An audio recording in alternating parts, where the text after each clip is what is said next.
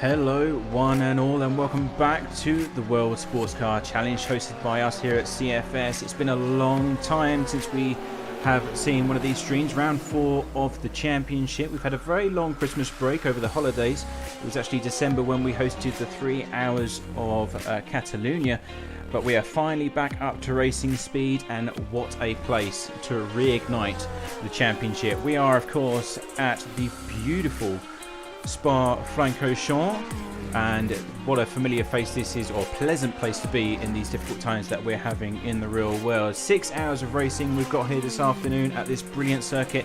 Every single corner of this location is absolutely drenched in heritage, and it'll be up to the gentlemen and drivers here today to finally make their mark and just add a tiny bit of history to this legendary circuit. Of course, it's not going to be an easy one. We will be racing from the daytime into the night, and luckily for the drivers it is due to be a clear day with quite a bit of cloud coverage, but thankfully there was concerns that it was going to be quite a bit of rain here for this particular round, but as the week has progressed it has slowly moved away from the forecast. So thankfully it's going to be nice and dry, which means the teams can really hammer down on those lap times, and we should get some very good racing indeed. But it's been a while since we've been here, so let's just recap quickly by going back in time just ever so slightly and have a look at our standings. So running from the top of the order, we have in the prototype class the Team Rookie Monster #1 machine. They took victory home as of last round with 86 points in total on the board, and they're leading by just 4 points over the runners-up, which is the number 6 from Blackhawk Racing. And then in third we have On-Off Racing in the 79, and that is 76 points on the board. Just moving outside to the top 5, we've got Go Team Racing in P4 with 66 points, and the Fair Racing 33 team with 50 points. They didn't have too much of a good time at Silverstone, so that's why they've lost a bit of ground there. Moving on to the GT3s, we've got Lunar Racing in the lead. They have dominated this season so far. Nobody seems to be able to stop them at this moment in time, with 100 points on the board. A nice flat number for them. In second place we've got Bros Racing Ferrari, the 87, and that's with 88 points. And in third it is the 18 from Team Simco with 78 points. Then we've got the 73 from Team Rookie Monsters with 54, and then the 19 sister Simco car with 48 points. So as we move down the order, things are starting to tighten up just ever so slightly, but still a lot of work to be had. And of course, it being a 6-hour race here this afternoon, that means that double points will be on offer. So a lot to play for, and the teams will need to really focus if they want to hammer down and obtain those points. Right now you're joining us in qualifying. As you can see, the cars are going around the circuit, and we've got 2 15-minute sessions for both the classes this afternoon, and it is the GT3s out on the circuit first. So we are on board with Dylan Tarboton at the moment. That's the 69 from RSA Sim Racers, and they're currently on top position with a 214.7, followed closely by the number 98, which is Gregos Buildup for Lunar Racing. He's just come home in second place. That is a 214.778, so just 0.07 of a second shy of claiming pole position. So if you haven't joined us before, if you're wondering what we're all about, then of course it is multi-class endurance racing. We've got 2 classes, the prototypes, which is the Oricas. We're not including the Ligier for this season as it was released in the middle of our calendar. And we've got the GT3s, mostly Corvettes, Ferraris, and a few BMWs. We did have a McLaren, but sadly they couldn't stick around with us and they decided to leave. But for the most part, very competitive field, high quality teams and drivers among us here, and that's why the championship, especially in the prototype class, is so tightly packed as well. So expect a lot of action here. We can already see someone has spun at the top of Radion and Eal Rouge there, so interesting. But we are approaching the midway point for the first qualifying session with our GT3s, which will be running out of time in just 7 minutes or so. And we'll go on board with one of these teams in a short while, as the number 8 is currently going around with Luigi Russo behind the wheel. This is Minato Boffa Sim Racing, one of many cars that they've got with us. They've got 2 BMWs in the championship as well, but the 8 always seems to be slightly faster than the rest. So that Corvette very strong here at Spa as well, which is nice to see. They're currently sitting on a 2:14.8 as their fastest. And let's see if they can improve going through the midsection of Spa.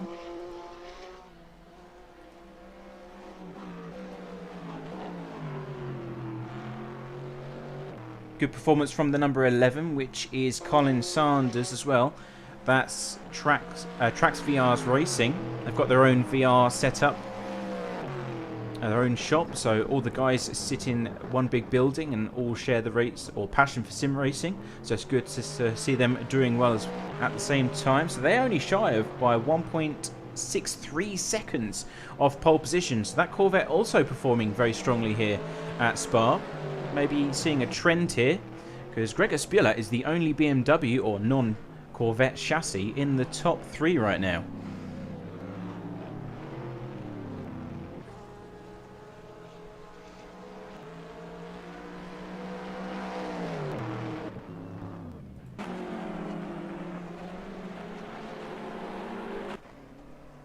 So there's quite a bit of traffic out there. Difficult to get some free space with all the cars on the grid.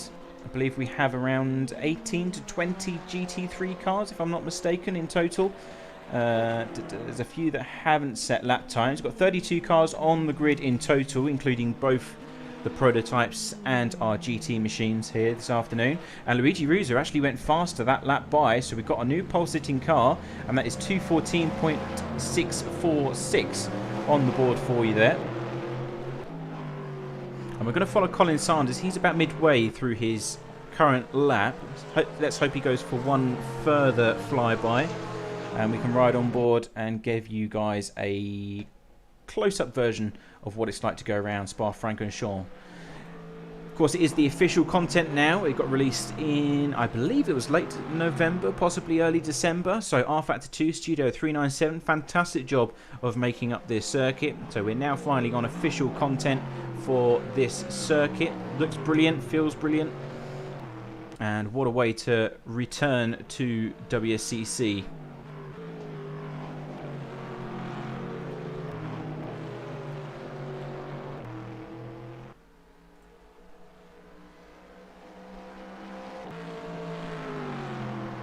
So Colin Sanders going down through Sector 3, coming up towards Blanchimont.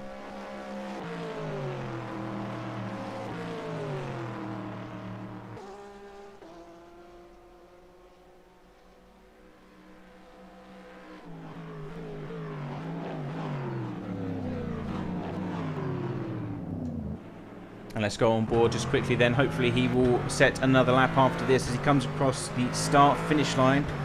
Coming up to the first corner, he seems like he's going for a further round. Into La Source, which is the first corner, very vital in order to catapult the car down the hill towards Eal Rouge and Raidillon, which of course we all know and love. One of the most spectacular corners. You just don't realise how steep this corner is. Over to the left, flick it over to the right once more. Make sure you don't over throttle, because you don't want to cut the curb on the inside, and carry as much momentum, because here comes the overtaking opportunities down the Kemmel Straight, sorry, towards Lecombe. Watch out for the curbing on the left. Down the gears. Oh, and he's had to abandon it. He's had to bail because he actually broke too late into that section of corners, so he abandons that lap completely. And we'll follow the number 8 as things have changed. We've got the number 13 Corvette on pole position at the moment. So that's Go Team Racing taking pole position. Dylan Tarboton close behind with a 2:14.5. And then you've got Luigi Rouge coming up. Eal Rouge, what a great camera shot that is as he comes up onto the Kemmel Straight. We'll pick up where we left off then with the onboard footage. Running down towards Lecombe.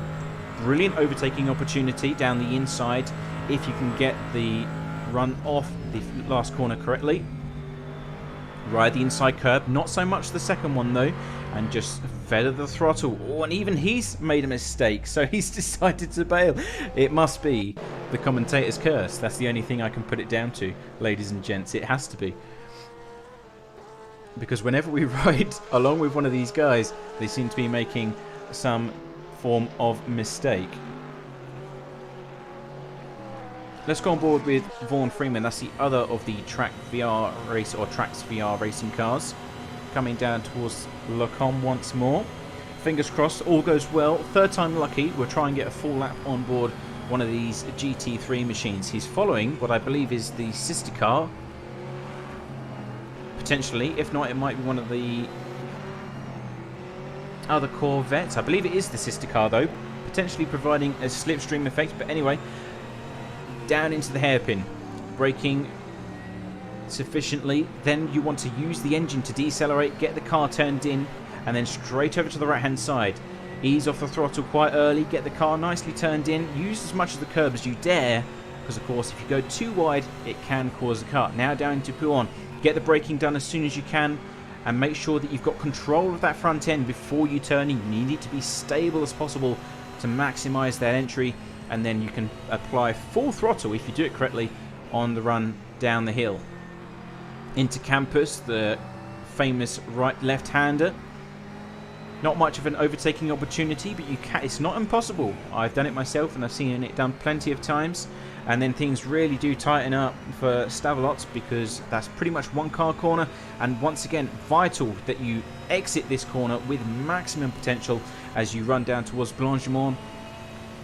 And if you are in a battle for position here, it gets rather twitchy because that corner is fast approaching. Do you make the move or not is one thing that goes through everyone's mind, because it is very, very fast indeed. Down towards the bus stop chicane. Braking heavy on the left. Ride the inside curb, but not too aggressively, because you've got those sleeping policemen. Qualifying has now ended. You may finish your current lap. LMP2s may enter the circuits. And Vaughan Freeman comes across the line. Is it an improvement for his previous? It's a 2:23.491, so not good at all. Way off the pace. Maybe a mistake that we didn't catch at the start of that particular lap.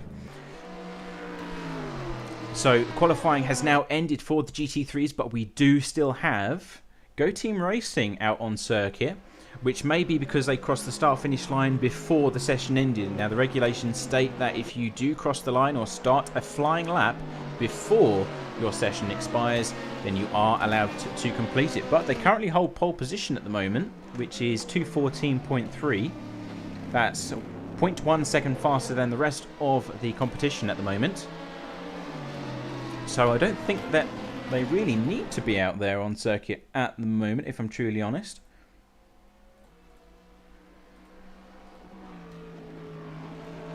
I'm just looking at the live timing or the track map to see who else is out, but it looks like all of the other GT3s are currently in. You've got number 23 BMW, which is in 21st place, but of course they're not going to be able to put in a lap time that's 2 seconds faster in that short period of time, I don't think.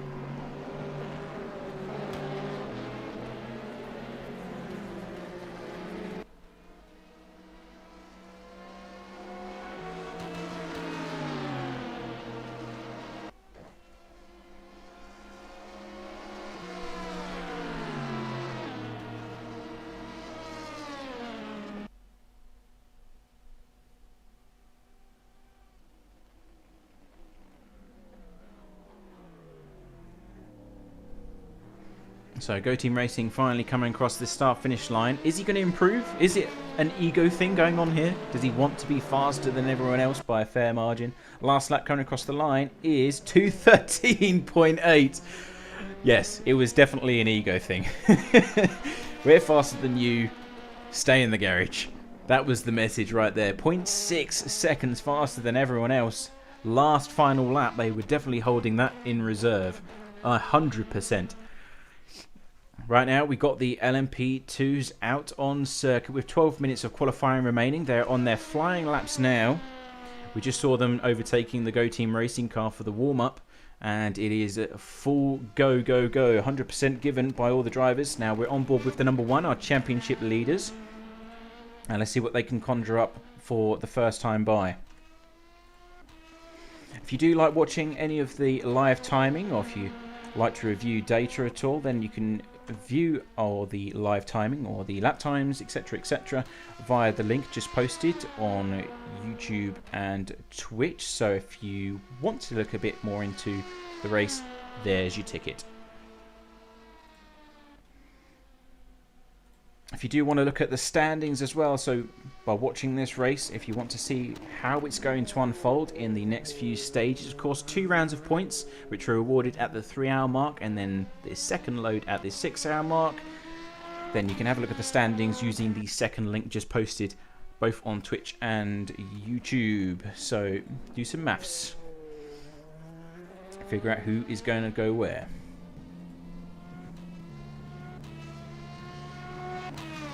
Here we go, the number 1 then coming down into Eal Rouge. LMP2 is carrying a lot of speed through there. That's going to be an issue come race time because the traffic will certainly make things interesting.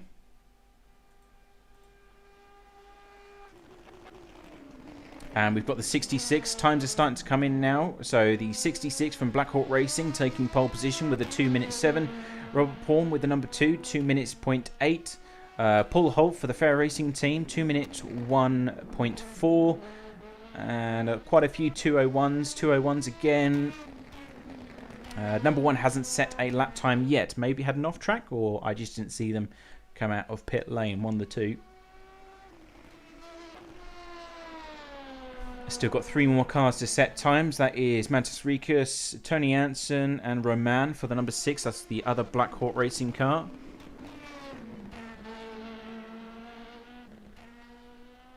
And let's see what the lap times are saying. Sector times, please. So Mantis Ricus, purple, sector 1. Green sector 2, 52.9. So it's only a 10th down from our current pole sitting car, which is Roman for the number 6, who's just gone by for Black Hawk Racing with a 2 minute 0.7. So it's a 1-2 for Black Hawk Racing at the moment.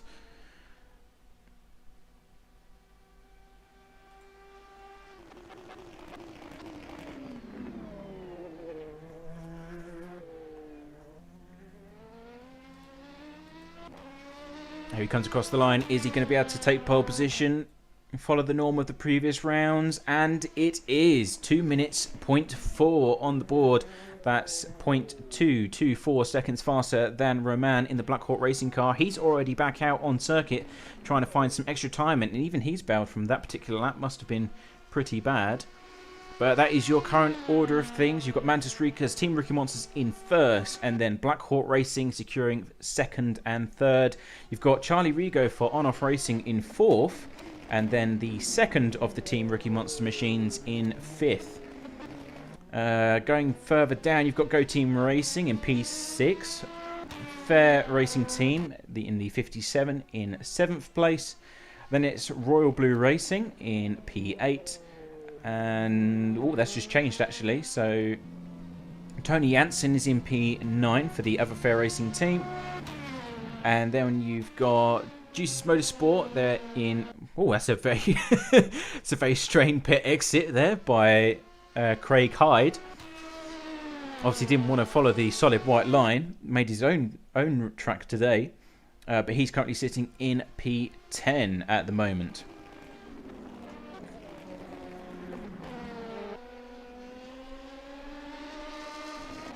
New fastest lap from Charlie Rigo, 2 minute 0.7, now sitting in third. So he's demoted Kazavakis for the Black Hawk Racing team out of those podium positions. And still going strong for another round as well. You've got quite a flurry of cars coming down the Kemmel Straight and into Lacombe.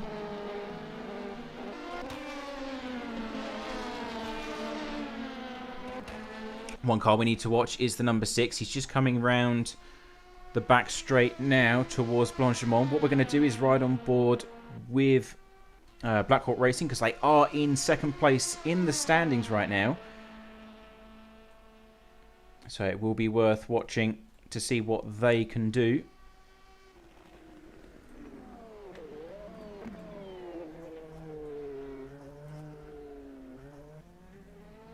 Fingers crossed he's going to go for another flying lap because he did abandon last time by, and that was a few minutes ago. Okay, so here we go. Flying lap for the number 6. Romain behind the wheel. Down into La Source for the first time.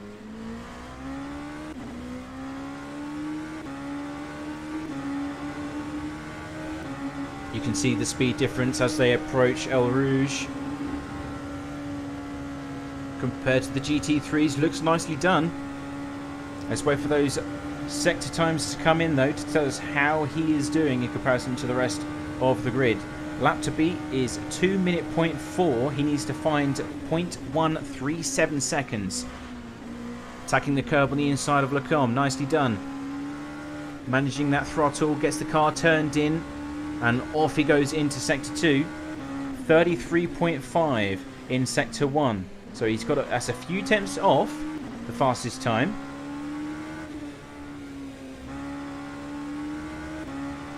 Oh, a bit too much curbing there. Not too sure if he'll get away with that, but he's still got his foot down to the floor, so maybe he did. Down into Pouon. Got the car turned in nicely, hits the curbing, hugs the inside for the exit. Into Campus.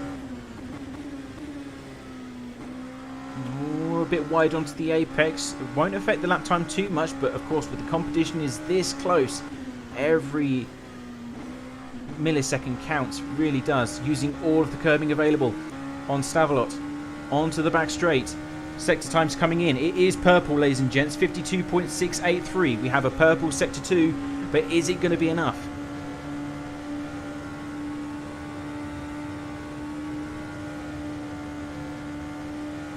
Coming down into the final bus stop chicane.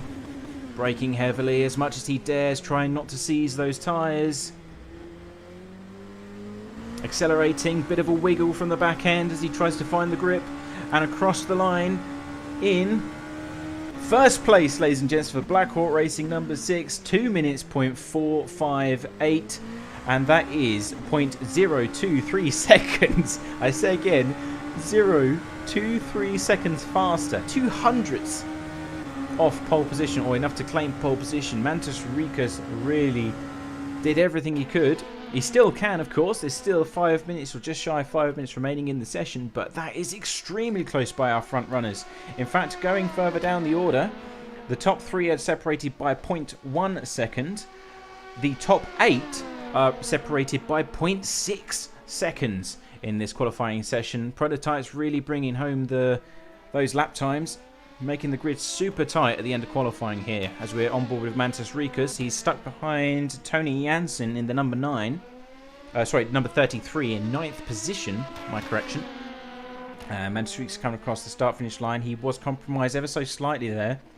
It was a 2 minute 458, which was on par with what he did last time. So it was slightly faster, but yeah, compromised in that final sector, unfortunately for him.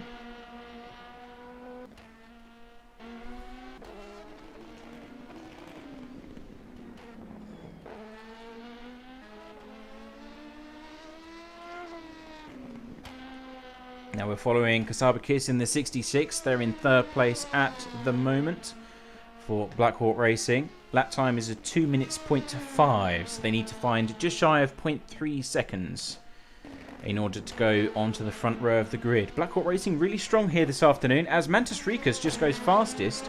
So that last lap just updated for me. I'm not too sure why that was delayed, but that was a 2 minute 0.273. So number 1, Team Rookie Monsters, retaking pole position away from the number 6 there.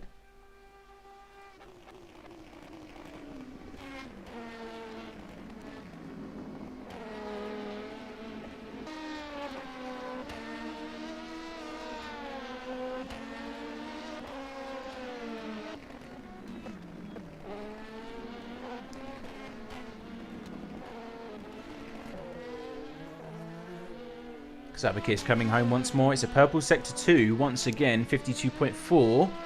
Coming across the start-finish line. Is he going to improve enough? He does! Kazabakis for Black Hawk Racing.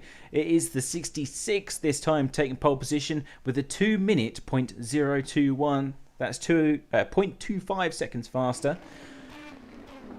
All these decimal points everywhere. I'm losing track. But you could not make this up, gents. Every single time they go by, someone else takes pole position. It is a trade-off session between Team Rookie Monsters and Black Hawk Racing. Charlie Rigo and On Off Racing, they've been performing well in qualifying as well. They've just taken 3rd place with a 2-minute 0.7. Wait a minute, that doesn't sound correct. Where is the number 6? Where's the number 6? I think we may have lost one of the cars in the form of the number 6 from Black Hawk Racing. Looks like they may have dropped from the session for some reason. Not too sure why. No doubt we'll hear about that in a short moment. But bad news for number 6. They were doing so well, of course.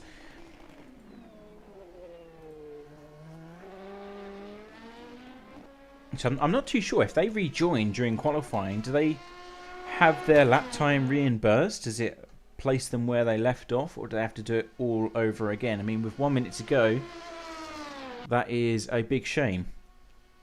And Charlie Rigo's just gone faster, 2 minutes 0.2, so they go up into 2nd place now, really on a flying lap that time by. Kazabakis on pole position still by at least 0.2 seconds. Mantis Rikas is on another flying run, but he wasn't that quick in Sector 1 this time by. So number 1 might be struggling to find that extra 2 attempts to claim pole position.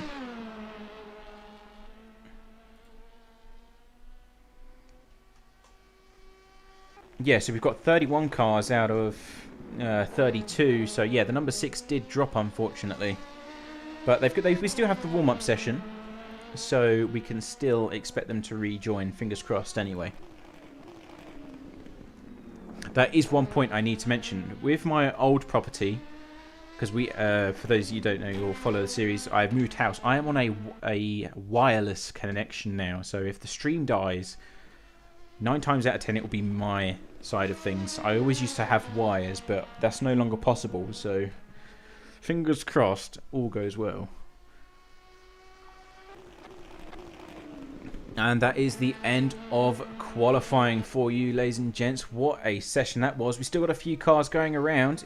Charlie Rigo still on a flying lap as we speak.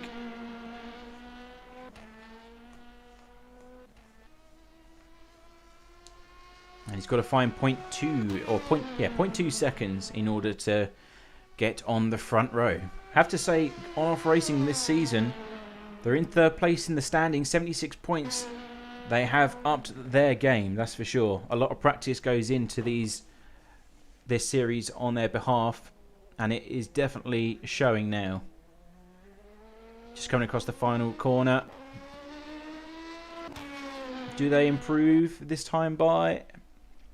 In the meantime, Mantis Rikas has taken 2nd place back from from Charlie Rigo. So your order is Kasabakis in the 66 for Black Hawk Racing, Mantis Rikas in the number 1 machine for Team Rookie Monsters, and then Charlie Rigo in the On-Off Racing machines. Number 6 has rejoined, so Roman is back with us. He's in the garage at the moment, and he settles in for P4 with a 2 minutes 0.4. So luckily it did save his lap time there, and all is well. What we're going to do now, ladies and gents, is go for a quick commercial break, and then we are going to do a 6-hour endurance race. It can't get any better than this. Spa-Francorchamps, what a way to restart the championship in 2021. Don't go anywhere. We will be right back.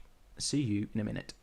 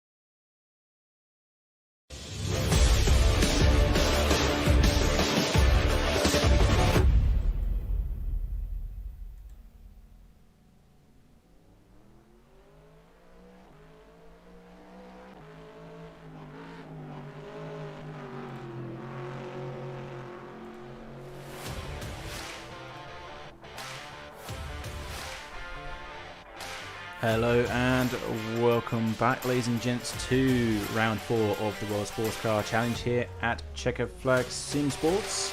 And we are just shy of going into the race session here this afternoon for the 6 hours of Spa-Francorchamps. The first round since we've had our Christmas break, so it's bound to be a good one. We've got 32 cars lined up on the grid, and we have just surpassed the qualifying session. If you haven't seen that one spectacular show, rewind this video if you're watching it again, and if you just tuned in, go back and watch that because it was spectacular. Lap times within 1/10 of one another across the top 7 or 8 cars in the prototype class alone, never mind the GT3s as well, which was equally as good to watch.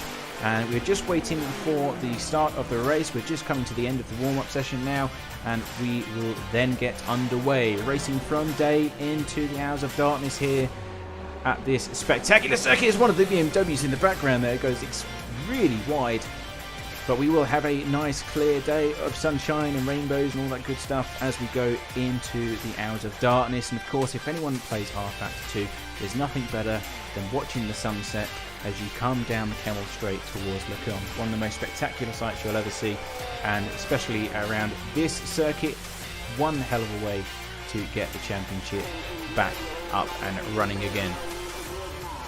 So the cars are now ready to go. Let's run through some of the qualifying results that we had a short moment ago and bring those up in front of us. So taking pole position was a spectacular show from Black Hawk Racing. Kazabakis just shy of breaking into the sub 2 minutes, but just 0.02 of a second onto the offside. So 2 minutes, 0.021 seconds on the board, and that was enough to claim pole position. And then Mantis Rikas, our championship leaders for Team Rookie Monsters, 2 minutes, 2.119 on race the control. board. Just a quick reminder that this will be a manual rolling start. Please take it easy through the warm-up lap and the first lap, and don't forget your headlights as well. Thank you. So it's just race control, essentially wishing everyone good luck, and just a kind reminder that we are going into the night. So one thing that always happens is there's one guy who forgets to turn his headlights on every single time. So moving on with the results then, we have Charlie Rigo sitting in 3rd place for On-Off Racing. Lap time 2 minutes, 0.204, extremely close to those front row seats, but just a bit shy, and starting alongside Black Hawk Racing, number 6 with Roman behind the wheel in the number 6 in 4th place. My apologies.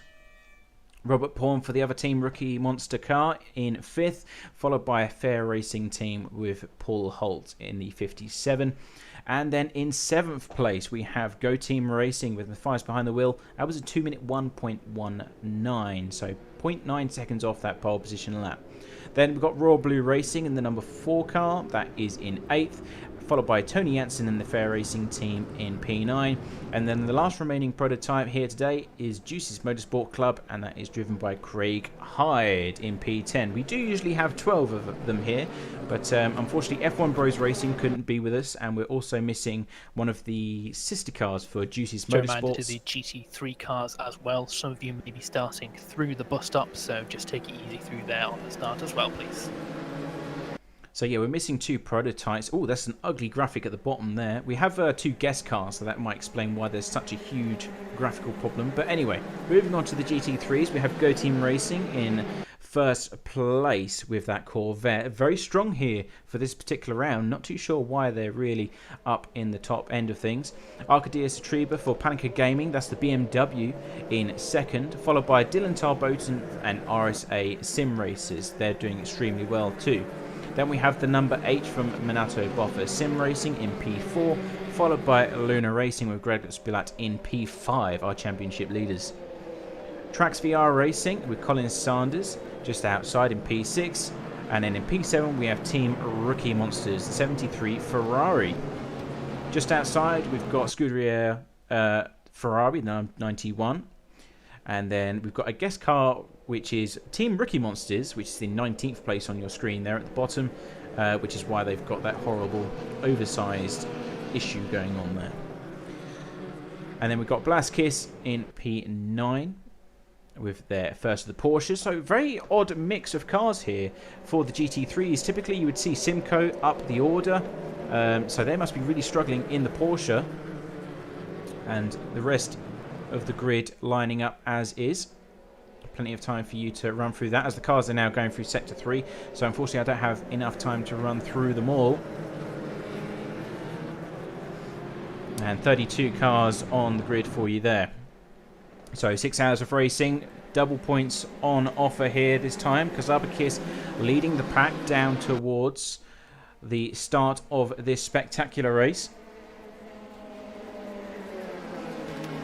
Drivers, can we now start to slow down and form up ready for the start, please? Slow down and form up ready for the start. For those of you that don't usually watch us here at CFS, it's a manual rolling start. So they have 5 minutes to get around the circuit, get to the start-finish line, and then race control will announce the start for both classes. So the LMP2s have got quite a fair gap. The GT3s are just behind there. Go Team Racing keeping them in good view. Of course, motoclass racing, always good to keep a gap between yourselves and the next class. And all the drivers lining up 2 by 2, ready for the start of the race. Any moment now. And we're off. So Kazabakis gets off the floor. Not too well. Here comes Mantis Rikas and Roman from the other Black Hawk Racing. They're going almost 4 wide into the first corner. Mantis Rikas takes the lead for the prototypes as they come down for the first time into La Source. Go Team Racing going side by side with Panica Gaming in the GT3 category in the background as they come down towards Eal Rouge for the first time. Always contact between the two, and we got a huge off from, I think that was one of the Black Hawk Racing cars, potentially the number 6. Roman off into the barrier in a huge way. And he's moving so far down the order I can't even catch up in the nick of time yet. And you can see him on the left-hand side. There's 2 cars that have been collected. For code 80 in 10 seconds. And they are slowly moving. It looks like Vaughan Freeman is also caught up in that as he's stuck on the side of the track. 4, 3, 2, 1, code 80. And that was On-Off Racing and Black Hawk Racing going 2 wide into Eal Rouge for the first time.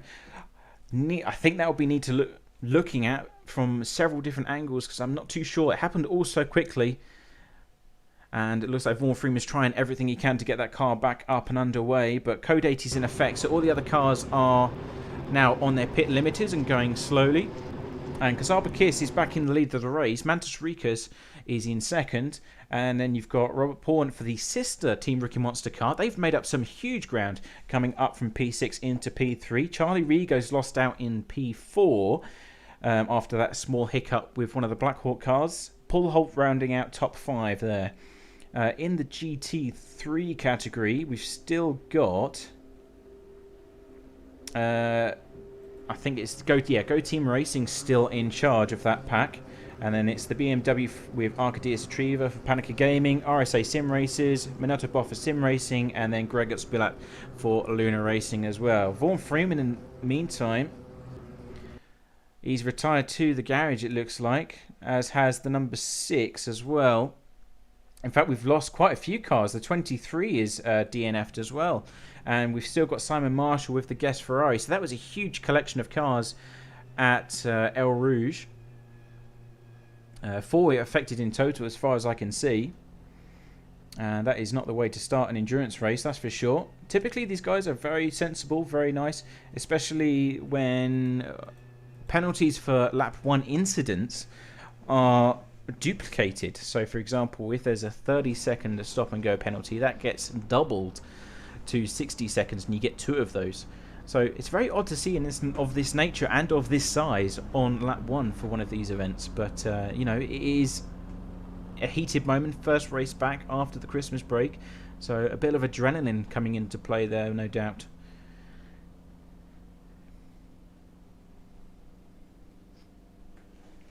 So I guess we're having to wait until Simon Marshall returns to the pit lane safely. Of course, if allowed to continue at full speed, if we return to racing conditions now, it would only cause absolute chaos because he would not be able to get back to pit lane in the nick of time in order to get back up to racing speed and get home safely.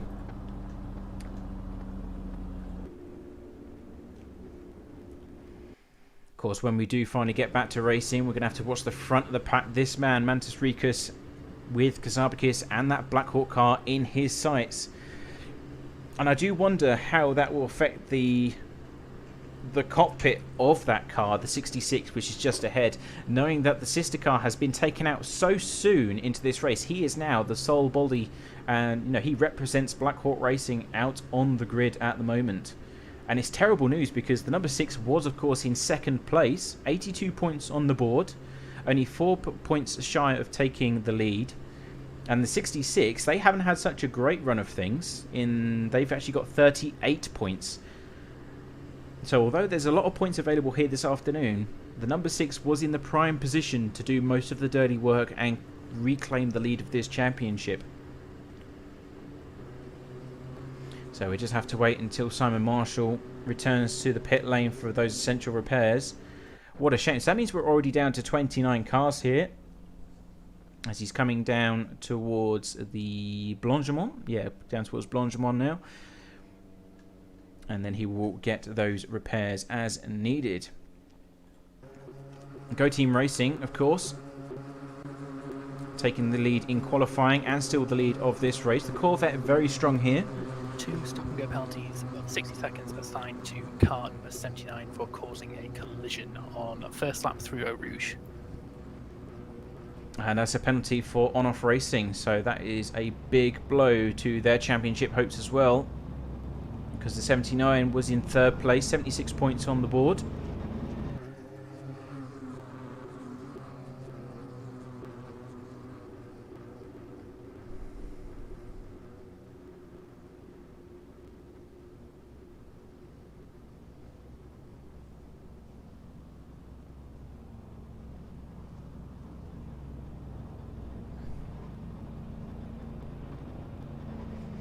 And where is Simon Marshall now? Drivers prepare for green flag in 10 seconds.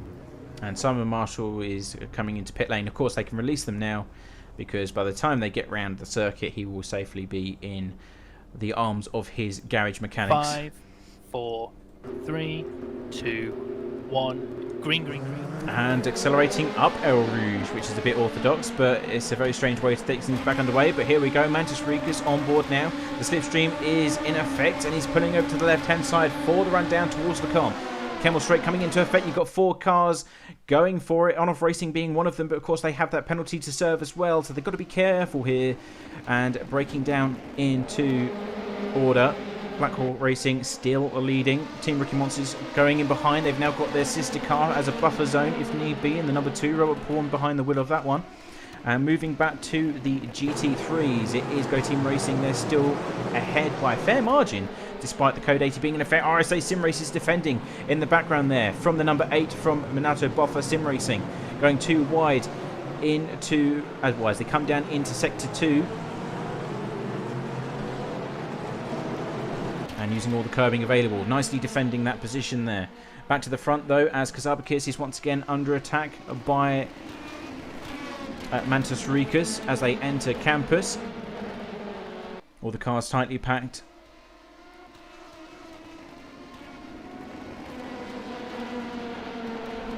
Ooh, Mantis Rikus getting very wide there as they enter Stavelot.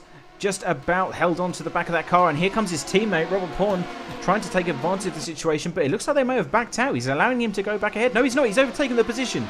So the number 2 leads the sister car, switching places. He's saying it's my turn already to have a go at this, and here comes on-off racing. Charlie Rigo on the attack once more on the number 1, having a peek down the inside, thinks better of it. And here comes Fair Racing Team. And Charlie Rigo coming in to serve that penalty. So he will go way, way down the order. In fact, he'll have a lot of work to do because he'll have to overtake all of that GT3 traffic as he sees one of his victims, Simon Marshall there. Not too sure if he got collected as a result of the same incident, but there's another car who is suffering from woes in the early stages. And Robert Pawn firmly attached to the back end of the 66, coming up Eal Rouge once more. The Kemmel Straight will provide the sufficient slipstream required.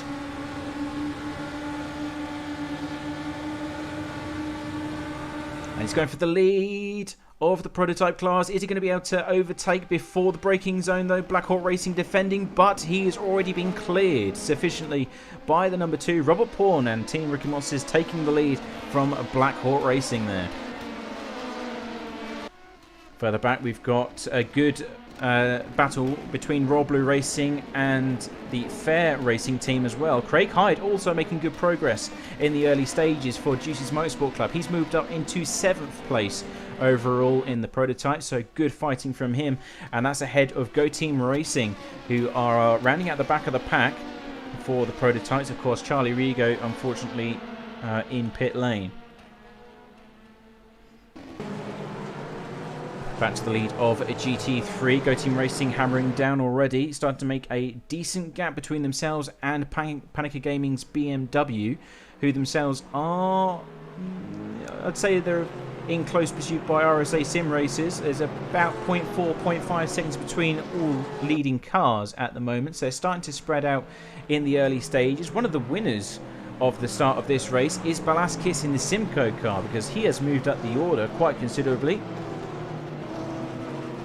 He's actually sitting in P5 when they actually started 10th in qualifying. So very, very good start from the Porsche driver, the Porsche team. And then Gregor Spielat as well, close behind in the 98 for Luna Racing. So the BMW might be suffering here. But of course, with Luna Racing, one thing we do know about them is that they play the long game all the time. So definitely one to keep an eye on. They've won all of the rounds so far in the GT3 class. Could this be the day that that crown is taken away from them?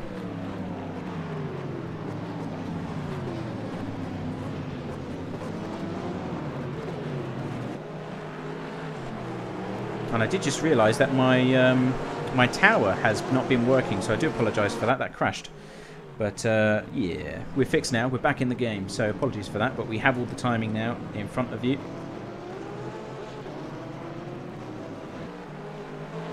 So Robert Pawn now starting to get away. We've actually had another position change between the number 1 and the 66. So Team Rookie Monsters now 1-2 here at Spa-Francorchamps with only 10 minutes elapsed in this race.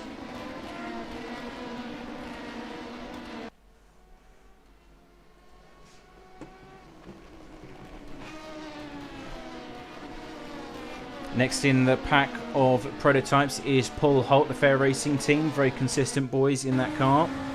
Always up for a good fight.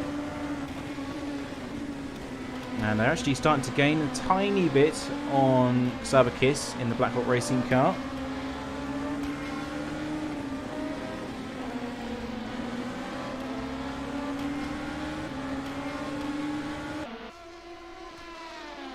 And we've got further battles taking place further down the prototypes as well. So you've got the Go Team Racing machine. He's actually moved up the order. Juicy's Motorsport Club moving down into P8. And where is On-Off Racing right now? I presume that they're quite far down the order, unfortunately. So they're still back out and running, all on their own.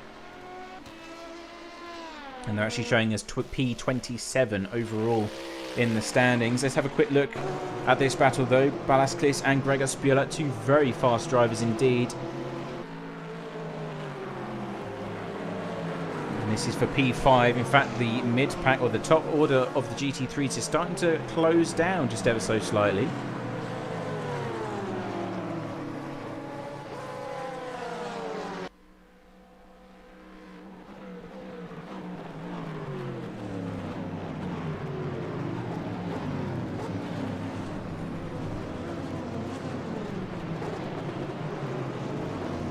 One thing about the Porsche is that it does suffer from, how should we say, the tyres aren't as good on the Porsche as on the BMW or the Corvette, but it does have some pretty strong pace. So that's going to be the issue for the Simco cars. You've got the sister car who's close behind as well in the 19. They're currently sitting in P8 as they all go up Eal Rouge. What a spectacular sight that is. Let's go on board with Gregor Spiola as he is deep in the slipstream coming on to the Kemmel Straight. Porsche doesn't have anything to do. Nowhere to defend, trying to use the slipstream with the car ahead, but he's going to get cleared completely by the BMW on the run down towards Lecombe. And that is one position gained there by Luna Racing.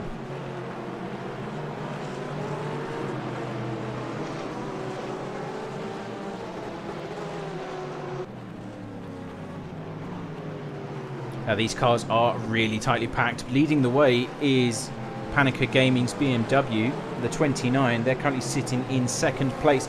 But look, you've got 1, 2, 3, 4, 5 cars all in quick succession looking to make some ground up.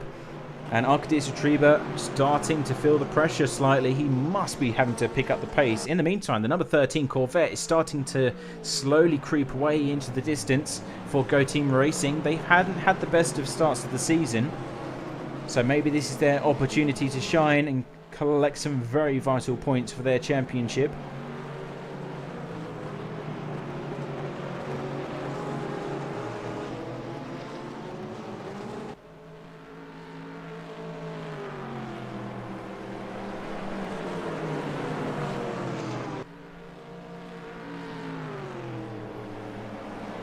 Just having a quick look at the prototypes.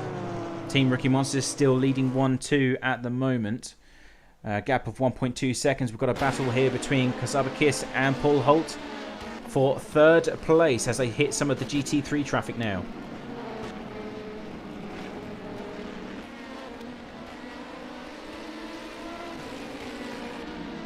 Driver penalty for number 77 for being out of position under code 80. So some some shenanigans going on during the code 80. Of course, when the code 80 starts to count down, it's a 10-second countdown, but they only verbally communicate it from 5 down to 0, and there's no overtaking during that time. So if you overtake a car during those 5 seconds before you have to go, oh, and there's a big off for another one of the cars that is going through Eal Rouge. That's Luigi Russo. That was a huge moment there for the Corvette. Went completely sideways coming up and managed to hold on to that quite nicely. Of course, coming into the slipstream, not as much downforce as you would have in clear air, and looked like a huge moment. Luckily, kept it out of the wall, but that has cost him quite a few positions now.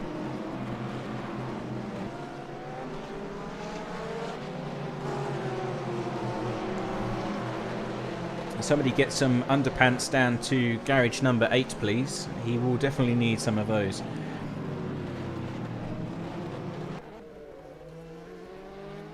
Quite a good battle going on in both classes at the moment. We're going to have to pick and choose who we watch and try to capture as much of the action as possible.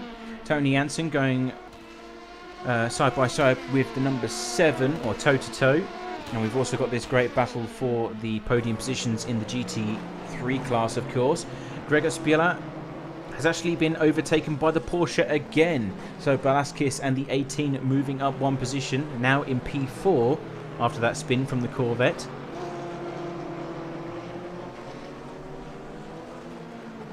But this is some great racing here. Only in the early stages, 15 minutes have gone by in this 6-hour race. Still a ton of strategy to unfold. That's why we love endurance racing. Of course, it's pretty much, they're treating it as if it's a sprint race right now, as the BMW tries to go down the outside line. A bit of a love tap by the BMW, and he's still trying to force the issue onto the inside of the curbing. Not sure if that will be fair racing play or not. I'm sure the race marshal will come to a conclusion. But that was very aggressive overtaking there by Gregor Spila on the BMW. Oh, on the Porsche, my apologies, sorry. I'm getting all mixed up.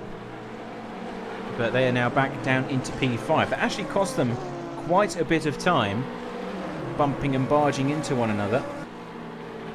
And there's a twitchy moment there from Dylan Tarboton. The Corvette twitching ever so slightly onto the top of Eal Rouge.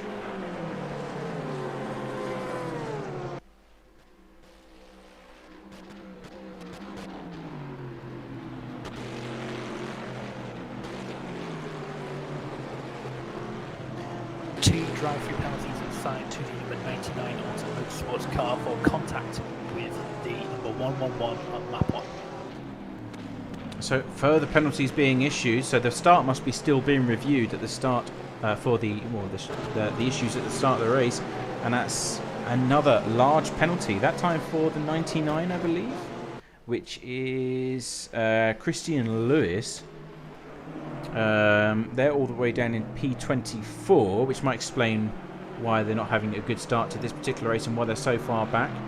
But yeah, that's another bad day for that particular Corvette. And we've got another battle starting to emerge. Royal Blue Racing starting to creep up into the top 5 positions. Paul Holt in trouble.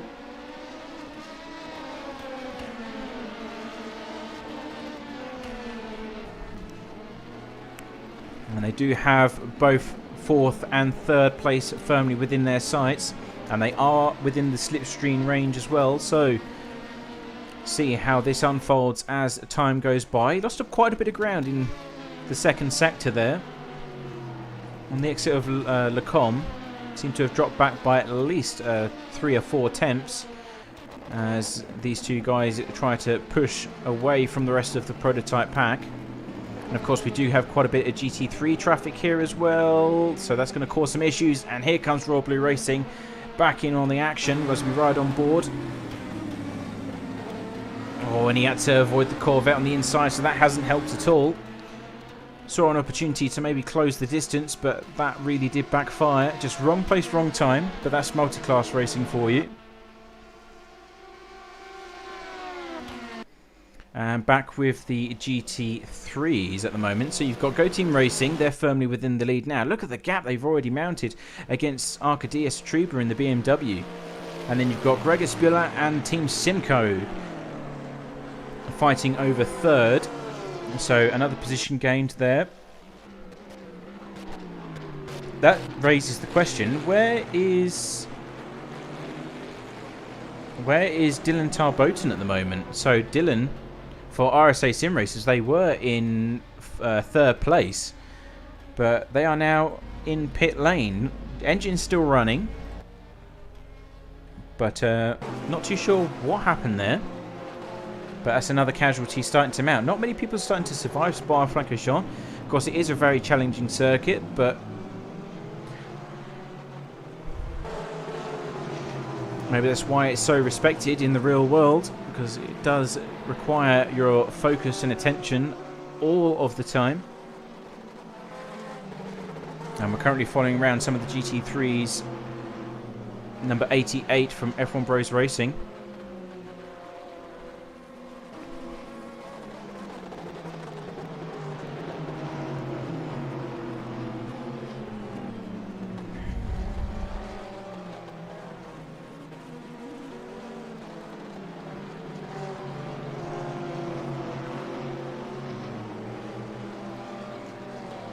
Now things are starting to get interesting up the front of the pack. The number 1 has regained the lead of the prototype class over their sister car. And we've got this battle also for 3rd place, who are just a few seconds behind our leaders here. They're still fighting tooth and nail. Paul Holt still for the Fair Racing team, hanging on tight into that slipstream, trying to find any opportunity that presents itself for the podium position. This could be one of them. Coming up to Blanchemont, you want to be on the outside line preferably, depending on how you want to go. He's going to actually make the move too wide through Blanchemont, and the 66 goes round. Not too sure if there was contact made or if they just tried to use the same piece of track, but that is well held by Kazabakis to make sure that wasn't sent into the barrier. But he's lost a ton of ground, back into P7 now. Also got a battle for P4 coming into play between Royal Blue Racing and the number 7 from Go Team Racing.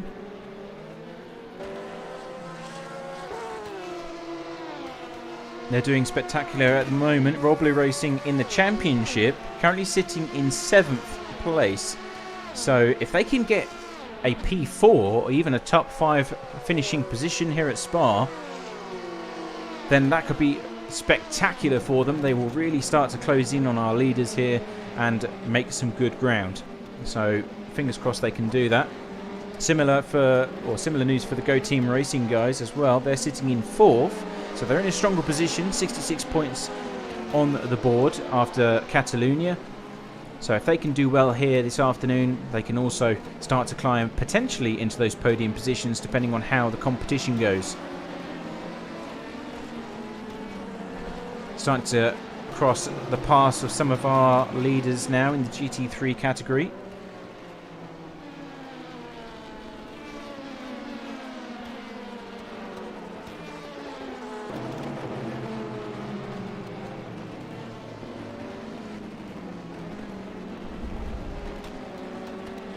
We've got some good battles in between the GT3 mid-pack as well. This is Noah Bergman, the 88 F1 Bros Racing team.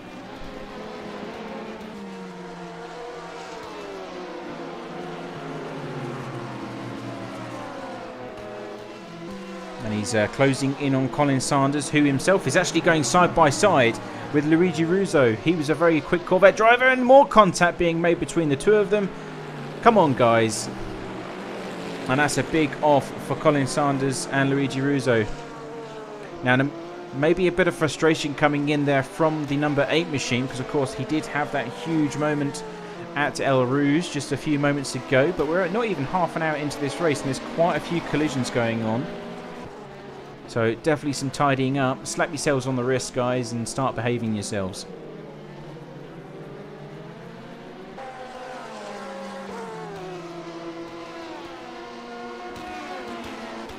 Now we've got this battle between Go Team Racing and Royal Blue as they come up rally onto the Kemmel Straight.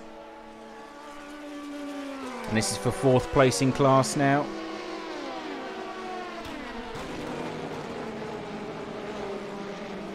So Simon Marshall, the Ferrari that was under code 80 a short while ago at the start of this stream, he's sadly retired the car, so not a good day for Team Rookie Monsters, unfortunately. Too much damage done to the vehicle. Colin Sanders has gone to the pit lane after we just saw him have that off at Blanchimont alongside the number 8. And we've got this great battle between these 3 teams here. It's a 4-way battle. We've got the number 7 Go Team Racing all the way through to 7th place, which is held by Tony Jansen and the Fair Racing team. So 4-way battle for 4th place in the prototypes currently underway.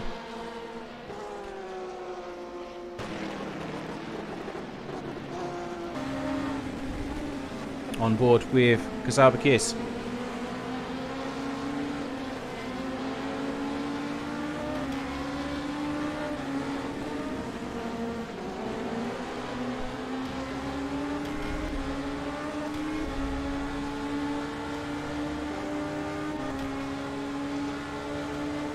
We're slowly approaching the end of the first half hour here at the 6 hours of Spa. He's going down the inside of the Porsche, costing him a bit of time, but not too much. And gaining ground on the number 4. Oh, there's some GT3 traffic in the way as well. That's the 77 Houdini Racing Bentley. And we may have a battle for the lead in GT3 here, because Go Team Racing having some issues. Arcadia Satriba set the fastest lap that time round with a 2:16.7, so they have slowly been clawing the leaders in.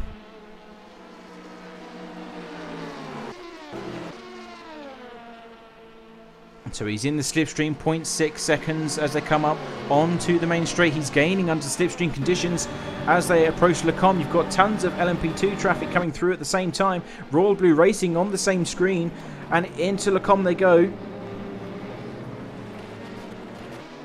Slicing and dicing through the traffic, trying to find space wherever available. Black Hawk Racing, nicely done on the exit of the Le Combe section and able to get past the leaders in GT3. They can focus now on trying to catch up to the number 4 without any GT machinery getting in their way.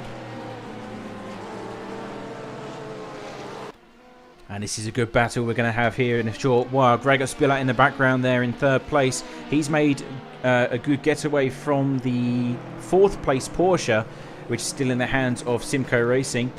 And then they have themselves for company Christos Ikunes in the 73 from Team Rookie Monsters. So a lot of battles going on up and down the field. But we're going to focus on our GT3 leaders for now.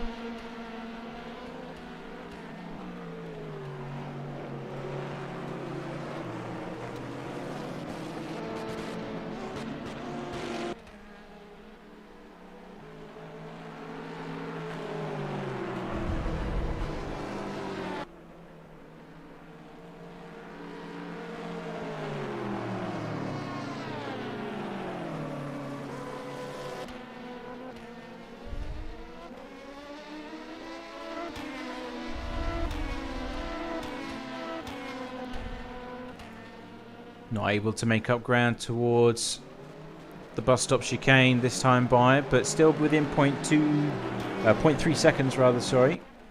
Although Go Team Racing starting to make a slight headway at the moment as they enter the next lap. 0.7 seconds, in fact going up to nearly 0.8 as they run down towards Eal Rouge once more.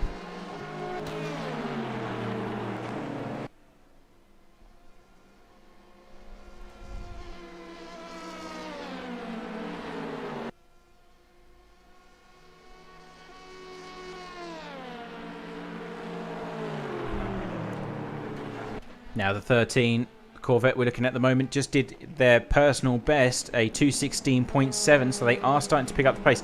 Last lap was a 2:19, no doubt due to traffic. In fact, yes, that's in line with what everyone else is doing at the moment. But they seem to be struggling somewhat in the twisty stuff, especially coming through Le Com. They seem to have lost quite a bit of ground. That BMW very planted as the stint goes on and unfolds, it seems.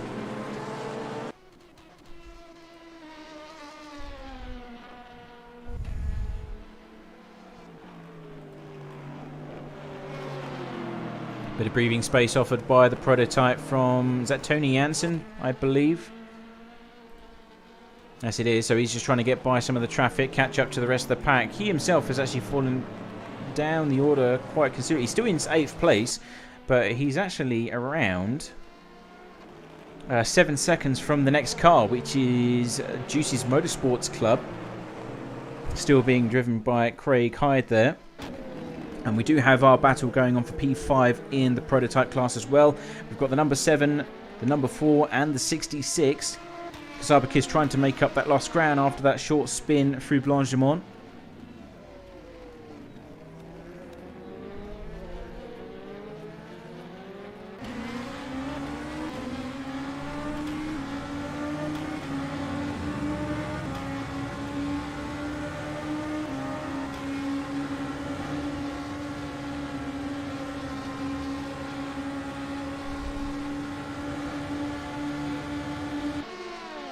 And the Black Hawk Racing car not able to make up much ground after that spin just as of yet. Of course, it's still a long race. There's still a lot still to do. 5.5 hours still remain. It's going to be a long one here, ladies and gents. So get your popcorn, settle in, because there's definitely a lot more racing to be had.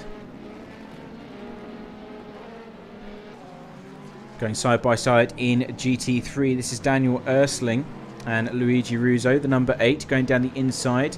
And you've got a lapped GT3 ahead. I think that's Colin Sanders, perhaps, or Vaughan Freeman even, because both of the Trax VR cars have had issues this round at 6 hours of Spa, unfortunately. So they're just trying to get on by, keep going, keep pushing, and seeing how many freebies they can get. But that's that position taken away. The number 8 moving up by 1 position. Now in 17th place overall. And in translation to the GT3 class, that translates into 9th in class for you. Back to our LMP2 fight. They've got RSA Sim Racers trying to come through Blanchimont. That Corvette looked very twitchy. And Black Hawk Racing firmly reattaching themselves to the back bumper of that prototype.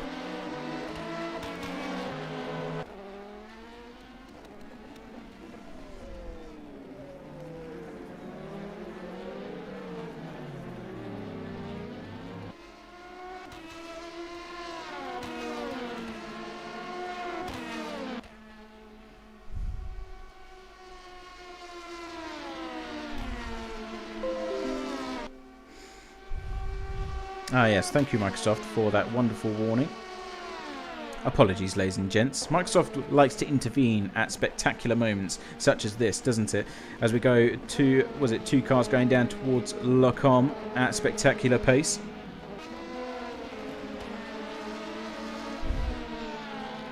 Why does my computer always do that? It annoys me. It's like, oh, he's very busy today. Oh, he's live streaming this great race. Oh, I know, let's remind him to renew his account. Anyway, on with the show. Now, Paul Holt is under pressure from Go Team Racing for third place in class as he comes down towards Pouon.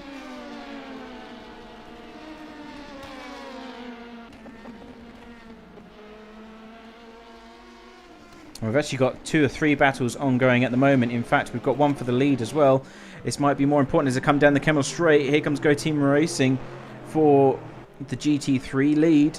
Panica Gaming firmly attaching themselves. Gregor Spillat still around 2.5 seconds behind our leaders here. But he is looking on, waiting for them to start doing battle, because that will close them down into a 3-way fight for the GT3 category.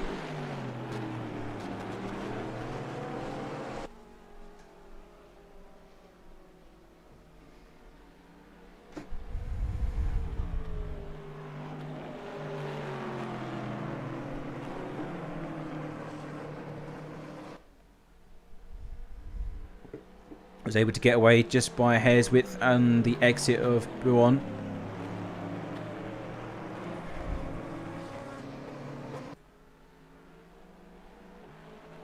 Now, Gregor Spula in the background there is starting to close up to these guys. 2.1 seconds. He's cut off at least 4 tenths in the last mid-sector alone. So Luna Racing is on a charge, starting to gain some ground. Last lap for them was a 2:17.1. That's almost 7 tenths faster than the 2 cars ahead combined.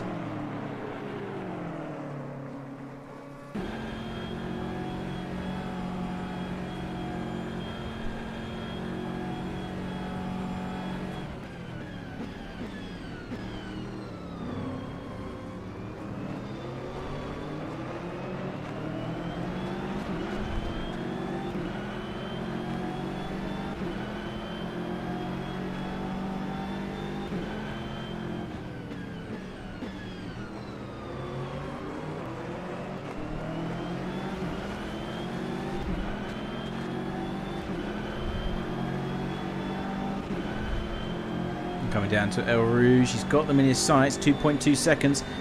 Panica Gaming BMW fallen off the leader slightly at the top of the hill. And they do sound spectacular as they come past. Some great camera shots here.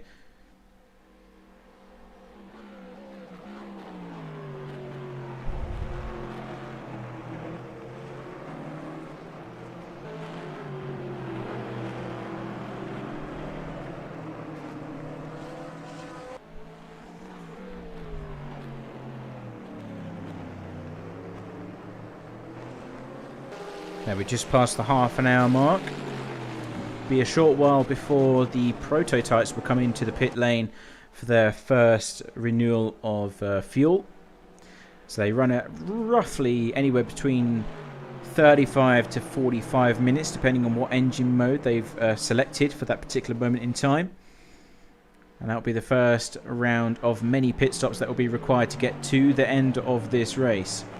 Of course, that's when the team has to decide if they're going to double stint their tyres or if they're going to take a full set on each corner.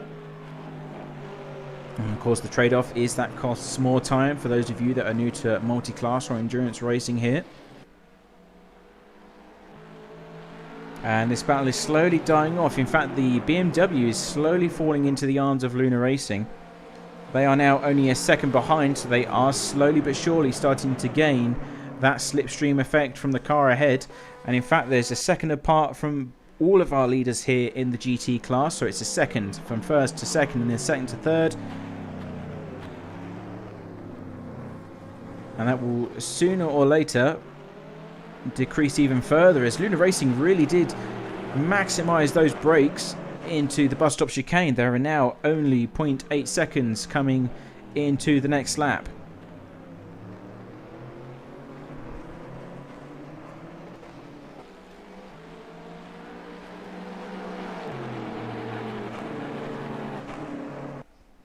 Running on board once again with Luna Racing. It seems to have lost a bit of ground on the exit of La Source.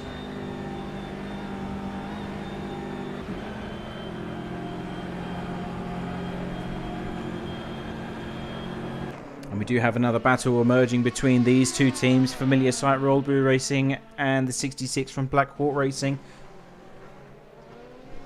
fighting for P5 in class. And of course, you've still got the battle further up the road between Paul Holt and Matthias from Go Team Racing as well. Royal Blue Racing come into pit lane now, as does Go Team Racing. So here comes the first round as pit stop, ladies and gents. This will shuffle the pack ever so slightly. The 66 has still decided to keep going though, and that moves them up into 3rd place for Black Hawk Racing. So potentially saving some fuel by being behind the rest of the cars and remaining in that slipstream. Of course, it is the actual full endurance layout here for the pits, so they will have to go around twice in order to get to their pit box.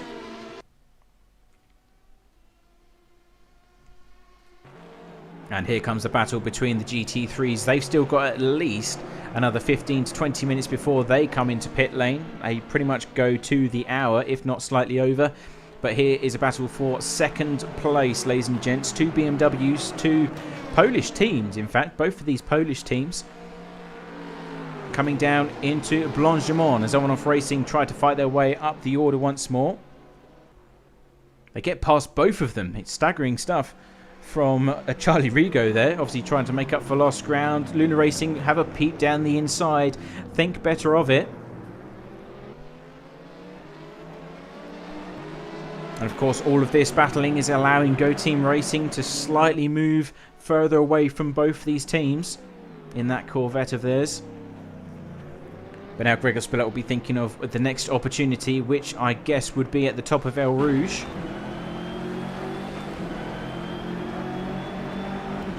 Riding on board as they come down towards the turn-in point for Radion. Oh, and a bit of a moment there from Gregor Spillet, oversteering into the corner. And that was mentioned before the race. Of course, R Factor 2 cars have this slight, I don't know, physics issue where they oversteer if you're deep into a slipstream, and that's what's stopping him from taking advantage of that situation. Not able to get the job done, and he's lost at least a second to Arkadis Trubinel, and no doubt put flat spots on those tyres too. And on board with Paul Holt as he goes through pit lane for his first of many pit stops. And Craig Hyde is also coming in, followed closely by Tony Jansen for the Fair Racing sister car. A lot of stuff unfolding. Kasabakis still out on track, so they're going for an extra 2 laps compared to the rest of the competition.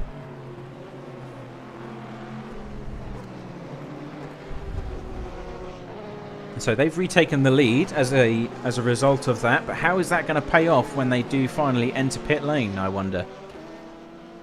Of course, this is all about the long game. First round of points are awarded at the 3-hour mark, and then at the checker flag in 5 hours and 20 minutes time.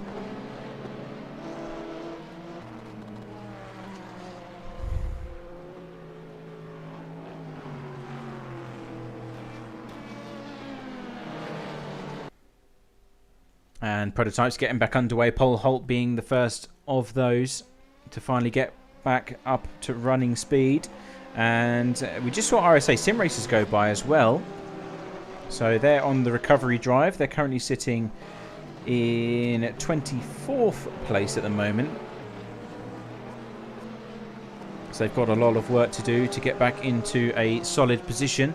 In the meantime, we've got this battle unfolding between Minato Boff for Sim Racing's BMW and Daniel Ersling as well. That's for F1 Bros Racing Team, their Ferrari efforts. And so far, we haven't actually seen many Ferraris up the front of the order. Where are they sitting at the moment? Oh, and that's Shattered Windscreen Racing off in the background. Having an issue through Blanchimont, oversteering the Porsche. Can he get back underway? Yeah, he's got, luckily, a nice open bit of circuit to make that manoeuvre.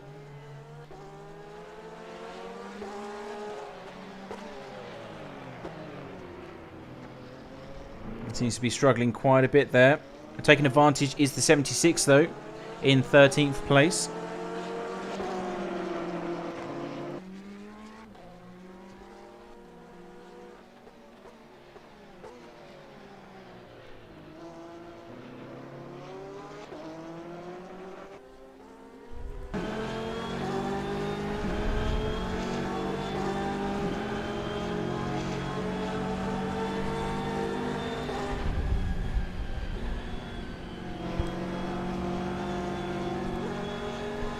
this could be an opportunity here for Bartek Masiak in that BMW as the Porsche gets a bit squirrely on the top of this hill. And he's cleared the car entirely. So that's 12th place done there. Even with fighting going on in the lower end of the orders here in the GT category. Good stuff to see. So you don't need to be the fastest to have fun here at CFS. You can just do your own thing, set your own goal, especially in the GT category. Prototypes are very, very fast indeed, very competitive. But at least with GT3, we do have some teams that aren't spectacular. They're fast, but they're not spectacularly fast like some of the front runners that we've got.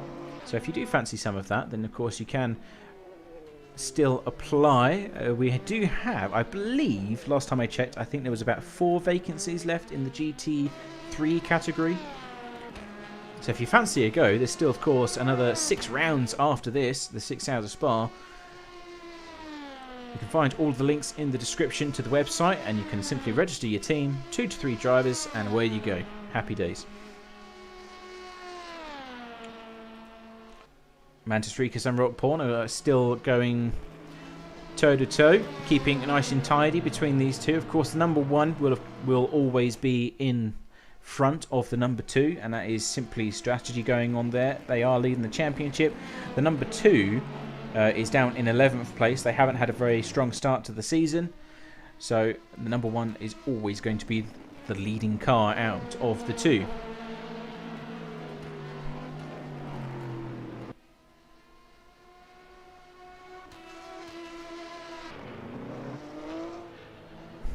Now the BMW needs to get away from the number 80 Porsche. That's for shattered windscreen, or windshield racing, my apologies.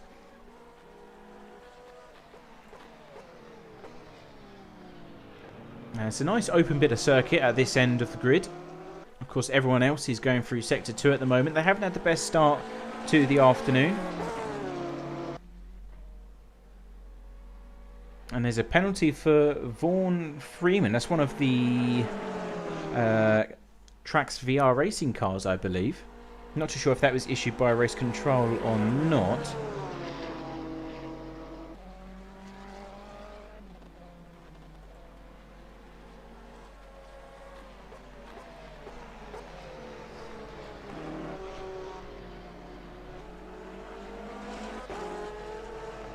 And so far the casualties are beginning to mount. The 99 is the newest of the order that's gone back into the pit lane. Christian Lewis, after receiving that large penalty by Race Control for the incident at the start of the race. And that means we're down to 27 out of 32 running cars with just 45 minutes gone. So that was a huge collision at Eal Rouge, unfortunately taking out some of our top teams, especially the number 6 from Black Hawk Racing. They're going to really suffer in the standings post-race because, of course, they are in second place, 82 points, just 4 shy of the leading car. And, of course, they won't be scoring anything this time round, which is very, very sad indeed.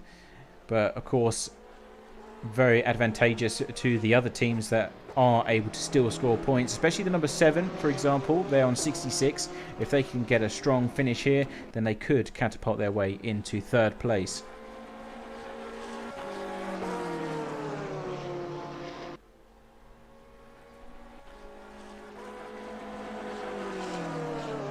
Do have a battle starting to slowly emerge. This is Tony Jansen and Jurica for the number 4 Royal Blue Racing.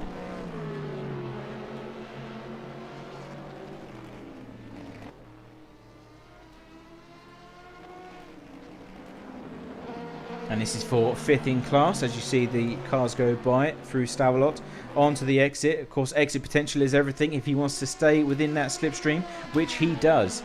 So riding on board.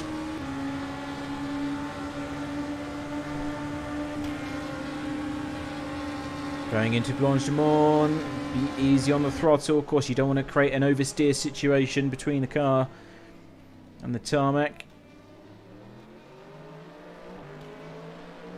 And he's trying to do the switchback. Here comes Royal Blue Racing on the attack now for the Fair Racing team. Tony Jansen defending the inside line towards La Source. And he's trying to go around the outside. Look at the brake disc glowing. Oh, he starts to ride the sausage curb. That's not going to settle the car down at all. In fact, he lost a ton of time where, of course, the suspension was just bouncing the car on and off of the ground. Got to stay off of those sleeping policemen, as they call them. They really do decide to hurt the car. You just can't get any traction down once you're past that point. Still firmly within attack mode though. 0.5 seconds separating both the cars. Number 4, definitely the faster of the two at this stage of the race. Tony Jensen's got a large task on his hand. He needs to find an extra tenth or two in order to keep these guys at bay.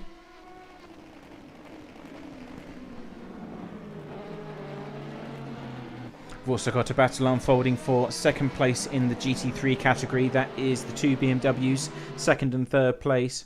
But we'll keep an eye on those. They are still 0.7 seconds separating those two. We'll keep an eye on it as best we can. If they do decide to come closer, we will switch over to them.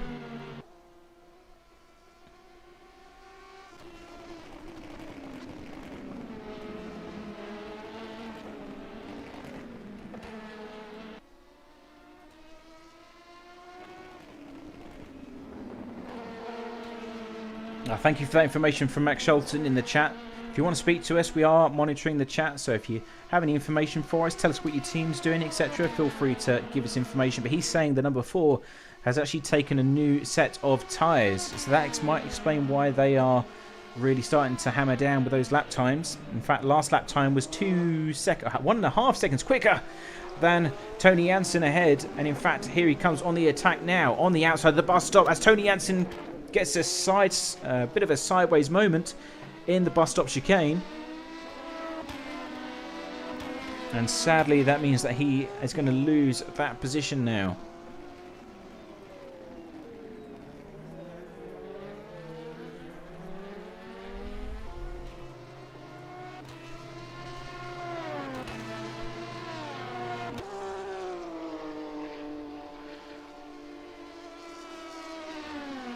And now our battle for second place is starting to slowly but surely come together.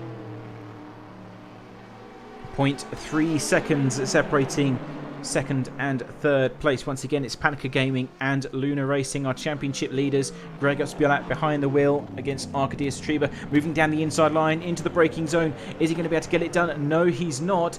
In fact, Panica Gaming go deep into the braking zone as we come into the last few moments of our first stint for the GT3s. And he is deep into the slipstream now, coming up towards Lesource, starting the next lap. Diving down the inside line, looking for that space. He's forcing the issue. And, oh, very, very close indeed. Nearly make contact. Now they're drag racing. Is Panica Gaming still in the ultimate position as they run down towards Eal Rouge?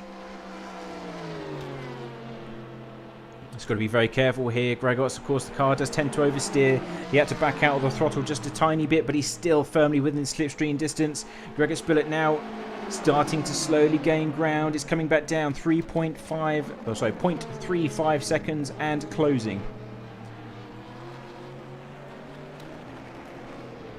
Breaking down in towards Lecombe, looking for space. He's creating it as he goes down the inside. One of the Juicy's Motorsport LMP2s gets out of the way, thinking, I do not want to get involved in this. And Luna Racing being pushed wide as things got rather confusing very quickly with that prototype there. Yeah, it looks like Craig Hyde might be having some problems inside the number 16. Their sister car, the 15, can't be with us this afternoon, so that's why we're missing 2 of the prototypes, and they think he's just backing off. Yeah, he's trying to make sure he doesn't interfere with this particular battle. Very sensible thing to do.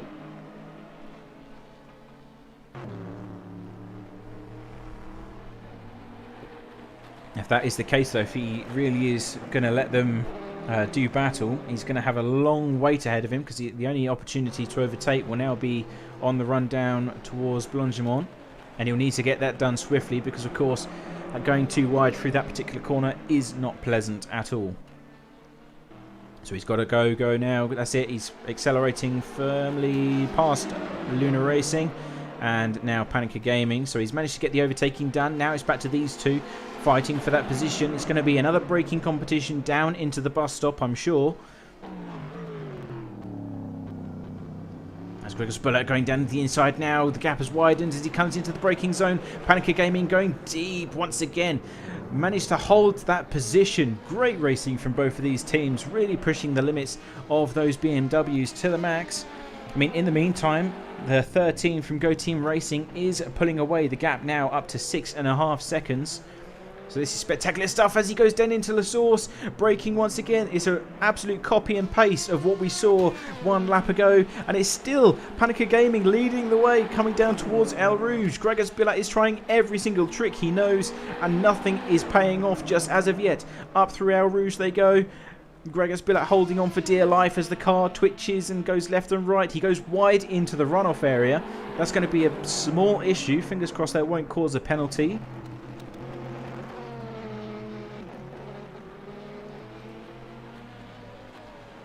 But still has to wait for another opportunity to present itself. Back to 0.8 seconds between the two of them now.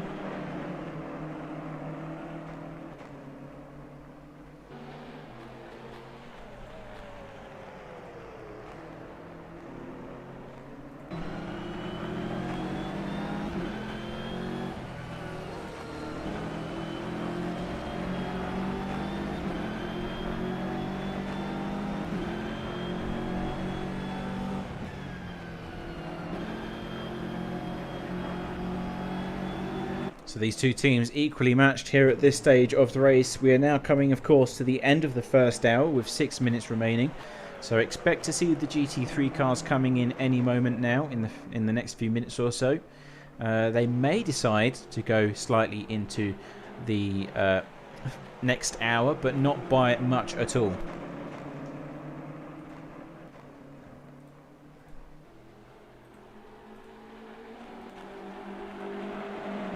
Now, this is a very strong performance from the 29. They are currently sitting in 15th place at the moment. They are a very quick team, but they seem to have run into quite a few issues in the championship so far after 3 rounds being completed. Gregor Spillat trying to see if there's any opportunities down the inside into the braking zone once again. None exist. And is he going to try it down into La Source this time by? He's quite far back in comparison to previously.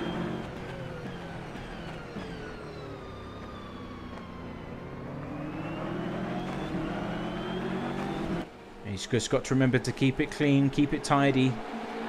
Of course, he doesn't want it to turn into a collision because that's going to cost them a ton of time with repairs when they have to go to pit lane. Of course, receiving a penalty is the last thing that they need right now.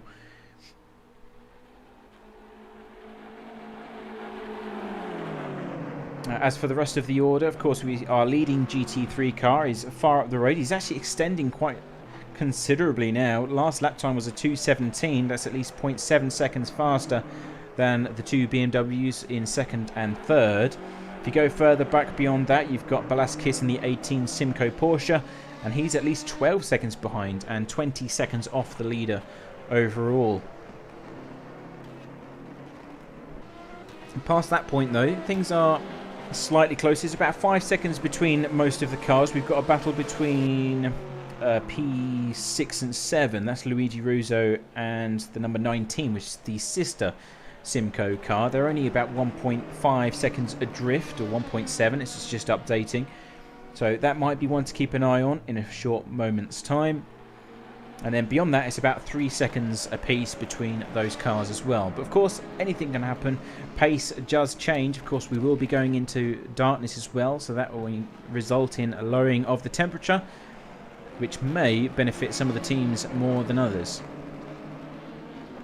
We've got our leading prototype behind as well. That's in the form of Mantis Ricus. Now on his second stint for the prototype class.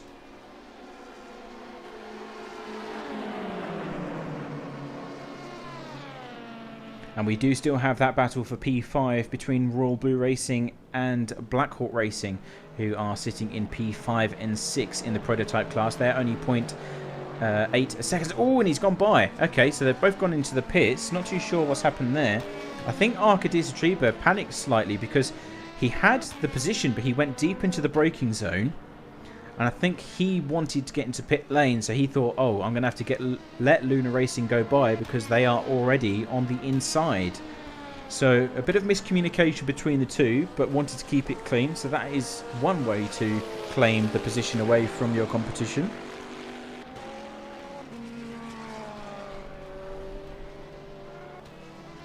Now Gregor Spillart is having to go round to the other side of pit lane in order to find his box.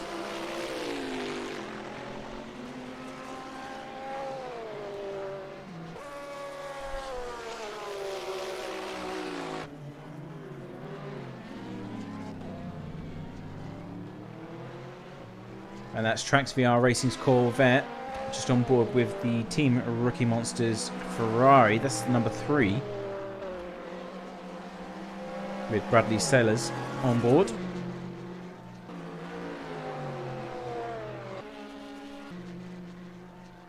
And now all these positions now going by. So the BMWs have actually come in quite early. All of the other GT3s are now going by.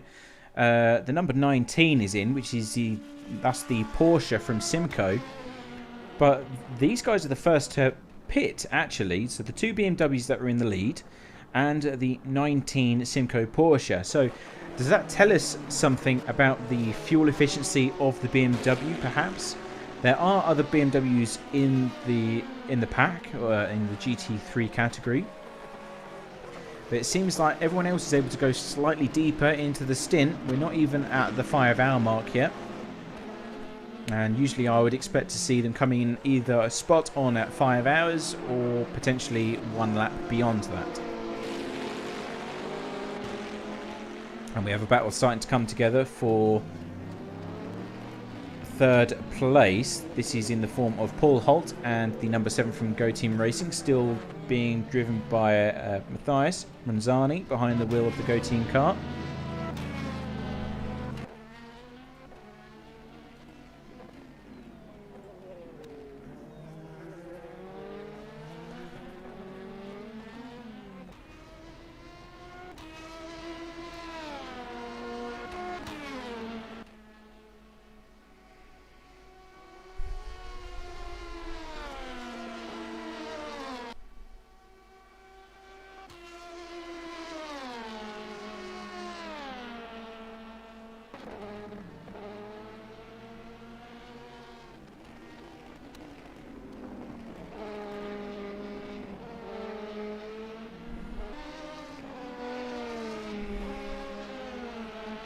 Now, where are the leading GT3s going to come back out onto the circuit? We've got a battle going on between these guys, and that's because they're in pit lane. So a lot of changes undergoing at the moment in the GT3 category. In the meantime, our leaders, which are the number 13, they're in pit lane at the moment, which means that the lead is handed over to the 88, which is Noah Bergman for the F1 Bros Racing team. Or Bros Racing Ferrari, shall we say.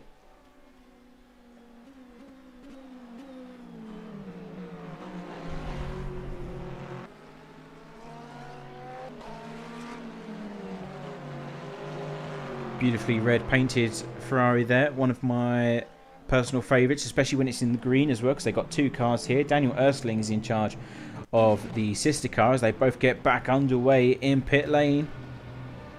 On board with Christos Ikunas as he takes that position before getting to the halfway point. And they're still side by side, and the Bros Racing Ferrari has to give way. Because, of course, the top line takes priority. Bit of a pit lane etiquette there.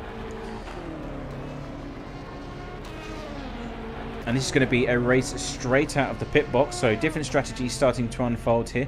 Got Luigi Russo still in the pit box for number 8. Milan Saran in the 18th. So that's a driver change there for the Porsche Simco Racing.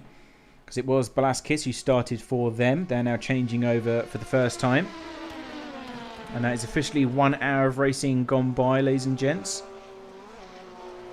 And now coming out of pit lane, we've got this battle for P6 in class.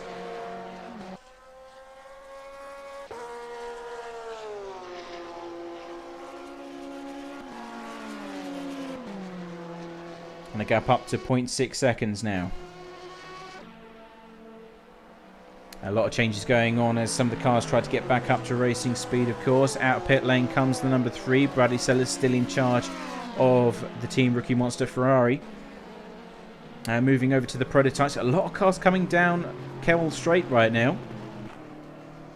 And we've got a battle for 3rd and a battle for 5th as well with Royal Blue Racing. So let's have a quick peek at these two. Both 0.4 seconds apart from one another for these two separate battles. Black Hawk Racing trying to get advantage from the space left by the Ferrari as he comes down towards Pouan now. Royal Blue Racing move over to the racing line. Defend nicely.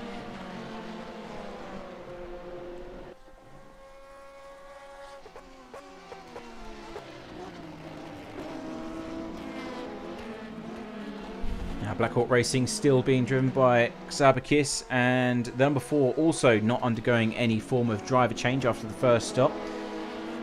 So they're both on their second stints at the moment. Oh, he gets held up by the Porsche from Simco Racing, and that's going to cost him a bit of time. Here comes Black Hawk Racing taking advantage of the situation down towards Blanchimont. They're side by side now. Who's going to be able to take the lead on the entry towards one of the deadliest corners here at Spa? And it is Xabakis. So he's been able to get back up into P5 from Royal Blue Racing. He's going to have a little peek down the back into the inside. Thinks better of it, thinking, no, I won't be able to make that. It would have been a bit of a dive bomb with that kind of gap presenting itself. But yeah, Royal Blue Racing still in this fight.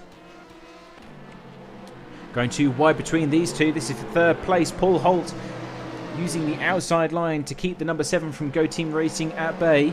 Got a lot of traffic coming out of pit lane as well, so got to watch out for that. And here comes Xabakis with Royal Blue Racing firmly attached to the back end into Eal Rouge and Radion once more. They'll have to use the Kemmel Straight to... Oh, there's a bit of a twitch there from the Royal Blue car. Just saw that slight hint of oversteer as they came up the hill. Luckily, they were able to hold it and stay in this fight. Peeping down the inside, 0.2 seconds between the two. Waiting for another opportunity.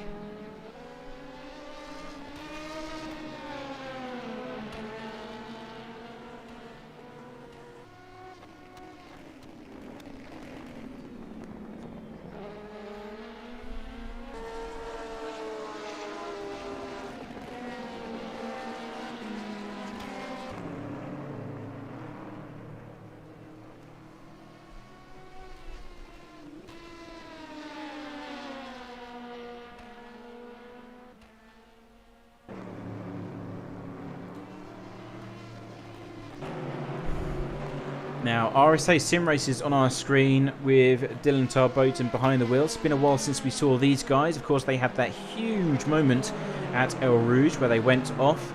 And they're back in the fight after now performing a different strategy compared to the rest of the guys. Of course, they had to go in early, so they would have refueled the car, potentially changed tyres because of flat spots. So they will be expected to go into the pit lane in, I don't know, maybe potentially 10 to 15 minutes. But they're currently sitting in 2nd place. So they've done some good strategic work here. Hopefully it will pay off in the long run when we get to the final stop in 4 or 5 hours' time.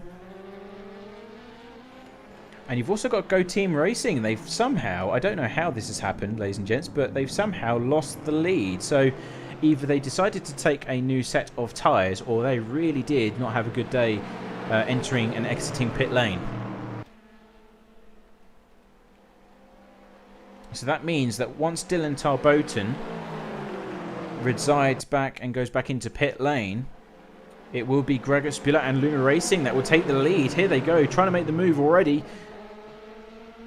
And they're now into the lead of the race. The Corvette will not have any right to be there anymore because he has been cleared completely before entering the Lecombe complex.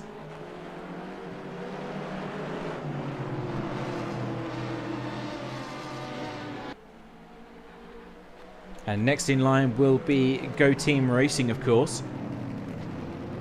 So they need to get this move done as soon as possible if they want to make sure that they still have a chance of winning this race. A lot of curb taken there, and even some oversteer coming from the 66 prototype as he tries to get by the traffic in good time.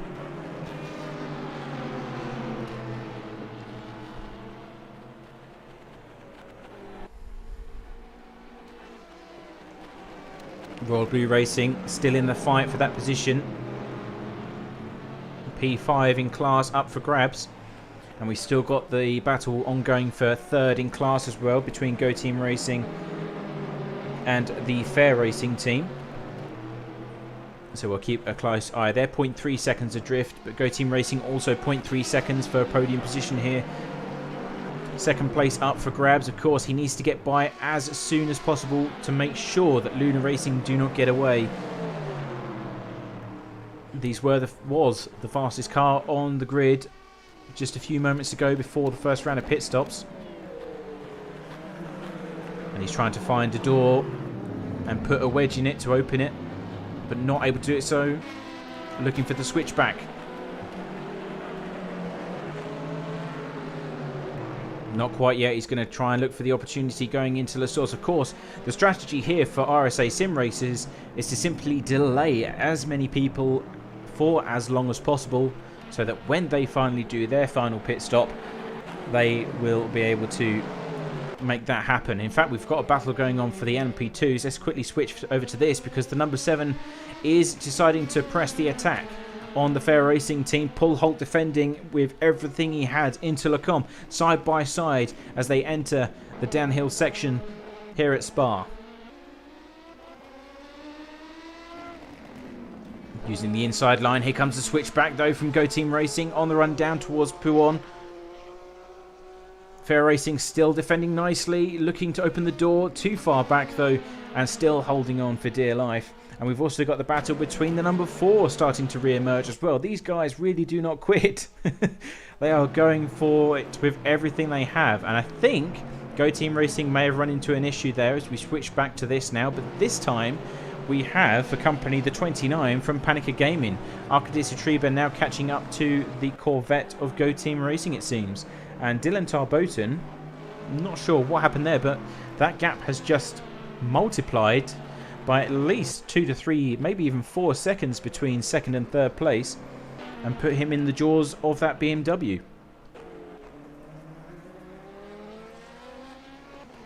Still under pressure from Go Team Racing for third place though. Fair Racing team defending nicely. Got a Porsche from Shattered Windshield Racing up ahead, but that won't be an issue as they approach La Source.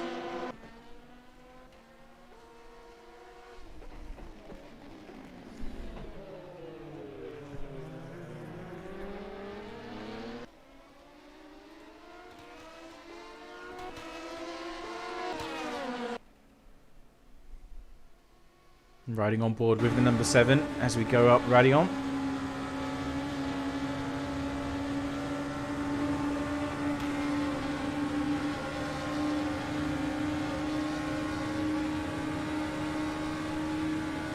Starting to gain some ground, but too far back. Still not enough space to catch up sufficiently.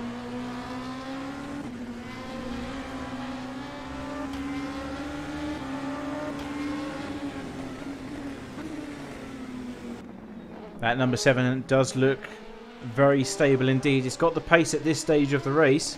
Might be because they took new tyres. I do not know. But that's where strategies are starting to unfold. They've already been kicked into action now for the first round of pit stops, being played out by both categories.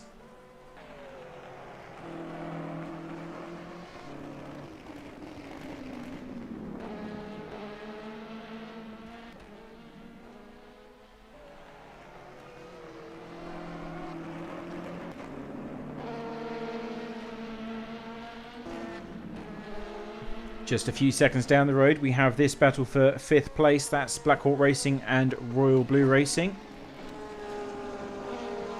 0.6 seconds adrift from one another at the moment.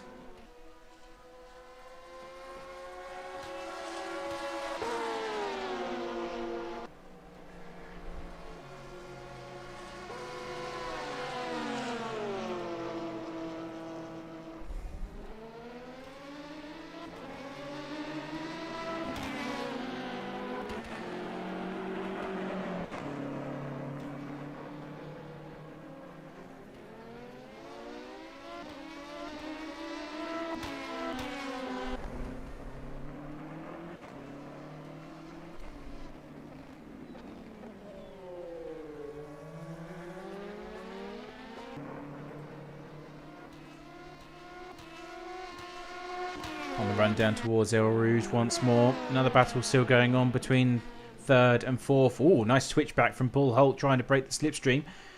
Very aggressive switch to the other side of the road, trying to pick up that racing line again.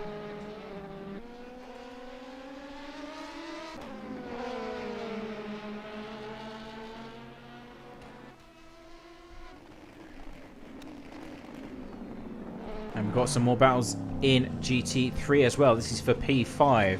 This is Bros Racing Ferrari, Noah Bergman behind the wheel, and Milan Siran for Team Simco in the Porsche behind.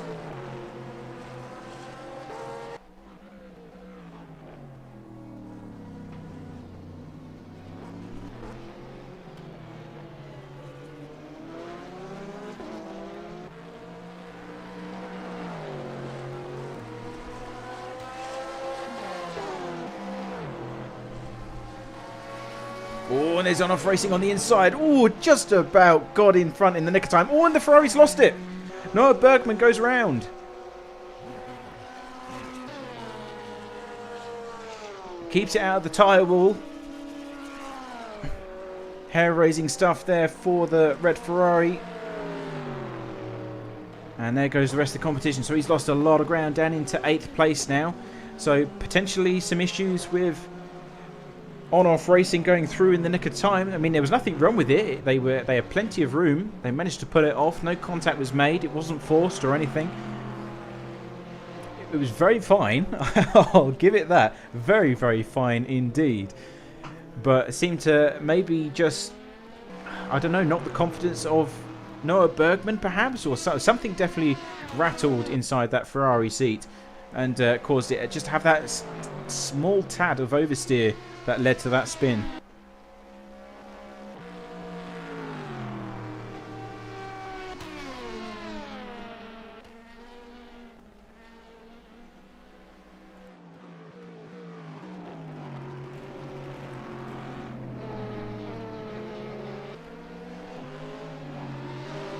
Now, what has happened here? Oh, the number 4 is going into pit lane. So let me just... So they came in after, I believe, 40 minutes of... I think it was 40 minutes of racing, if I'm not mistaken. So we are due another pit stop for the prototype class as the number 4 comes into pit lane. We've had another retiree as well, just to update you on that side of things. So we have 26 cars running. Vaughan Freeman and the number 12 for Trax VR Racing is the next retiree, unfortunately. They didn't have a very strong start to the race. That means they still have their sister car out on circuit. They're currently sitting in 22nd place, which I believe is somewhere around P10. Let me just figure that out.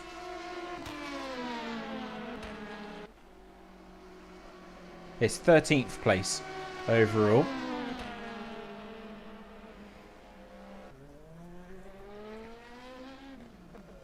So good to see one of the lovely orange painted Trax VR cars going strong. And we still got this battle ongoing here. Fair Racing Team and the number 7 from Go Team Racing. These guys really don't want to give each other any breathing room. As the number 2 goes into pit lane, so Robert Pawn for Team Rookie Monsters, and you've got RSA Sim Racers back in pit lane. So that is their different strategy for you. We did mention it earlier after they had their small incident at the start of the race, but they are still going strong, and that is their strategy. So they're down into P12, 13 as they come down pit lane now. So this is them coming back up to racing speed, and fingers crossed they can make up some strong ground as we go into the darkness hours. But back to the battle in the prototype class. P2 up for grabs. Paul Holt still going strong, keeping the number 7 honest. Lap times are pretty much on par, 205.9 and a 206.1 between both parties. In the meantime, Mantis Ricus last lap 204.9. So the leader, the number 1 with Mantis Ricus, is absolutely flying ahead of the rest of the competition. In fact, the gap is 19 seconds. at present between first and second for you. So that is pretty staggering stuff. Also have a battle for 15th place in the GT3 categories. This is starting to heat up quite nicely. Chris Rock in charge of the number 10 against the 77 from Houdini Racing.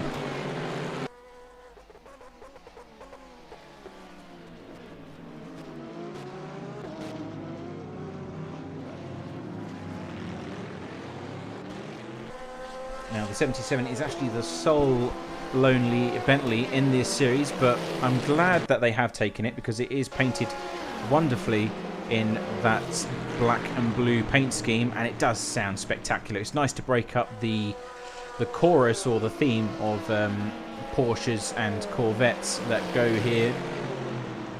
But that Bentley definitely does make a welcome sight in a sea of Corvettes and BMWs, etc.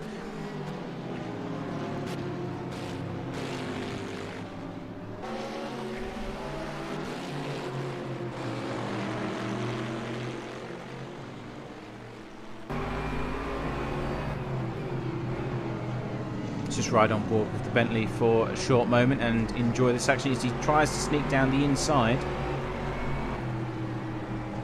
Not able to do so as of yet, but let's ride on board the Bentley for a few moments.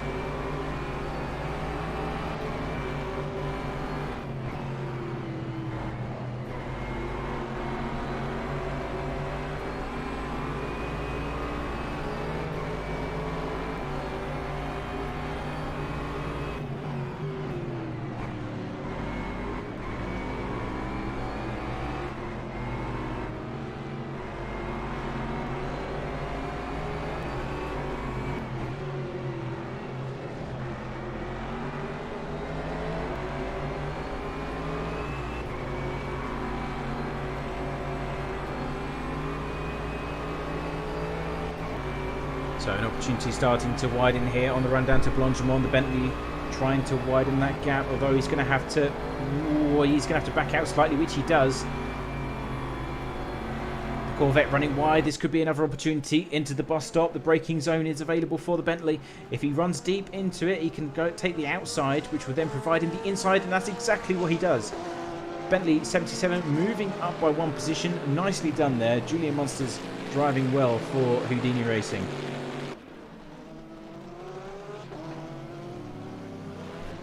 Could be a comeback, some retaliation from the Corvette now, which doesn't come into reality.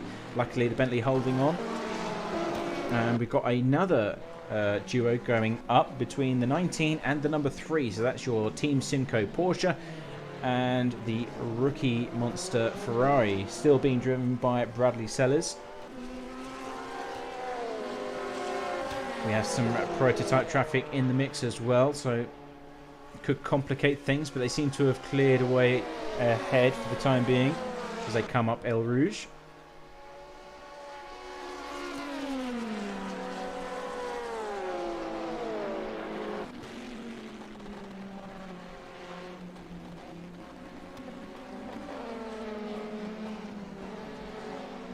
Now the prototypes are starting to filter into pit lane. They all seem to be using slightly different strategies here, because you've got both the Fair Racing teams in pit lane now. They're in second and third at the moment, and then you've got Mantis Ricus, which is our leader, of course, is down in fourth place at the moment. So he's obviously just conducted his pit stop for the second time. In the meantime, we've got Robert Pawn trying to go wheel to wheel with Jerica from the Royal Blue Racing number 4.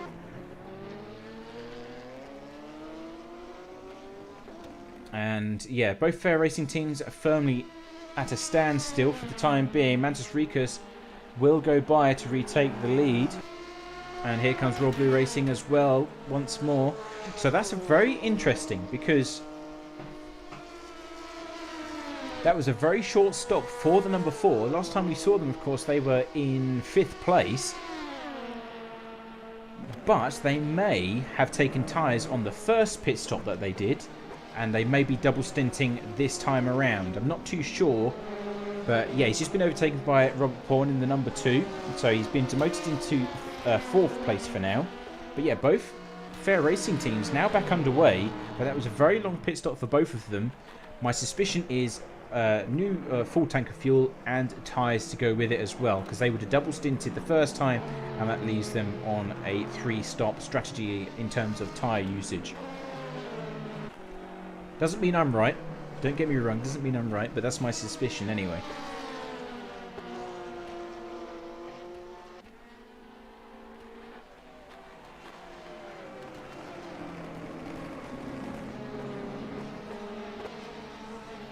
If I look at live timing, let's have a quick little peek and see what was. So last time that the number 4 machine came into pit lane, the stop was 3 minutes 30, or the lap time was 3 minutes 30.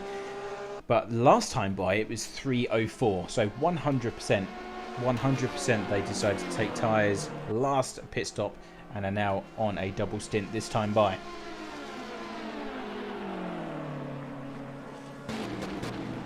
So we're nearly at the halfway point of the second hour here. Perfect time to invite you to all to visit our website if you do like what you see, or if you are new to the stream or watching CFS for the first time.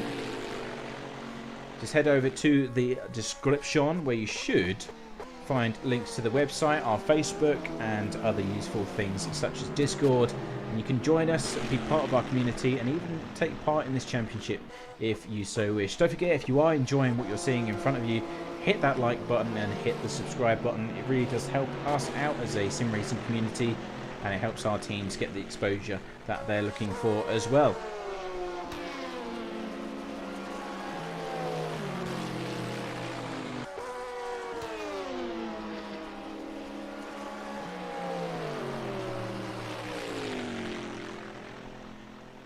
Now we do have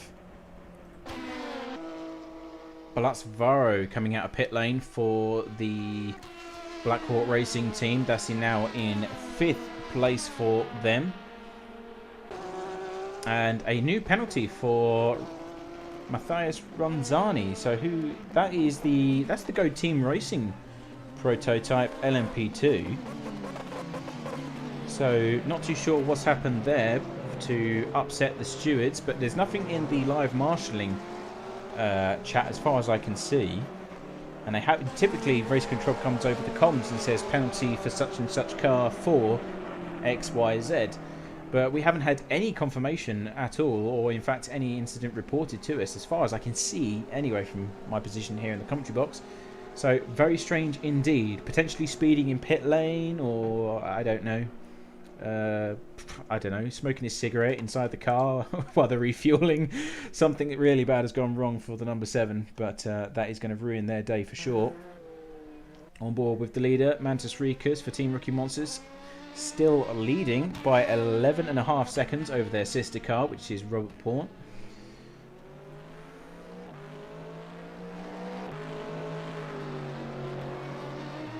And Dave saying it wasn't me. Yes, yeah, I know it wasn't you, because I know what we do, but it's very strange. I don't know why they would have received a penalty, but very, very odd indeed. On board with the 19 Simco Porsche in the GT3 category. This is 9th place in class. Bradley Sellers in the Team Rookie Monster Ferrari behind, and Daniel Ersling just a short while ahead as well, at least 1 second adrift in P8, and coming down into P1 sector 2.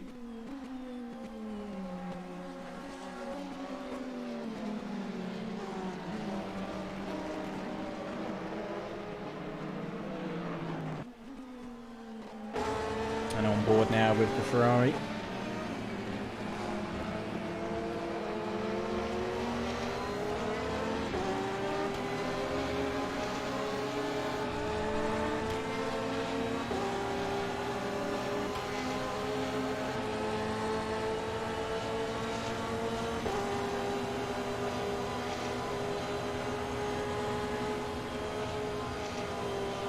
Running a bit wide through Blanchimont, keeps it on the grey stuff though. Using a lot of the curb rather.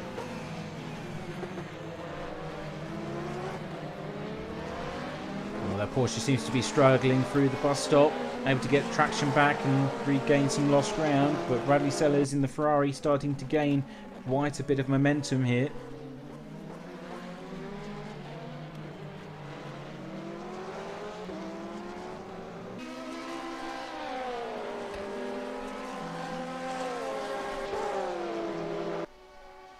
We've had a new retiree as well. That's Chris Rock. We had them on screen not too long ago for the number 10 Corvette.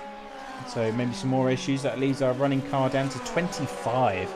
So an hour and a half has elapsed and we've lost already 7 cars, 7 teams. That is very high fatality rate for a dry circuit as well. God knows what would have happened if it was raining here, as it typically does at Spa. And now Bradley Sellers seems to be struggling at the top of the hill here at Spa. Dropped back ever so slightly from the 19 Porsche, which is in turn starting to gain ground on Daniel Erskling in the Bros Racing Ferrari. This time it's the green version of their 2 GT3 efforts. In fact, the sister car is just up the road, still being driven by Noah Bergman. So strong showing by both of these teams.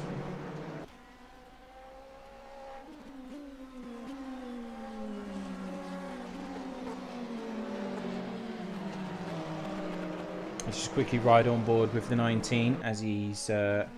Porsche seems to be struggling in the latter half of the lap, it seems. So he's very strong, able to gain quite a bit of ground down the Kemmel Straight, in Le Combe, etc. But as soon as you go downhill, of course, there's no weight in the front of the car because the engine is in the back. So that creates quite a bit of understeer, I suspect. And that might be what's causing the issues for the Porsche here this afternoon.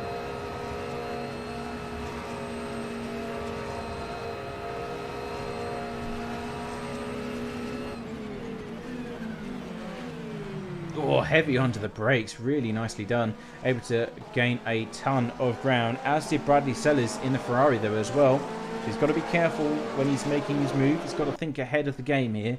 If he's going to decide to attack the Ferrari ahead, then he's got to think, what is the Ferrari behind going to do in response to that? He can't afford to leave any doors open at all. So getting the car nicely set up for Radion and Eal Rouge.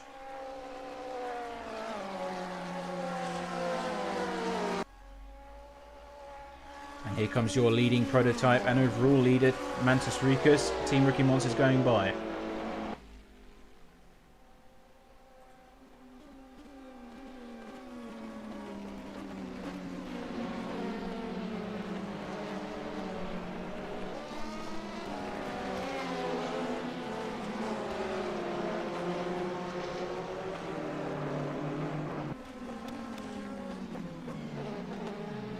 There's a lot of pressure starting to be applied now by the car behind.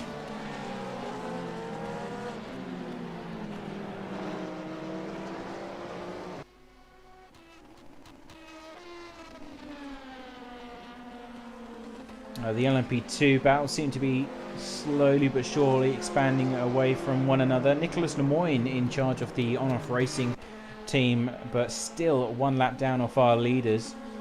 So we've got 3 prototypes that are off the lead lap. The number 7, of course, they've just served a penalty. The 16 from Juice's Motorsport Club, they're sitting in 8th. And then Nicholas Lemoyne in P9, of course, after that huge penalty after the collision at Eal Rouge on lap 1.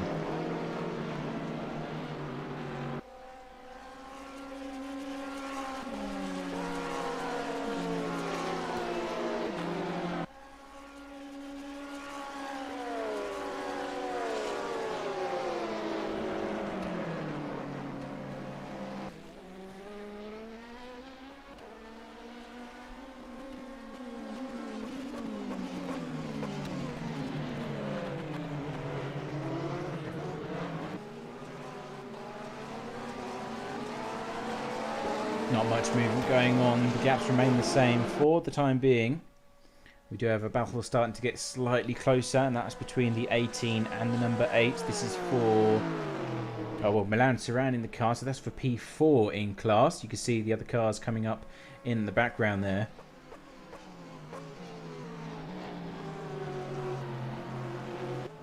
It's coming down to 0.7 seconds. In the meantime, switch back to this three-way fight.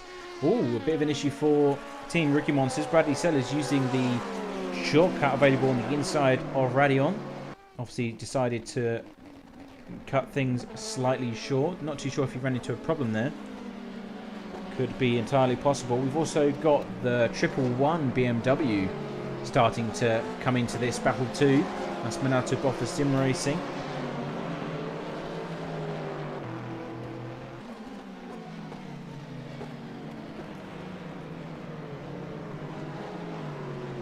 So last lap times by the 111, 2:19.2.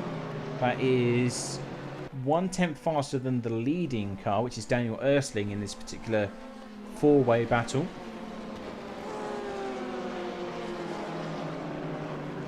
So he has certainly got the pace if the last lap is anything to go by. Fastest lap as well is not the fastest, but it's about centre in the efforts by all the cars made so far this round.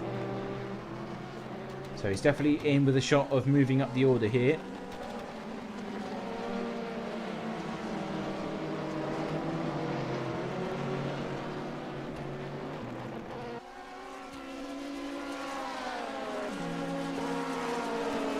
Just a quick mention of our leaders as well. Gregor Spielat for Luna Racing, still in charge here at the 6 hours of Spa-Francorchamps. And we have the 13, which is from Go Team Racing. They're doing it splendidly well at this moment in time. 3.5 seconds adrift of our leaders here. If I go by the last lap, they're pretty much on par for their fastest lap. Last lap by Go Team Racing was a 2:17.7. Gregor Spielat last lap was a 2:18.3. So, in fact, his last 2 or 3 laps was 2:18s. There are a few 2:17s in there, but he seems to be slowly losing ground to Go Team Racing's Corvette. Let's have a quick peek, see what kind of lap times they're doing on a consistent basis. They're actually doing 2:17s on a regular basis. One lap ago they did a 2:18.1, but other than that one hiccup, they are doing 2:17s consistently. So we could see a fight for the lead in the GT3 category, as we've got a two-wide battle going here between the number 3 and the 111. BMW taking the inside line. The Ferrari, nothing they can do. We've got overlapped completely on the outside, and of course that provides them with the turn-in they need for the entry to Le Mans. So Bradley Sellers losing some ground. And now the 111, driven by Danielle, now looking ahead for Patrick, who's in charge of that green Porsche.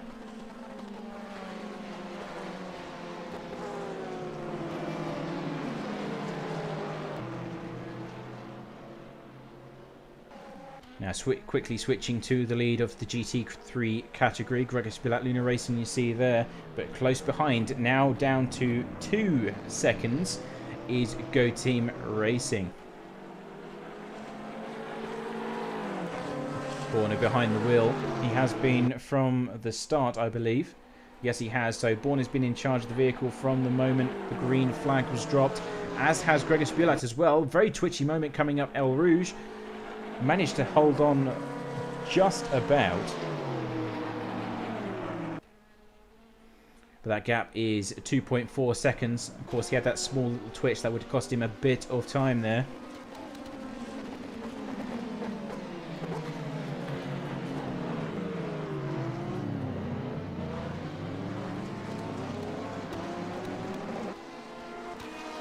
Now this 5-way pack is really starting to come together. We've got a switch between the 2 sister cars from Bros Racing. So Daniel Ersling now leads ahead of Noah Bergman.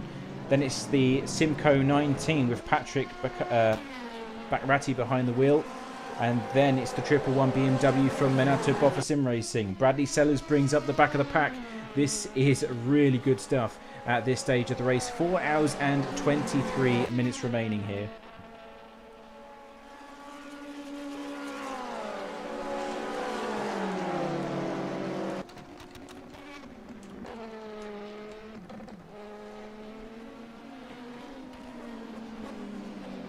bit of a moment. The 111 looking for the inside line. Eats the curb. Loses some ground. Bradley Sellers tries to take advantage, but not able to open the door sufficiently. Using all of the runoff available. This is starting to get rather heated here. And we love it.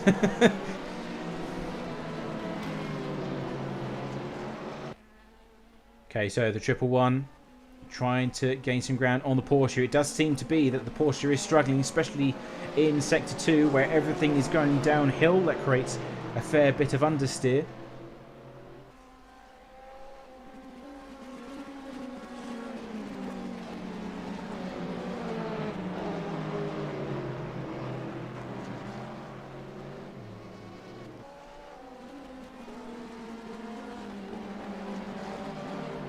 We've also got one of the lapped cars. I believe that's Andrew Parkinson. Yeah, so Trax VR Racing in the number 11 Corvette.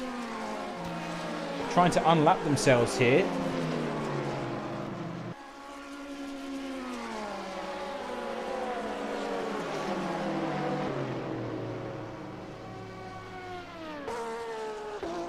Three cars all very close together. The BMW leaves the Ferrari behind for dust as he comes through Blanchimont.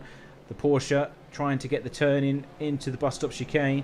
Makes up some pretty significant ground, luckily, and attaches himself to the back end of Noah Bergman in the 88.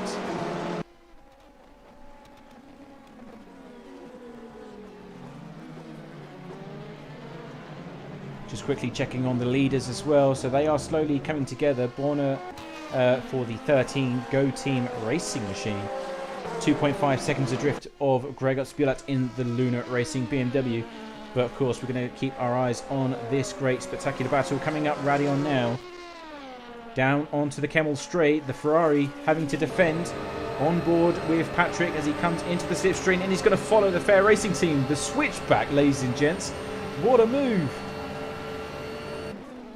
And he's cleared the Ferrari completely, utilising that traffic. That is what you call spatial awareness, knowing exactly what's happening around you. He knew that the LMP2 was going to be making way on the left-hand side. That switchback, use that excess slipstream and take that position away. Great stuff there by the Simco team.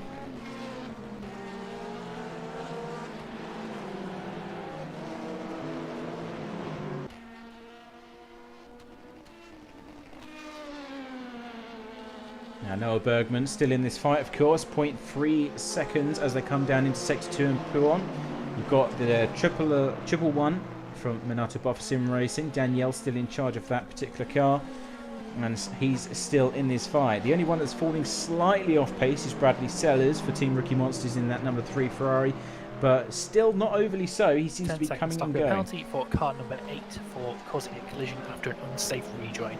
Oh, so that's Luigi Russo in the Corvette. That's also one of the Minato Buffer Sim Racing cars.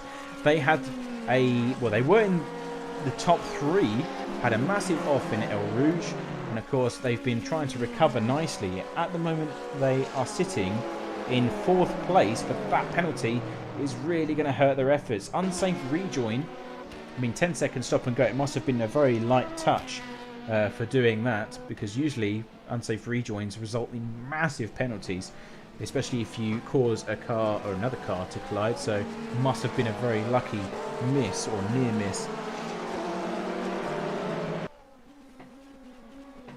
Oh, Bradley Sellers trying to make a move on Danielle there. He has to go defensive on the run down towards the source. Can he get the switch back? The Ferrari on the inside line here. It's going to be a drag race down towards Eal Rouge. He's got the inside line. Bit of squeezing going on. The BMW trying to force the Ferrari into the wall. That is not on. Have to give it racing room.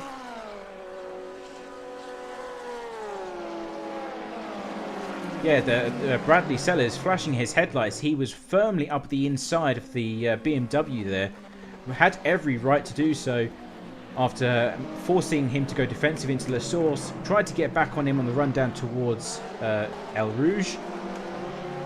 And whatever happened there inside the cockpit of the BMW just seemed to squeeze the Ferrari against the wall. That is really inappropriate. Hopefully not too much damage caused to the Ferrari.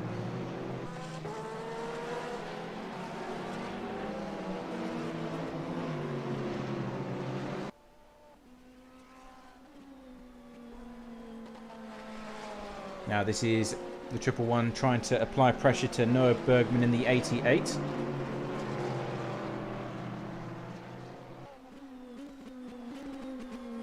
In the meantime, Daniel Ersling has just gone into the distance by quite some margin. The 87, who is the next car beyond the 9-team Simco Porsche on your screen there. You can just hear the car going by as soon as the camera changes.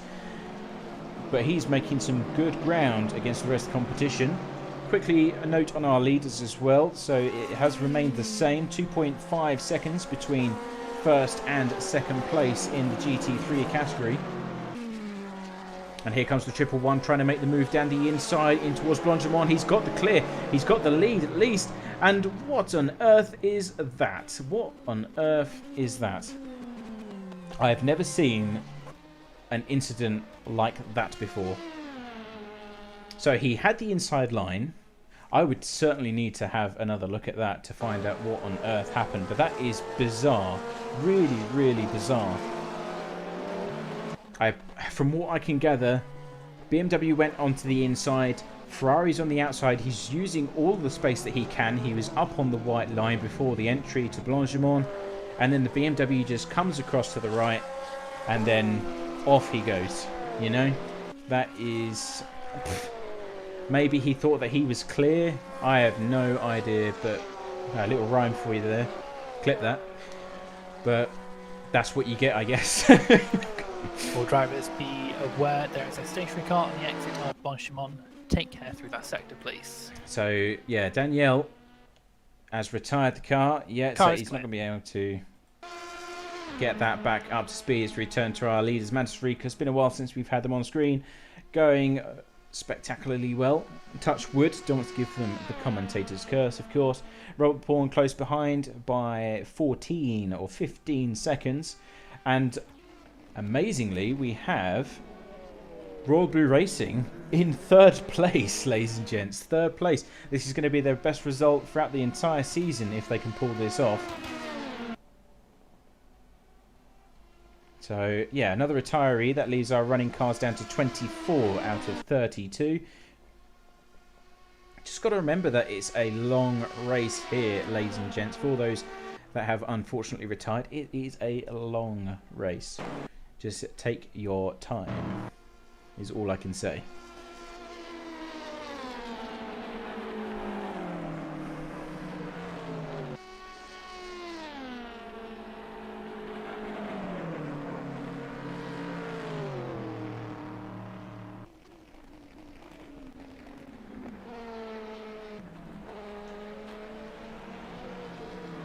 Now we're currently following Go Team Racing as they try to catch up to Gregor Spiller. It's down to 2.3 seconds.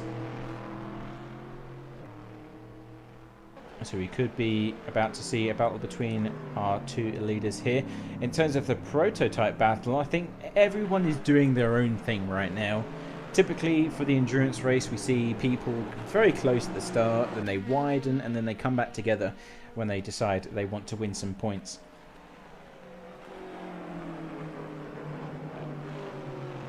So that's exactly what I believe is happening right now. We do have a closing battle between Cliff van der Vin for Fair Racing Team. He's trying to... because they were in third place before the pit stop. So Royal Blue Racing, of course, they are double stinting their current set of tyres, where Royal Blue Racing are not. Or sorry, Fair Racing Team are not. So they are on a brand new set of tyres. It's the perfect opportunity for them to make up some lost ground and overtake, regain that podium position before we head into the second half of the race.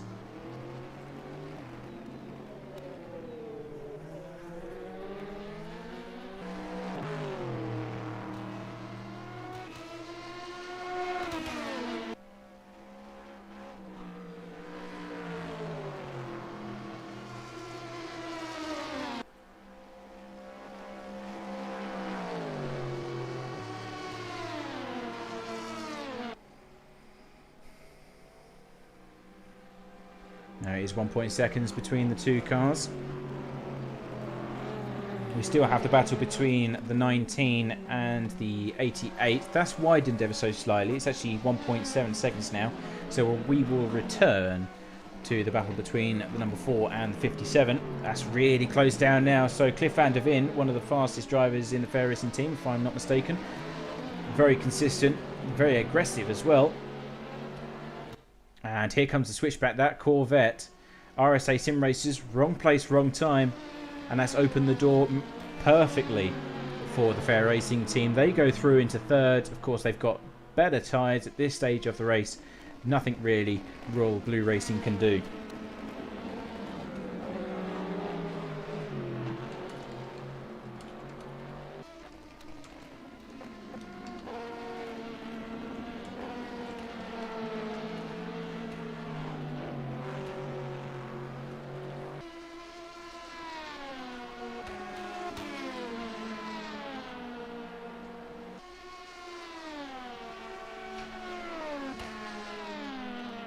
We are soon approaching the, how would you call it? The end, well, we'll call it the end of the second hour, because that's exactly what it is, man.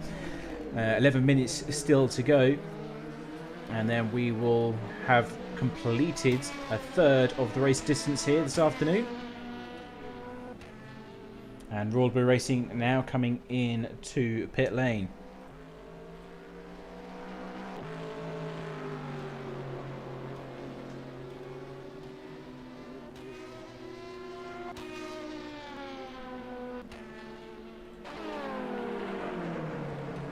Following the 13 as they try to catch up to our leaders here. Let's go on board with the Corvette. Enjoy the rumbling engine. Of course, Americanism right underneath that bonnet. It sounds wonderful as it goes by. Now up to 2.3 seconds. So it's pretty much stayed the same throughout the closing stages of this stint. Last laps are pretty much identical, give or take a few tenths every now and again. So these two teams really are on par with one another. But anyway, let's enjoy some onboard footage and go silent for a moment.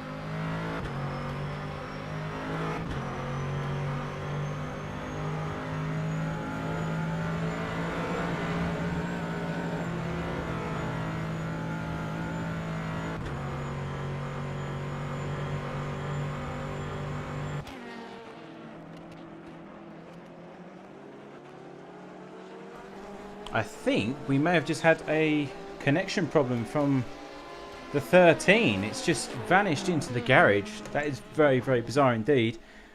Not good news. I mean, have I missed something?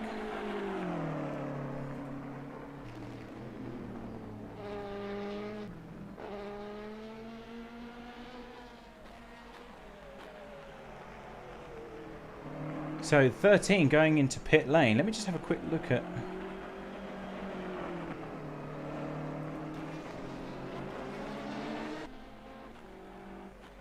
Wow, that is bad news for the 13. I can't believe it. They were having such a good run. And that has all gone downhill.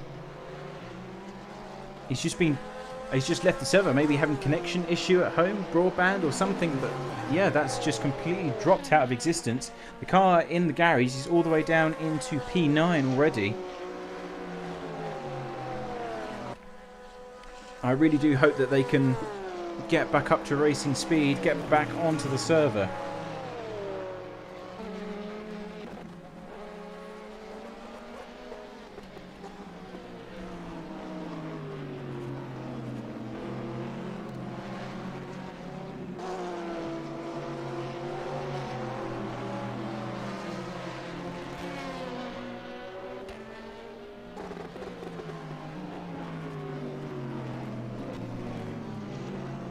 A nice battle unfolding here between Noah Bergman and Bradley Sellers. This is for 7th place. Two Ferraris going for it. Black Hawk Racing 66 trying to get by. That's Blasvaro now behind the wheel.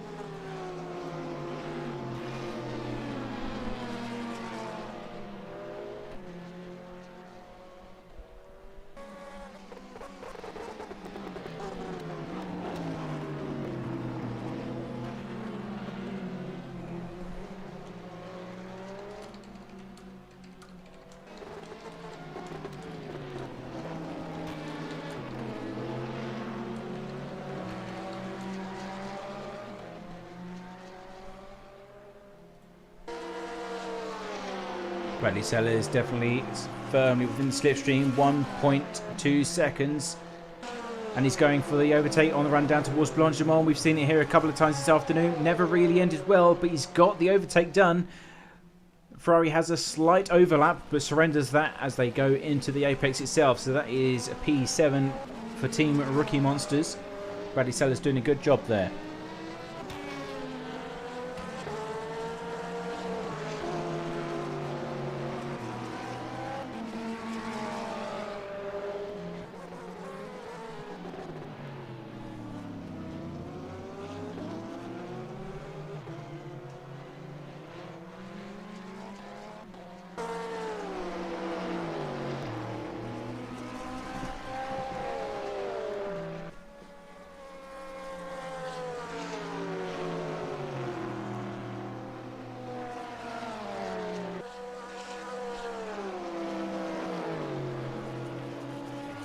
Of course, we'll let you know if Borno is able to reconnect and continue the race. But of course, that was the only real competition for Gregor Spiller and Team Luna Racing at this stage of the race.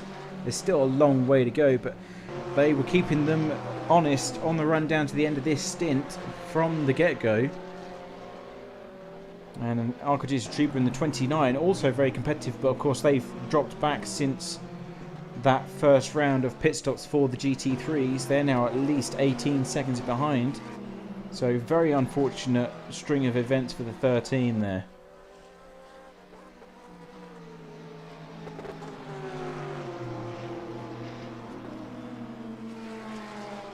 You can keep on board with Noah Bergman for now because Bradley Sellers is still within reaching distance, 0.7 seconds up the road as we come down into Sector 2 here.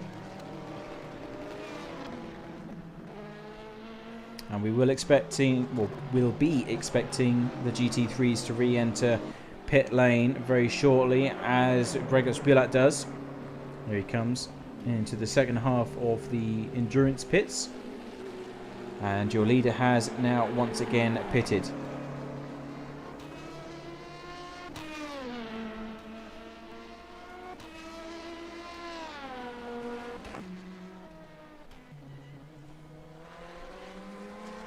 Bradley Sellers starting to push down before they head into pit lane this time by. Or for the next pit stop, should I say.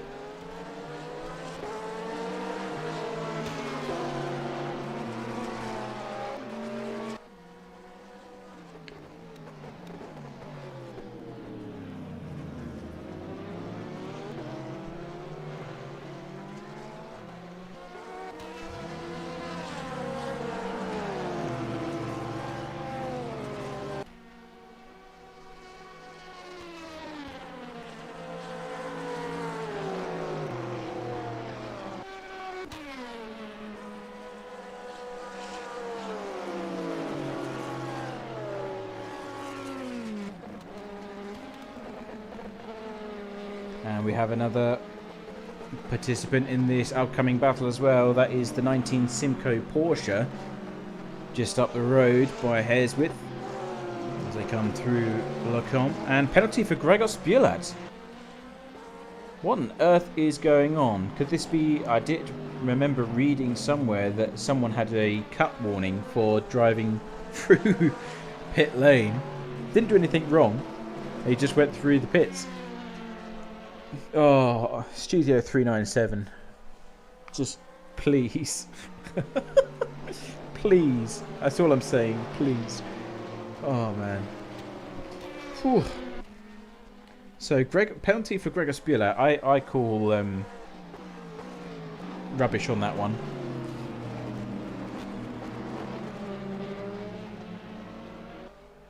Uh, 13 still hasn't re-emerged from the pit box, unfortunately.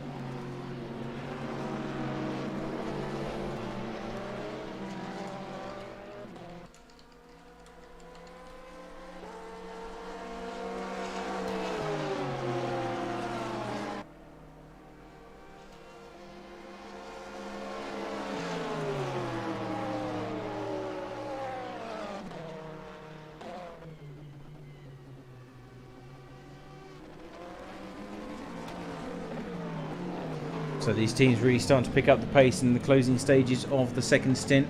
The Porsche and the Ferrari coming in at the same time.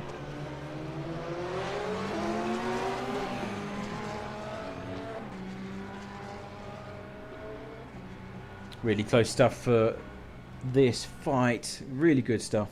Loving every second of it. Daniel Ersling is in. Christos Ikunas is in. Milan Saran for the 18 Simcoe is in pit lane, so they're all pitting at the same time.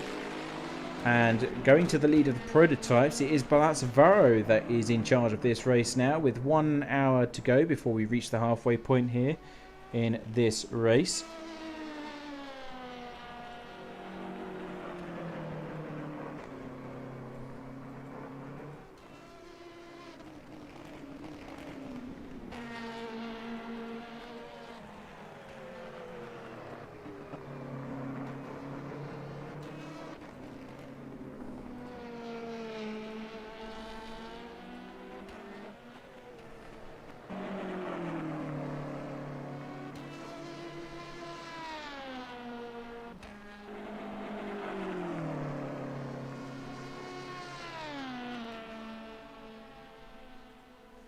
So, news from the 13 garage, which is our Go Team racing car. Unfortunately, Borna, who is the driver of the vehicle, says he's got a ongoing storm where he lives at the moment. So that's why he is having internet issues at present, and why he got disconnected from the server. The problem being that in order to conduct a driver change, he would need to rejoin the server, drive 1 lap, and then return to the pits in order to conduct that change. But I believe they're going to retire there, just in case he disconnects again while trying to attempt to rejoin, which is very unfortunate. Very strong performance from the 13 this afternoon, all ruined by was it nature, essentially. Things are out of his control, it seems.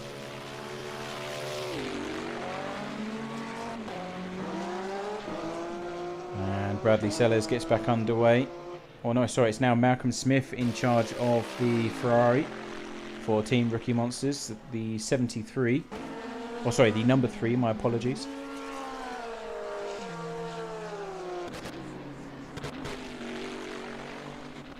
He's now comfortably sitting inside the top 10.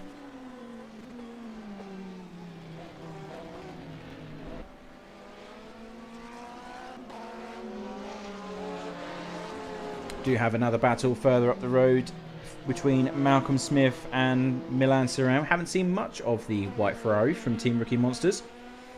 Christos Kunes. That's not correct. It is Malcolm Smith that's currently inside the car, so the live timing hasn't updated as of yet. But Milan Serrano in the Simco Porsche is close behind.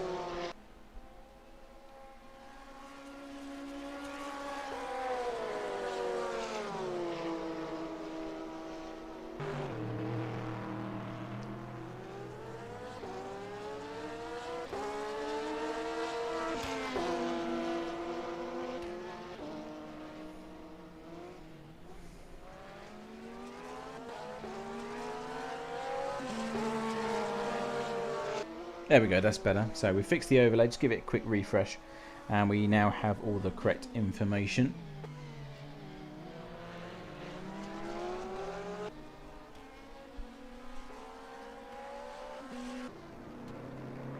Our current leader is Gregor Spilak going around. He's now on his third stint, and he will change over to his teammate Adam in the next hour or so. Next time they come in, they're going to do 50% each, no doubt.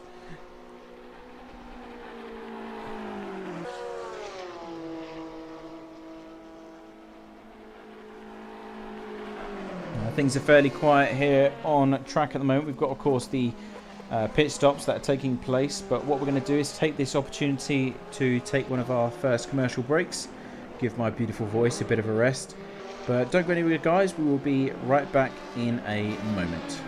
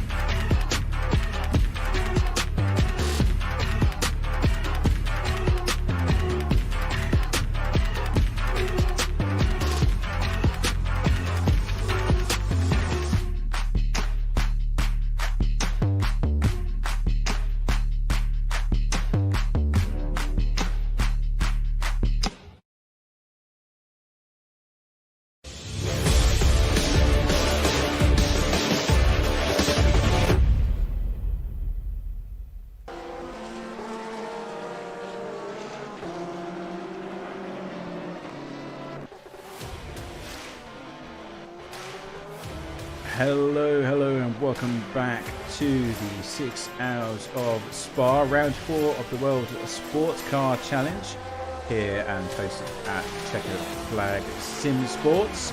Thank you for joining us, and we are just approaching the 2-hour mark. We've just elapsed 2 hours of racing here this afternoon, and still 4 hours left. We had some spectacular action take place in the first few stages. A lot of incidents unfolding. Unfortunately, a lot of strong teams falling out of the order as well.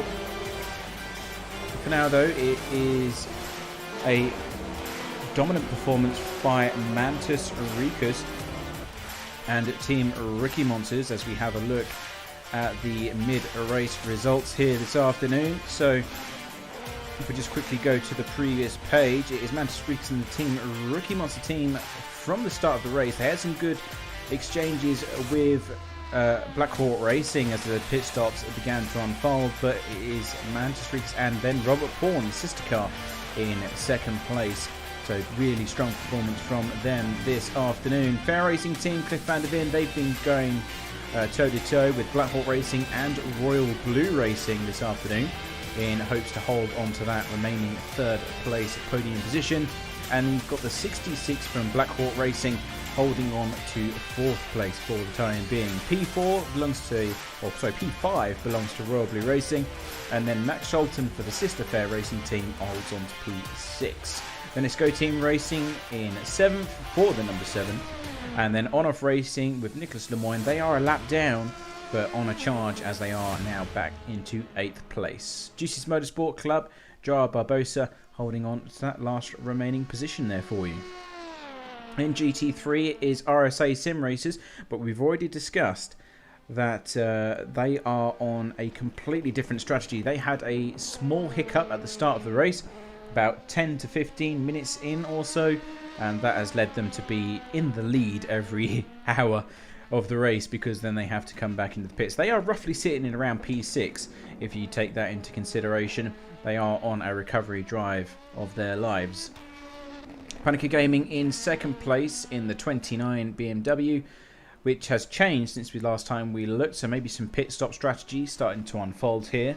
And then in third we have Luigi Russo in the number 8, which is the Corvette Minato Boffa Sim Racing team. Malcolm Smith holds on to P5, followed by Milan Serran and the 18 Cinco machine. Then we have Luna Racing. They are technically in the lead of the race as the pit stop unfolds. Of course, they are taking tyres that last time by, which may explain why they are so far down the order. Race control, code 80 in 10 seconds. Oh, we've actually got a big incident somewhere, but that is the order as is. If we go on to the next page, we do unfortunately have a long list of DNFs.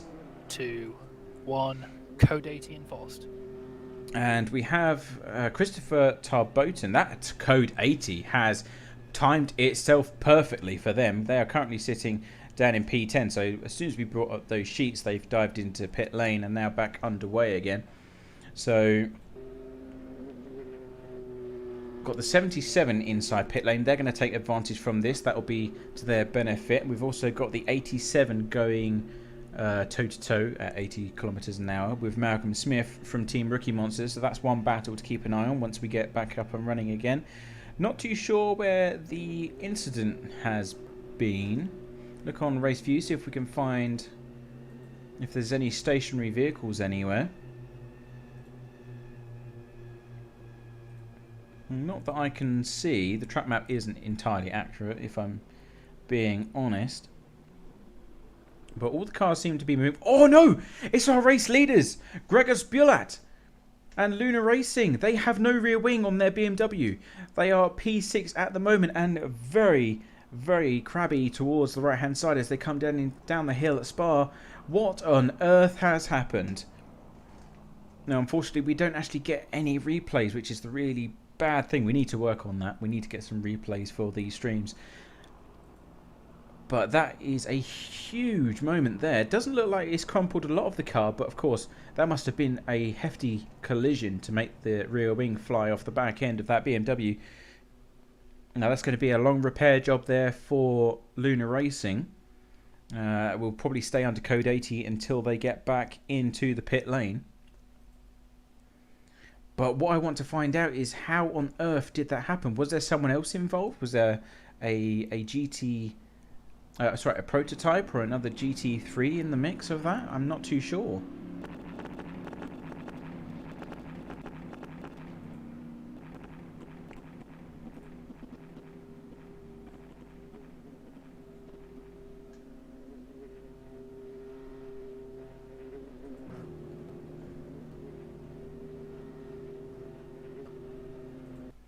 Trying to find out who. Someone's saying that they're missing a wheel.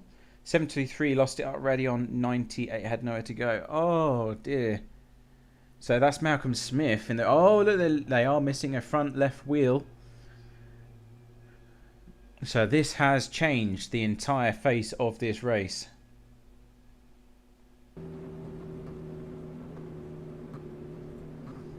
So the 73 is going to be taken out of this fight because, well, at least I hope they know that they're missing a front wheel.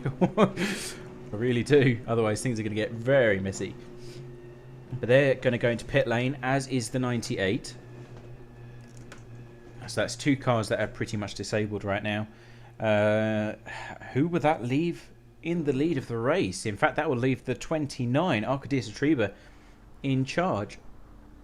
And they themselves have only got a gap of 2.5 seconds to Luigi Rosso in the Corvette from Minato Boffa Sim Racing.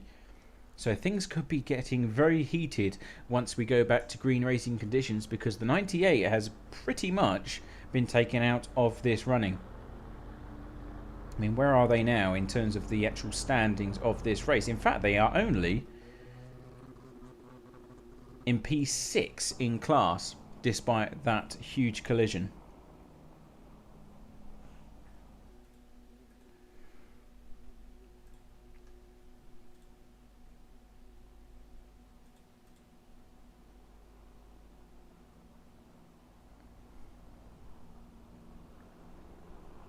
So I think the 73, yeah, it's just coming up into the bus stop chicane now. They'll probably go in first. And then I'm not too sure where the rest of the traffic is. There's some on Sector 2 right now, which is where Luna Racing currently are. And we'll have to wait for them to get at least to surely to the bus stop chicane before we can go back racing again. All I can say is thank God for Code 80s, because otherwise you'd have traffic flying past right now. And, you know, if one of these cars decide to take an apex wrong, or if, you know, they can't handle it because they've got no grip, etc., then that could really ruin their day.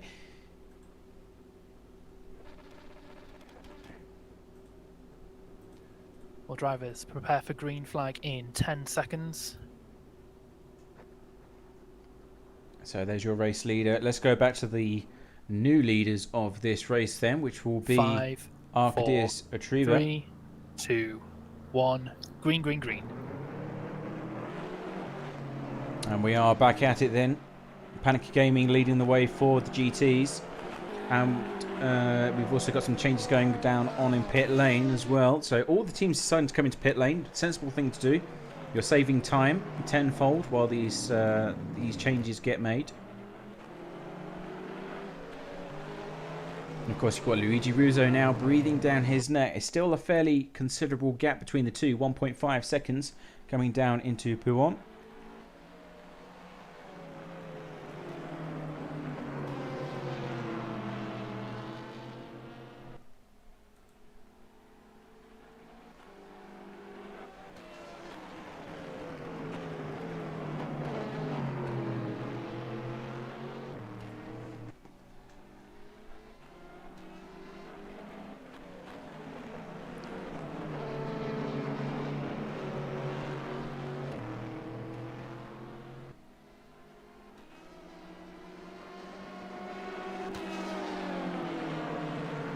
Now the good thing is that both cars will be able to continue.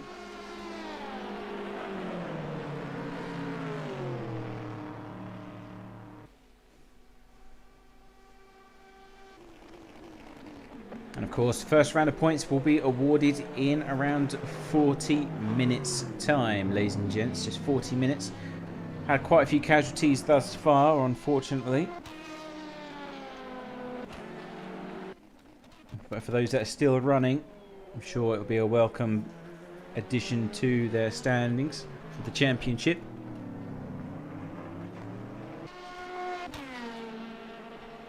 Now, in terms of the actual championship order of things, the 29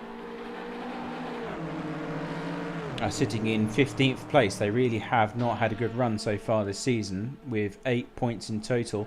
So imagine taking home a maximum total of 50 points this weekend. That would place them straight up into 4th place if nobody else scored any points, which of course won't be the case. But they could catapult way into the top 10, potentially even the top 5, if they can bring home the bacon here this afternoon. Same for the number 8 as well. They are...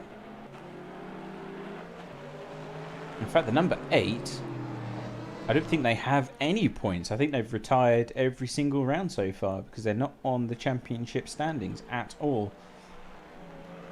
So, at least they would finally be able to say that they got some points. Yeah, the number 8 car not actually scored anything so far after 3 rounds. Although they did, I think they joined latter into the season. I do think they missed the first 2 rounds, if I'm not mistaken. So that might explain why.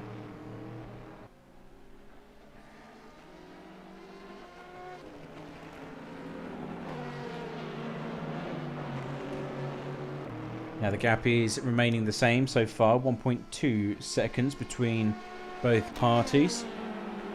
And we do have a battle between Team Rookie Monsters and Simco, the 19.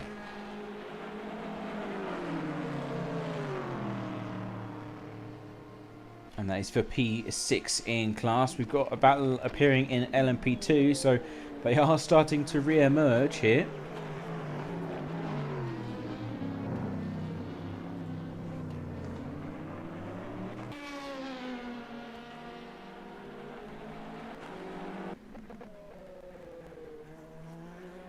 We'll keep you posted on any updates that are coming through in terms of the gaps, but battle between P6 and 7 is 1.8 seconds, LMP2 wise 1.7 seconds. So this battle we have here is the closest so far. In fact, it's come down sub 1 second now, so coming up to Eal Rouge, this is where things get a bit tricky. Great camera shot angle at the bottom of the hill. A reminder to all drivers, there is no chat in game during the race, please. Repeat offenders will face a penalty. Okay, so someone talking in the game, which of course is distracting.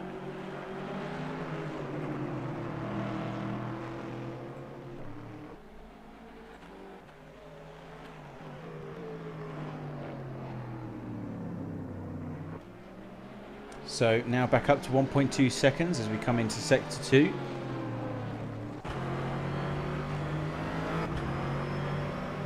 And riding on board with the Corvette, Manatopov for Sim Racing.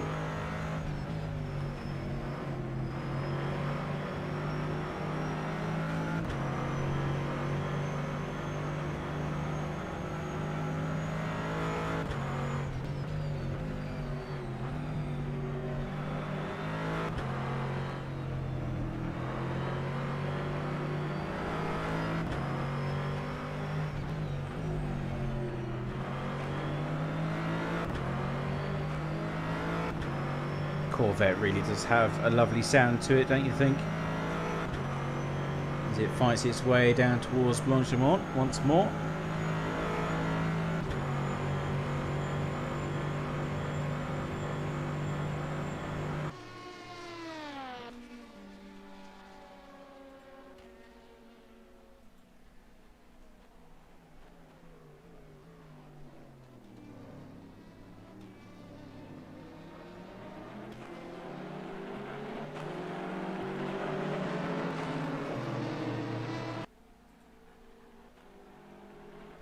Now switching over to the LMP2 just for a split moment. P5, Max Scholten holding off Black Hawk Racing in the 66 there. As we only have just shy of 30 minutes before we get halfway here. As you can see, there's a slight orange tinge to the surroundings at the moment.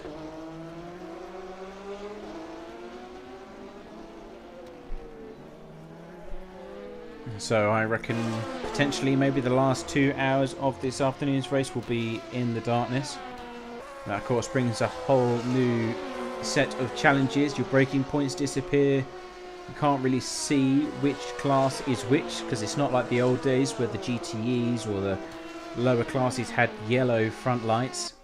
You know, everything is pure white nowadays, isn't it? So that really will be an issue for the GT cars when they're trying to decide whether or not what's coming up behind them is an LMP2 or a GT car. So it really does spice things up quite nicely. Of course, we have lost quite a few teams already. And actually the 98 has retired. Oh wow, so that really is quite a big moment in the championship there. So the 98 isn't able to repair the damage sustained at the top of Eal Rouge. Of course, it is just a racing incident. As far as I'm aware, we didn't see it ourselves on stream, so I can't comment. But as far as what I understand, it was just a spinning car and had nowhere to go and resulted in contact. So that means that our championship leaders, they're currently on 100 points. And the next car down is the 87 with 88 points. I mean, where are they now? They are sitting in 4th. And then Milan Siran is the next team down.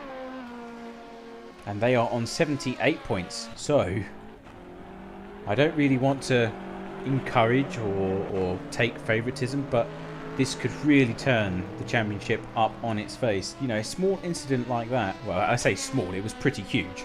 But one small hiccup in the championship and it could really turn it upside down, because they were winning consistently. They won at Silverstone, they won at Portimao, they won at Catalunya. They were going to really have a high chance, or a good chance, of winning here at Spa too, because the 13 ran into issues. But that has all been blown out of the water now.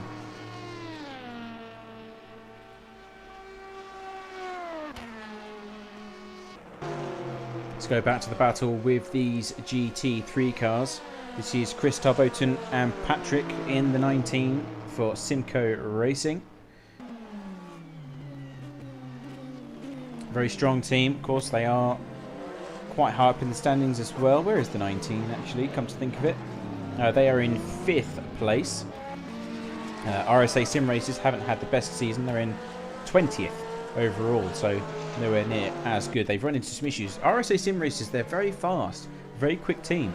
They just aren't able to bring it all together. They always seem to run into a problem somewhere along the line. but they seem to be recovering quite nicely. They were at the very back of the order at the start of the race. Now back into P8, so really strong performance. 2.5 hours elapsed, and they're starting to bring it together again.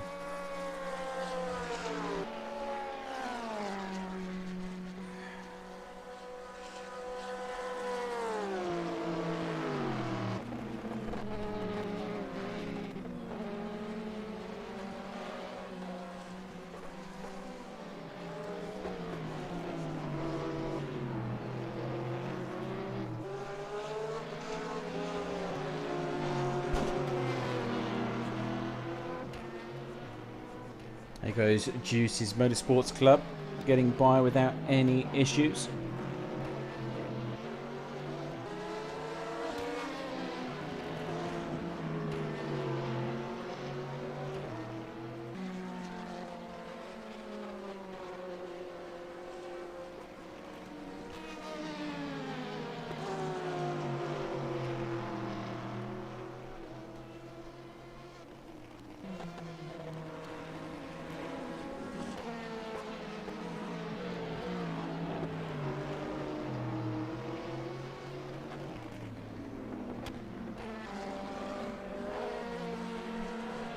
Now the gap is slowly coming down between these two, Christopher Tarboton. If I'm not mistaken, it's Dylan who's in the co-pilot seat, his teammate, and they are father and son, I believe. What a wonderful way to spend time with one another, racing on this sim.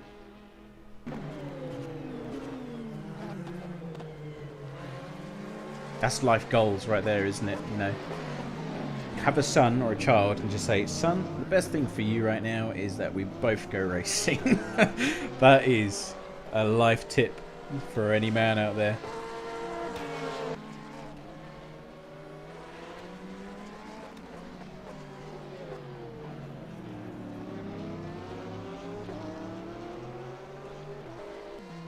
Down to 0.8 seconds now, so he slowly reeling in that Porsche. We'll get some more great shots on the entry to Eal Rouge.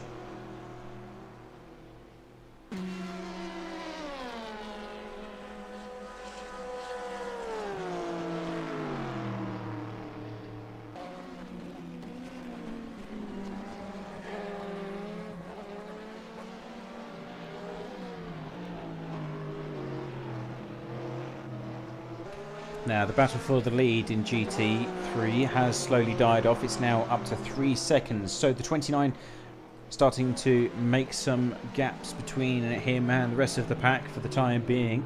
BMW looking strong. In terms of the prototypes, things are still fairly spacious. Mantis Rika's 23 seconds ahead of his sister car, which is number 2, still being driven by Robert Pawn, so both going for the long run here this afternoon. Cliff van der Vinde, 57, that's a further 17 seconds behind. And then it's a further 28 before you see Royal Blue Racing as well. So in terms of ongoing battles, there is one potentially that could kick off, and that is between the Fair Racing 33, who's currently sitting in 5th place, which is Max Scholten, and Kasaba Kiss, which is, of course, Black Hawk Racing. That's down to 2.5 seconds, so we could see potentially a battle for P5 as we approach the 3-hour mark. But other than that, I don't expect to see many changes in the prototype class before then. GT3 is a whole different kettle of fish. Of course, you've got Luigi Russo. He's 3 seconds behind our leader here, so he needs to make sure that he keeps it tidy if he wants to hold on to those points at the top of the order. Same goes for 5th place as well. He's being chased by the number 3 Team Ricky Mastercard. That's 3.2 seconds. And you've got this battle that we're currently watching now, of course, between Simco and RSA Sim Racers. That is down to 0.8 seconds now, so he is slowly reeling in the Porsche. Of course, you've got to be very careful going up Eal Rouge. We've seen many cars spinning out on the entry to that corner.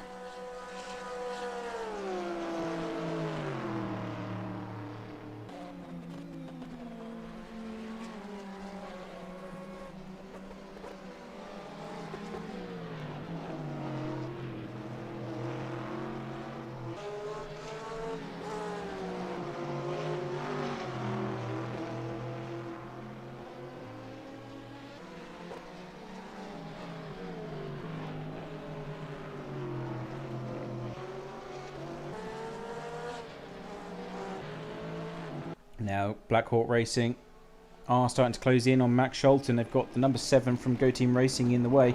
They are a lap down, so they will need to concede to give way for this battle. 25 minutes left before the first round of points, as previously mentioned, and it is go time. We've got Kazabakis on board, the Black Hawk Racing team.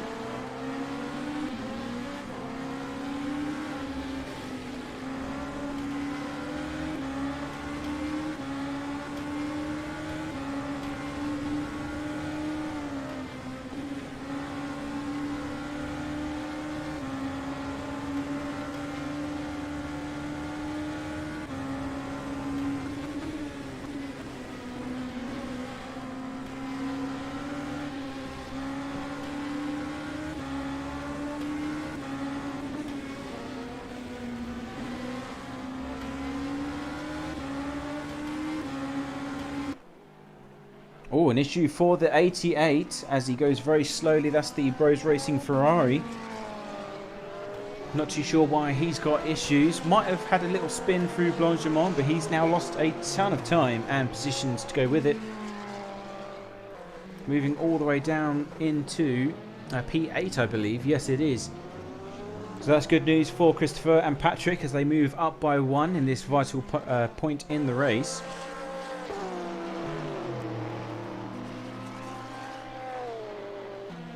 And they themselves are still pretty much 0.8 seconds apart from one another. So Patrick really keeping Christopher at bay at this stage of the race, which is exactly the right thing to do. No time to sit back and think about the long game. It's about pushing the car forwards.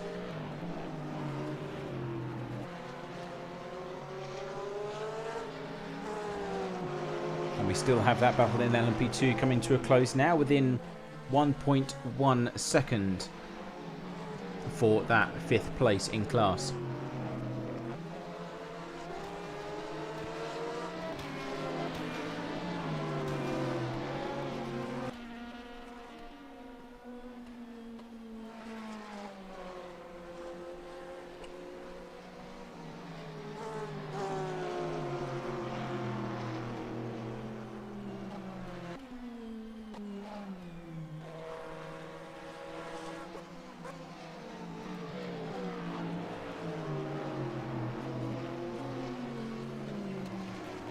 Lovely orange glow starting to appear on the circuit where we slowly approach the time of sunset or evening, however you want to call it. And this is the part where R Factor 2 starts to show its true beauty. And we start to get that wonderful sunset effect across the circuit and the cars. Of course, the vehicles themselves, lovely paints. They've got some chrome effects going on, it's metallic, and the sun rays do certainly bounce off and create the spectacular effects as we go into the hours of darkness.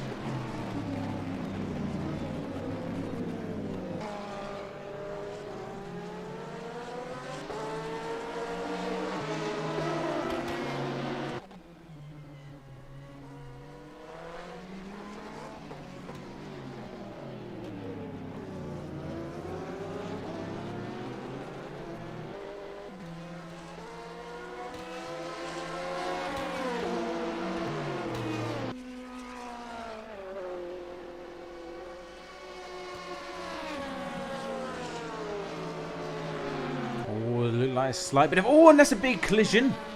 Who was that? Black Hawk Racing. Black Hawk Racing retired. Their second car of this afternoon is gone. Huge collision at the top of Eal Rouge and Radion. We've seen that so many times this evening.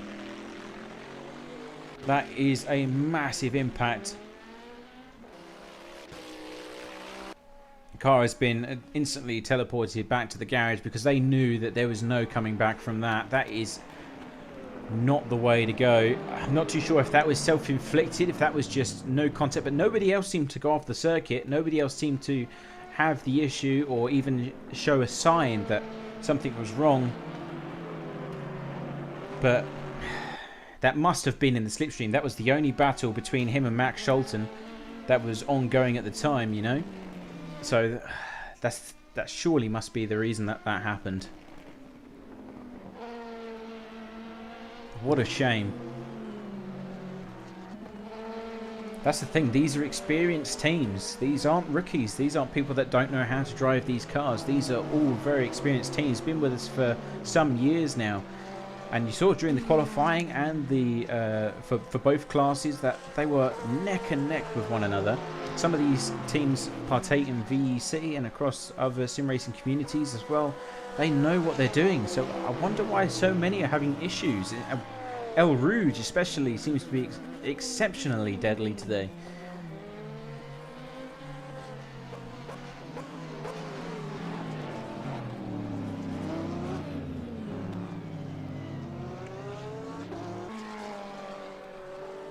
So that now leaves our running number down to 21 cars out of 32. Just a third of the grid gone.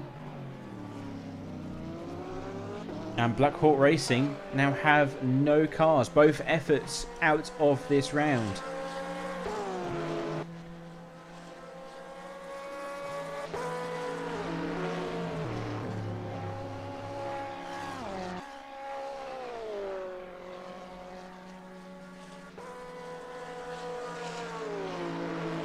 So that means we've got, I believe, yeah, we've got 8 running prototypes left. Still quite large portion of GT3 cars that's still going, but we haven't even reached the halfway mark in this race yet. And of course things are going to get more difficult. The temperature is going to drop by a few degrees as we go into the night, and of course that brings its own complexity and challenges with it, with not being able to see your braking points, etc. You're much more reliant on your knowledge of the race circuit as opposed to being able to see where you're going. So that, you know, that's going to make things very, very difficult indeed. And a penalty for Hans Mathuni. Not too sure why that is.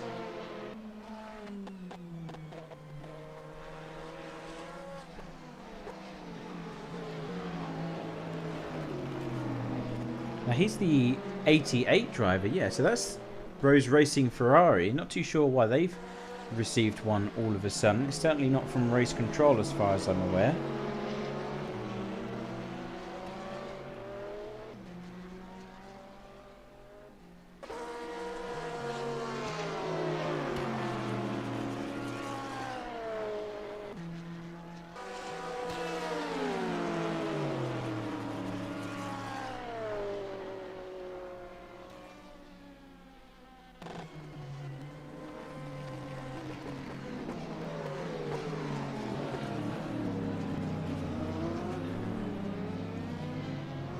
Anyway, let's get back to the battle between these two because we are fast approaching the halfway point here. 17 minutes to go. Don't know where I'm going with that. But yeah, 17 minutes left to go before we have our points awarded. Now, Christopher is closer than he has ever been so far this race. 0.4 seconds. Going on board for Eal Rouge, and I almost don't want to look because I have a suspicion that I know what's going to happen. In fact, he backs off. He's actually decided to back off because he knows that it's going to be deadly.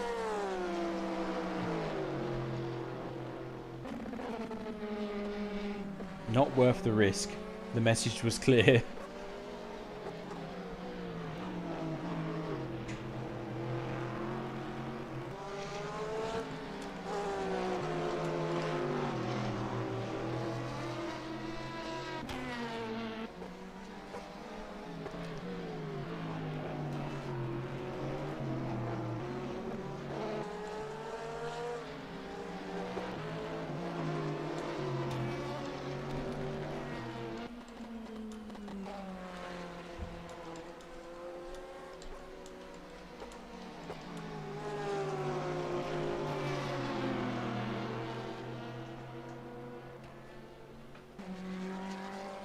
There goes your leader.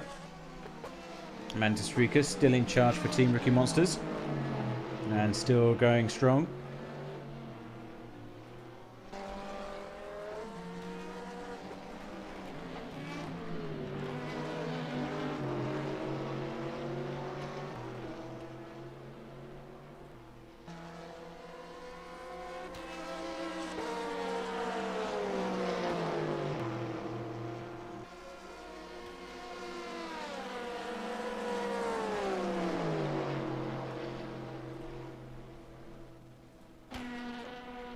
So, if you are bored at the moment, if you want to come and say hi, tell us how your team is doing. Hopefully you're not one of the teams that have sadly retired, but come keep us company in the commentary box. We'll talk you through your race or your experience at Spa-Francorchamps. And just tell us what kind of tactics your team has if you are still fortunate to be in the running here this afternoon. Just while things are quiet, of course.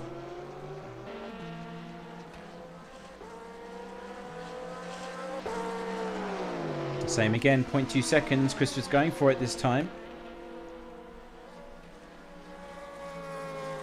Oh, and there we go. Yeah, I am slowly being convinced that there is a major flaw in the physics with some of these cars. How he kept that out of the wall, I do not know.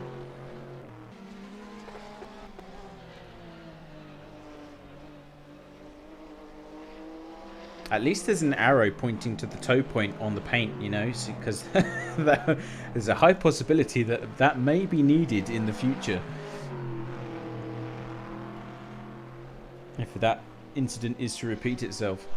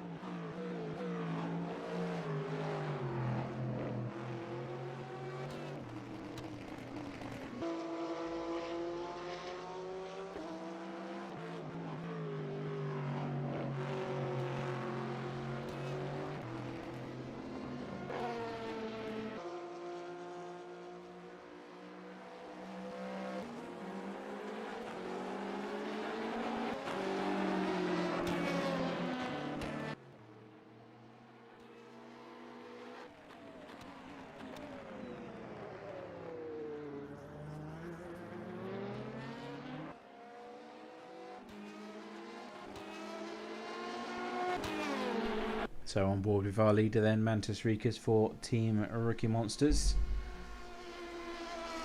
12 minutes remaining until we get to the end of the first half of this afternoon's race here, round 4 of the WSTC.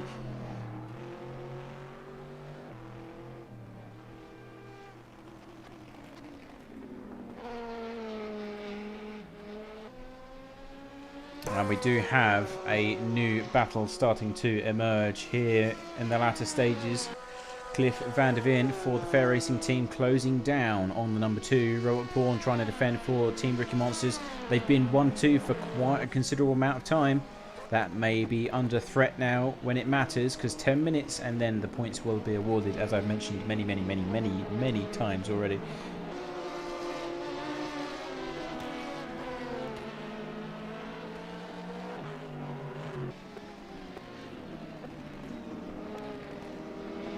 .3 seconds, so he is starting to ramp up the pace for the 57. Could be some significant point changes coming up very shortly. Championship wise, 57 is in P9, not the best performance so far, 32 points. So even still, if he can come home in second, that will put him all the way up into 4th or 5th in the standings with that kind of result. And riding on board with Cliff now.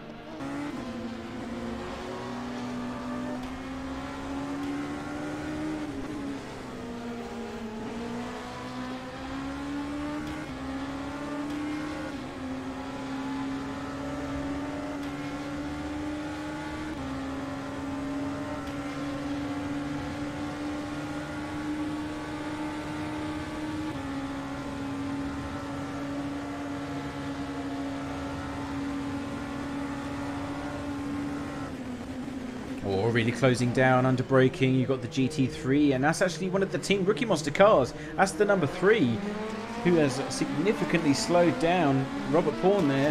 Of course, nothing he could do, just trying to stick to the racing line as best he can.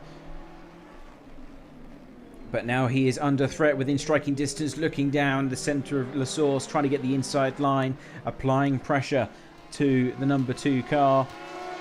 As we go down into Eal Rouge, going to be very twitchy coming down into the braking zone as we come up to the hill. Backs off just ever so slightly, trying to maintain composure inside that car. Yeah, dropping off like a stone as we come up onto the Kemmel Straight. Of course, doesn't want to unsettle the car. He knows he's got the pace in the mid-sector. And he wants to ideally get the move done before you get to Blanchimont, if they can.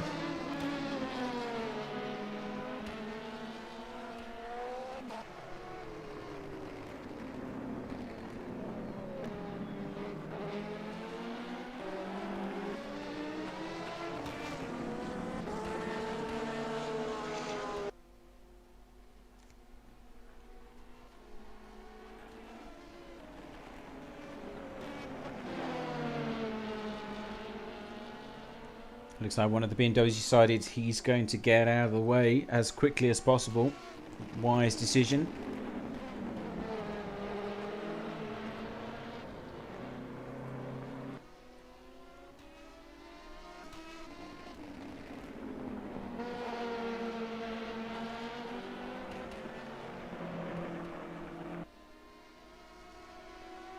Now firmly in the slipstream, 0.4 seconds and closing as we approach Blanchimont. This could be an opportunity starting to present itself, especially on the braking into the bus stop chicane. 0.3 seconds. Heavy on the brakes, glowing brake discs as you can see as they pass the camera view there. Trying to squeeze every ounce of performance from those Orecas.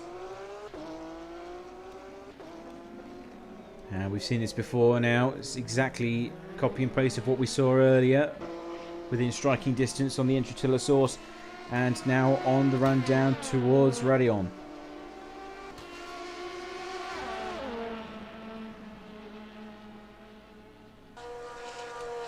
He's slightly closer this time by 0.5 seconds.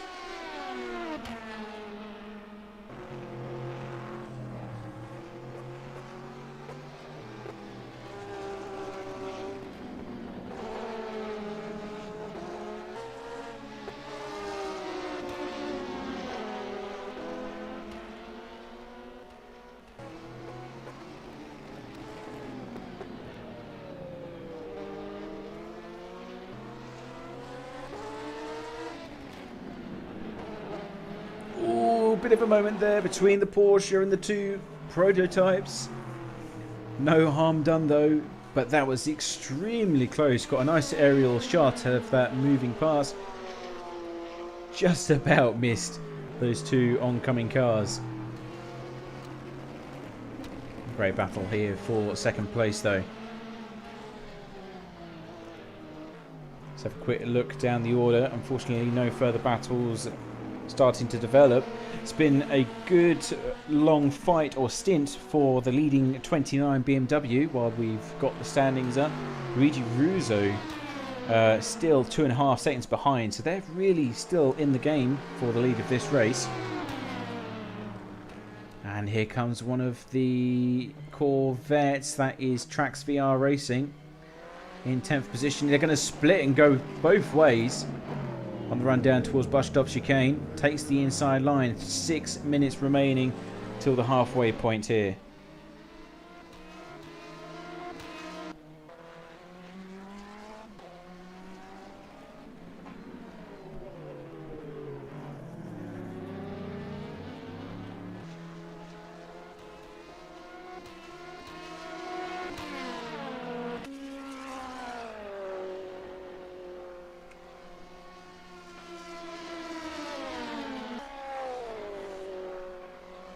.5 seconds coming up the hill. Once again, Kemmel Straight and slipstream in effect, closing down the number 2. In fact, it's actually starting to go slightly the other way. So maybe some setup differences. Cliff is certainly stronger in the mid-sector, that's for sure. He's got the pace to get the job done. Just needs to find the right opportunity in order to sneak up the inside and take that second place position. Robert Pawn, fantastic job as well of keeping him at bay for as long as he has already.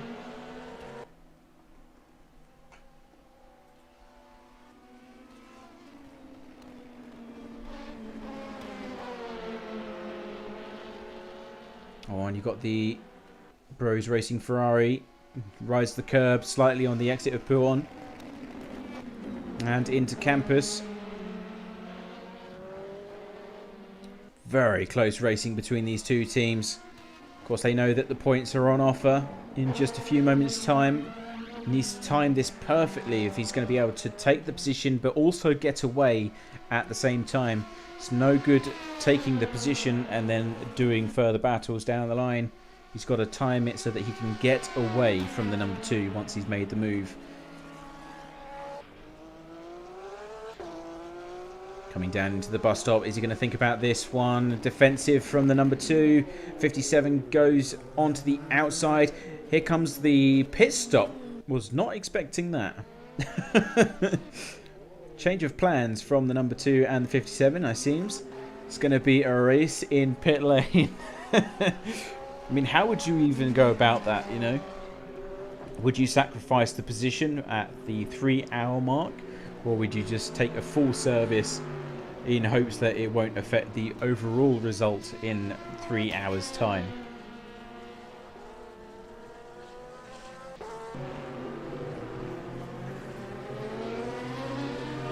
Now, some of the undercars are already going to catch up, one of which will be the number 4 from Royal Blue Racing. They're coming into pit lane too. So this strategy really isn't helping anyone out in the prototype class, which is very unfortunate. All coming into pit lane. Mantis Ricus is also in the pits. So the prototypes trying to stretch out that fuel load as much as they could did not work at all.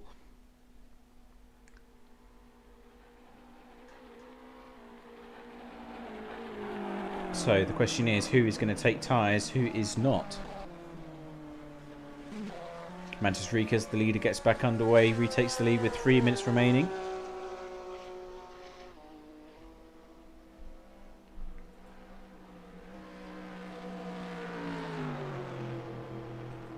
And here comes Royal Blue Racing as well, into pit lane. Take up the position in front of the number 2. Now, is that going to be an issue for the number 2, in fact, because they've parked in front of them? Of course, you can't go through the vehicles. Oh, yeah, okay. It was just the camera angle. And Fair Racing get back underway at the same time. This is going to be extremely close. Oh, Fair Racing take it on the acceleration, on the exit, off the pit limiter. That split second decision allows them to go into second place. What a move. But now it's still got to hammer down. 2.5 minutes still remaining. Cliff van der Veen right off the ball. Perfectly split timing for that team.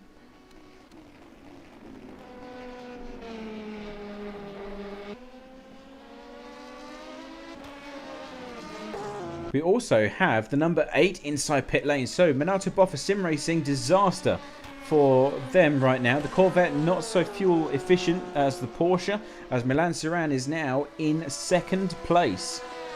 Still a few minutes to go, of course. They may still need to come into pit lane for a splash and dash, but who knows? Now Cliff van der Veen is really starting to hammer down already. A gap of 1.9 seconds over Robert Pawn. And the number 2 actually did perform a driver change as well. So that could be the reason why they've been able to get away in quick time. Because of course it takes... This is Walter's first time in the car as well. So he will need a moment to settle in, find his own rhythm, get up to racing speed. And that will pretty much hand this to Cliff van der Veen and the Fair Racing team.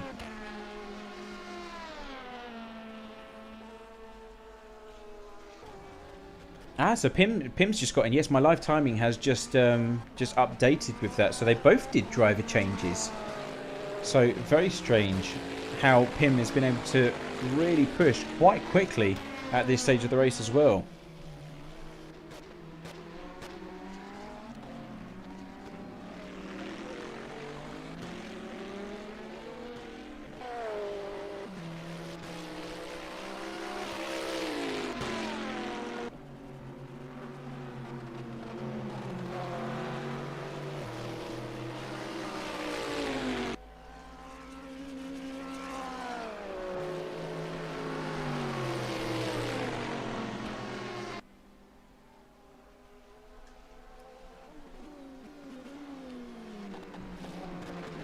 Now battle unfolding here.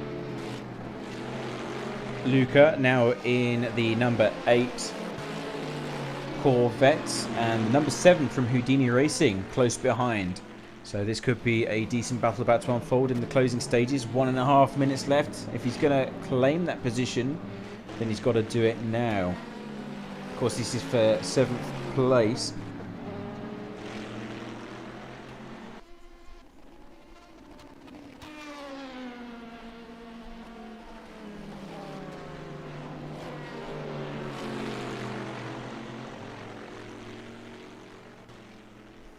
And strangely, I just refreshed my overlay and it's already gone past the 3-minute mark. So some delay.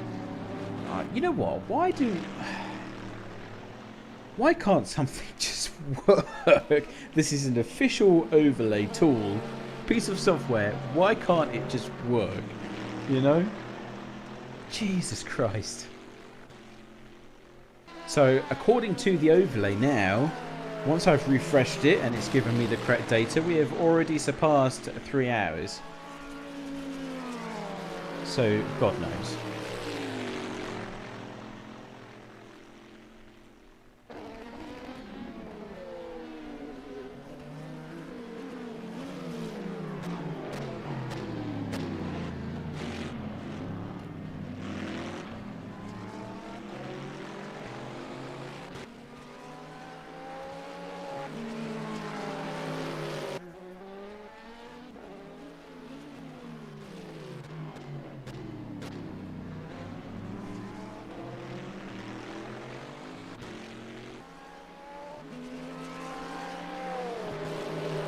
So let's just quickly look at the mid-race results as they were. So it will be Mantis Rikas that takes first place, followed by Pim Van Ark, and then it will be the number 2 of Team Rookie Monsters. Rob Blue Racing, their best ever result in P4, and Max Scholten for the Fair Racing team in P5. Then it's the number 7 for Go Team Racing, On-Off Racing in P7. And then you've got Juice's Motorsport Club in P8. Moving down to GT3's Panicky Gaming in first. Milan Saran in second for Team Cinco. Then you've got Daniel Ersling for F1 Bros Race, or Bros Racing Ferrari. And then it's the number 3 from Team Rookie Monsters in fourth. And in P5 is the 19 from Team Simco. Christopher Tarbotin, really strong recovery drive. P6 for RSA Sim Racers. Then you've got Minato Boffa Sim Racing with Luca Rosmarino in P7. And then Houdini Racing P8. Rose Racing 88, the Red Ferrari, in P9. And then Trax VR Racing with Colin Sanders in P10. So also on a strong recovery drive. Rounding out the last few positions, Shattered Windscreen Racing, or Windshield Racing, always mix that up, in P11. Team Rookie Monsters, the number 73 with Malcolm Smith in P12. And then unfortunately the last running car is the 76 Panicky Gaming in P13. So that is your current lineup of cars.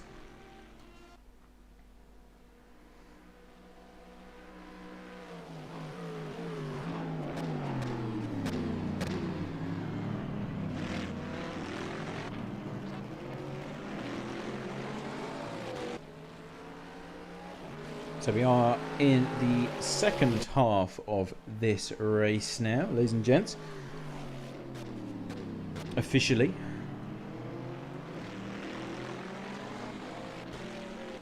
And it is still Panicky Gaming leading the way by a solid 26 seconds.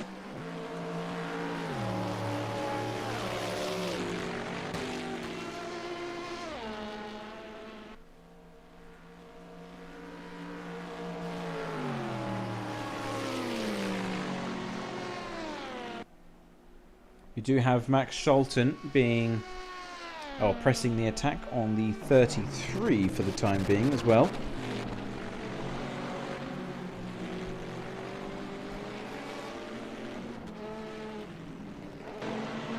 And what we're going to do is we're just going to drag in our race director for a small moment. David Buckley, welcome to the commentary box. Hello everybody. And yeah, how's things with you in race control right now? Want to share with us some of your splendid moments that you've had? Yeah, walk us through the start of the race, because that was carnage to say the least. Yes, it was.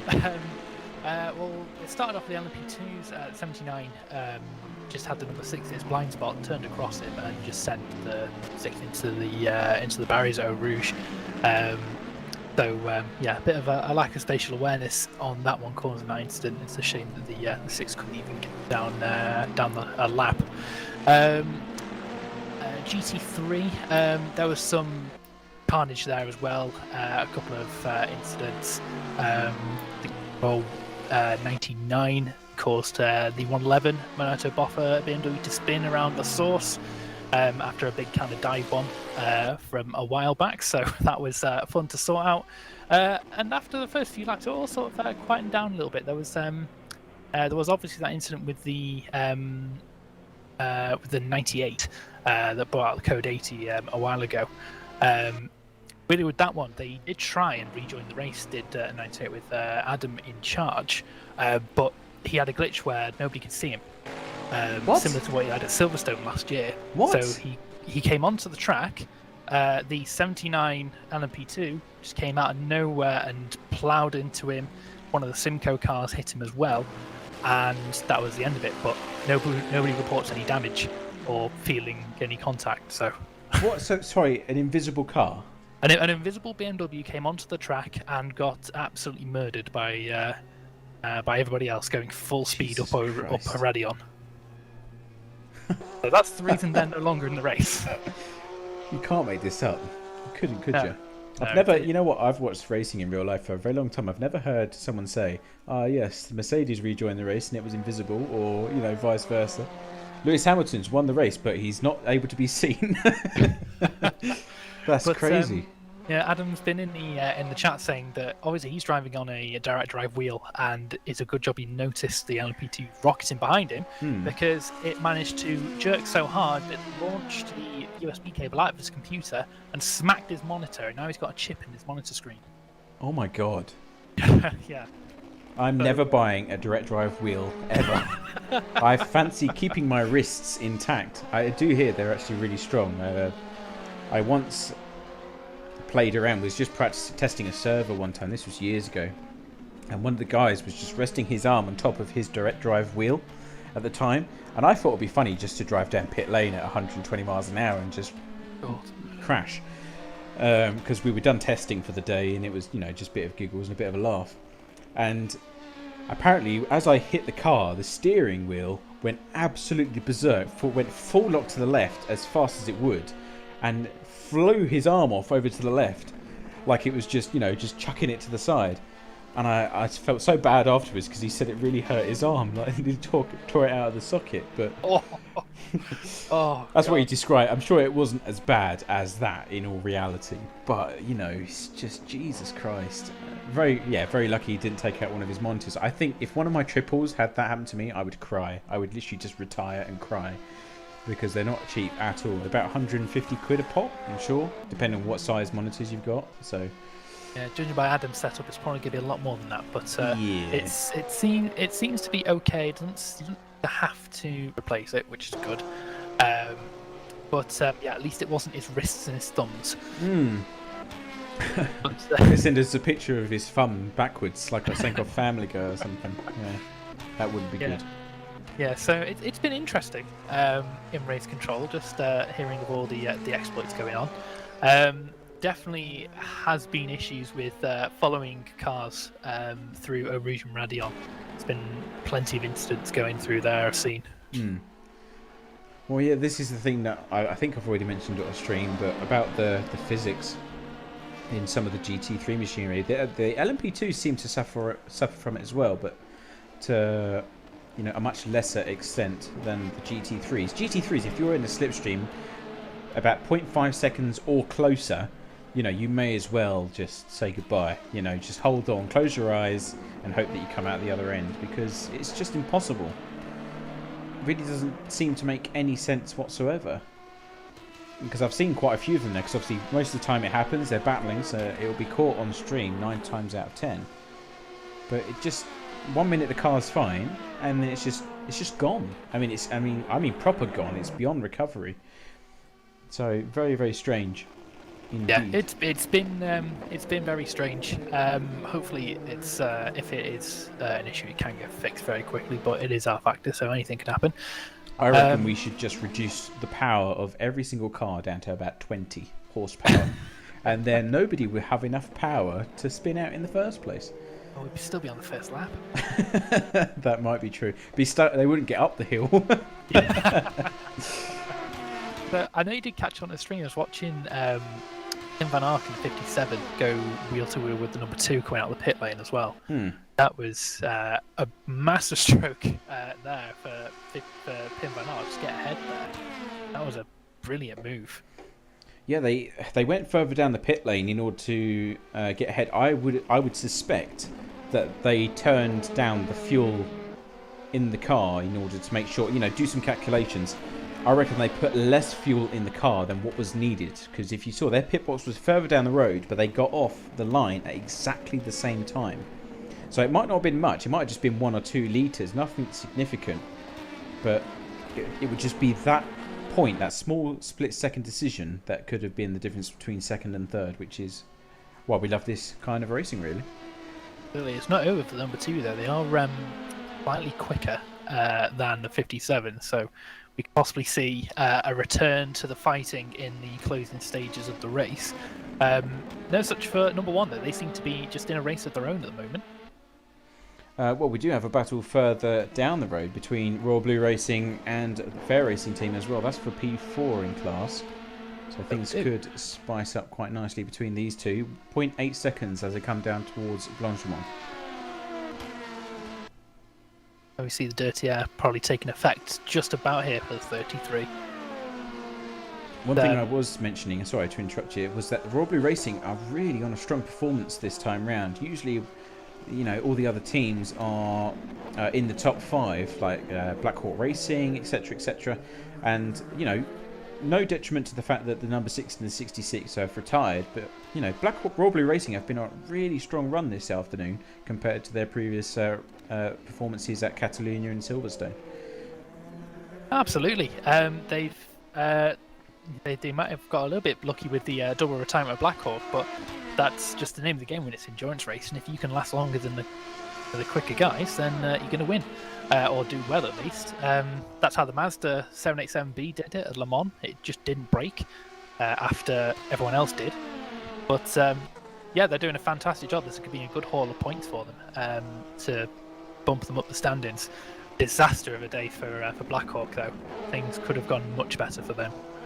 Yeah, I was saying at the start, I saw it happening before my very eyes. I was watching that corner of the screen on the entry to Eal Rouge, and it was just chaos. As soon as I looked, because I was looking at the front of the pack with Team Rookie Monsters, and I looked back by 1 or 2 rows, and I was like, oh no. Inside my head, I just said, oh no. And of course, what happened. And 66 having that incident at the top of Eal Rouge as well. They were on a strong run themselves. They haven't had much luck so far this season.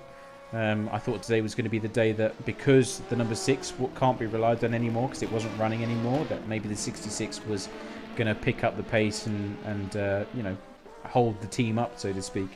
But it's with anything, like with the 98 from Luna Racing, wrong place, wrong time, and it ends in a DNF, unfortunately.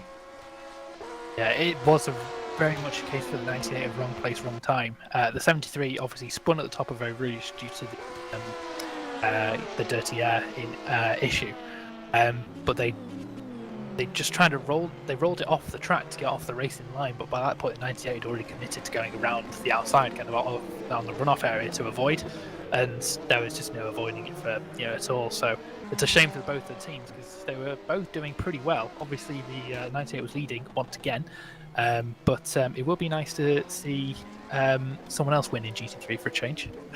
Well, we've got this battle coming to a head now as it's 0.3 seconds between Max Scholten and Patrick for the Royal Blue Racing team, coming down towards the deadly corner that we know as Eal Rouge.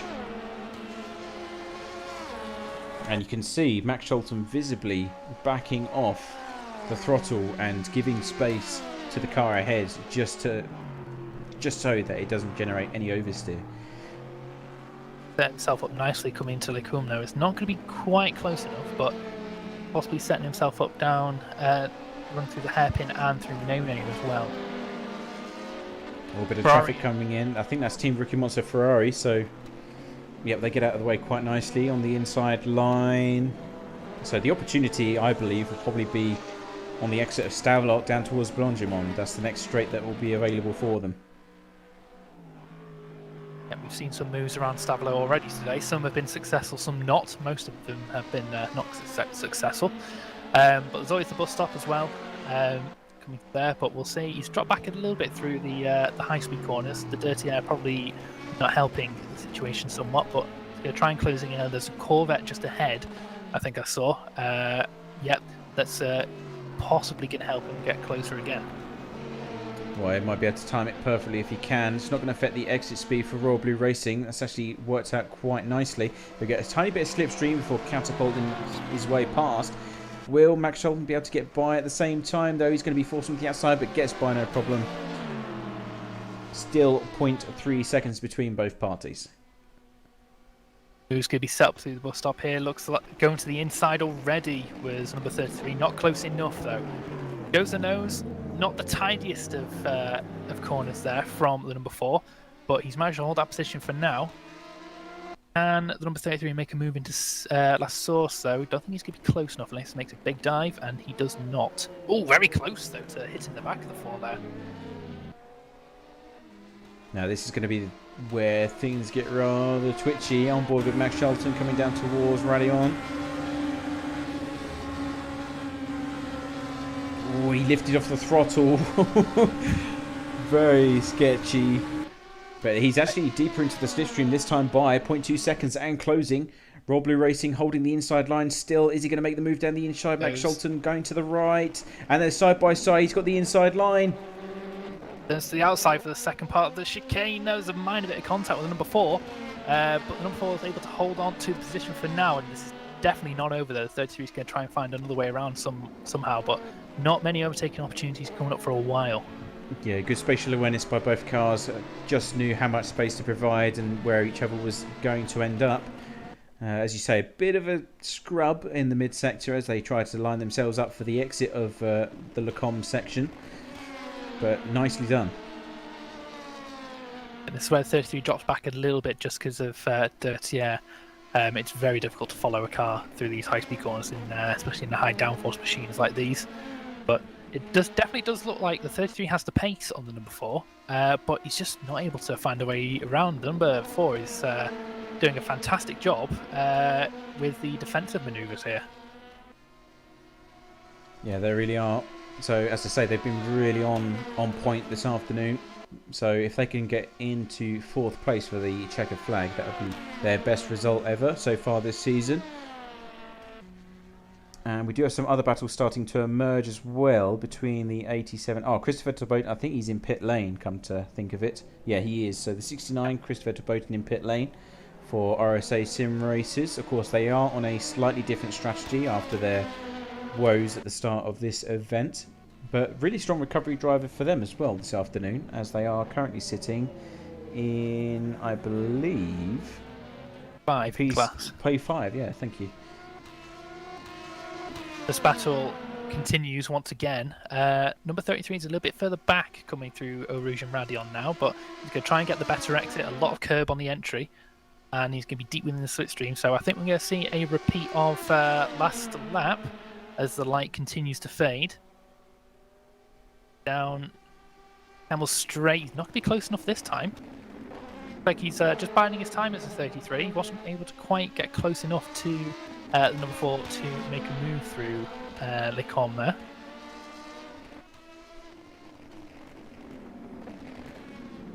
Now, if we can just quickly switch over to the GT3 lead, because it seems to be that the Corvette from Minato Boffa Sim Racing is about to take the lead of the GT3 category. It was around 2.5 seconds last time before they came into pit lane last time by.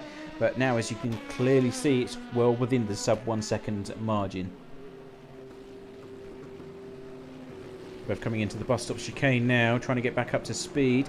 They have had a driver change here in the 29, but not so much for the number 8. Luca Mosmarino is still behind that Corvette, whereas Perseus Miram is behind the wheel of the BMW for Panicky Gaming. So maybe some pace difference here. Last laps was 2:21 in comparison to 2:20.1. So definitely some pace difference there. Full second of pace difference on the last lap. The number 8 has... Oh, that's a big off there. He's just about managed to hold that out of the wall. So that's dirty air once again. Is causing some issues. That was 0.4 seconds. So as I say, anything sub 0.5 seconds seems to be deadly going up Eal Rouge, which makes no sense to me whatsoever. I always thought that you wanted to back off just slightly so that you was about 0.5 seconds. Then that gave you an opportunity to get on the interrupt. Yeah, battle for 4th position. LMP2 is hotting up again. Number 32 is very close to the back of number 4 coming into Eau Rouge. He's deep within slipstream range coming down the Camel Straight now towards Le Combe. There's going to be a little bit of slipstream help from the Ferrari ahead. Down to the inside goes number 33. He's going to try and make the move stick this time, and it looks like he might have got that done. He's gone a little bit wide going through the first part. I think he's able to hold on. That Ferrari might get in the way coming out of Le Combe, but I think he's got that move stuck for now, unless the number 4 can make a big dive coming into the hairpin. Oh, he thought about it, really did, but of course...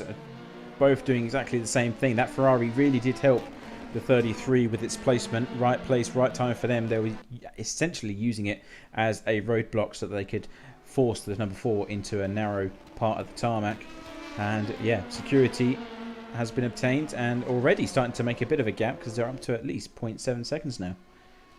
I did think number 33 was a bit quicker than number 4. It's just a chance for Max Scholten to prove that now. He is pulling a gap over the number 4. We'll see how that compares in terms of lap times. Yeah, he's got quite a way to go until he gets up to the number 2 car, Team Rookie Monster LMP2 though.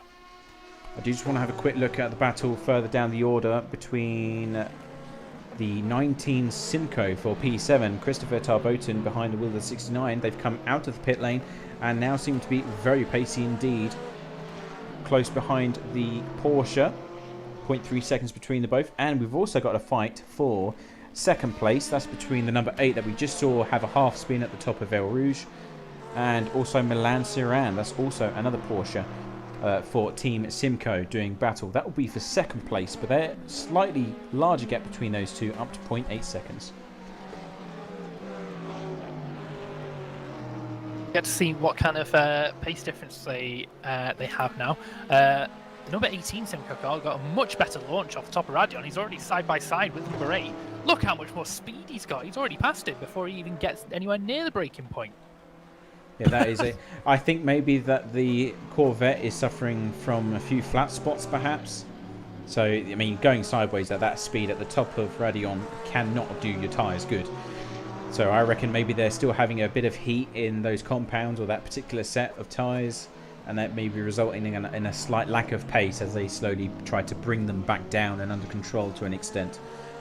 Yeah, looking at the gap that's already been pulled on number 8, I think you're right with that one. I always forget that flat spotting is a thing in this sim, and yeah, it's not fun when you have flat spots at high speed, especially in this sector of the circuit as well. You've got high speed of ongoing corners, and there's going to be a lot of vibration going through that Corvette chassis at the moment. And that's why T300 RS is perfect, because it doesn't snap your arm off when you've got flat spots in RFAX 2. That's my excuse for being poor, anyway. No, your excuse for being poor is the RX-8. Yeah, we're not going to that. Just in case the missus decides to watch the stream back. I don't want to mention how much money I've spent on a real car. Right, we're back on with back on board with the 19. Who's doing battle with RSA Sim Races, but up to 1.5 seconds now, so it seems like even Christopher is struggling to keep pace with the Porsches in these nighttime conditions. I think Change of position. Oh, the number 8 has gone off. Being accident. It looks like they have gone into the wall. That's a spoiler that's come off, and also a wheel. So I think that might be the end of the day for number 8, and also for the Marta Boffa team. I think that's at the exit of Stavlot. Looks like it on the run down towards Blanchimont, the exit there. That's a very strange place to lose control of that car. I'm just going to have a look at the replay, see what happened. Something that obviously we can't do on the live stream. Yeah, they've retired the car though. No code 80 required there. Yeah, I think you'd be chucking papers everywhere and quickly shuffling back into the race director's seat.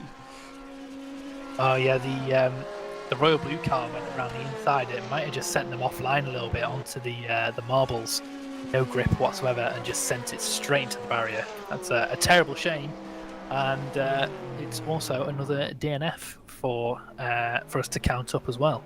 Spa has been lethal this year. Makes me wonder if maybe we should have just gone back to the modded version. Well, the modded version wasn't much better last year, was it? No, it wasn't. I think Spa is just deadly. It is the nature of the circuit. I mean, it's all very high speed, and there's not a lot of runoff area. If you look at, for example, the runoff of Radion, you get that wrong. There's not an extensive piece of gravel or even grass or tarmac you can spin off into. It's just a tyre barrier. Same around the whole circuit. There's a few feet of grass and gravel, and that's about it. If you go off, you are going off in a big way. Well, even Eal Rouge, you've got that. Well, it's almost like a safety net to the right-hand side at the top, which is also pit exit. But you've almost got that. If you can control the car and stop it from spinning wildly, then you've almost got half a chance of surviving. But if you go straight ahead, if you go to the left, then you may as well just close your eyes and say goodbye. You know, it's game over.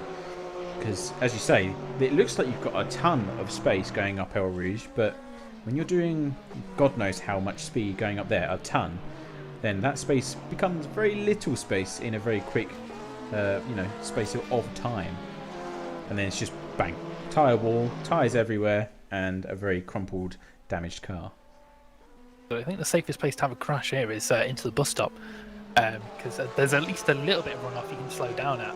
And chances are you can be going forwards into the barrier, so at least you can lock your brakes. But there's nowhere you can really have a safe.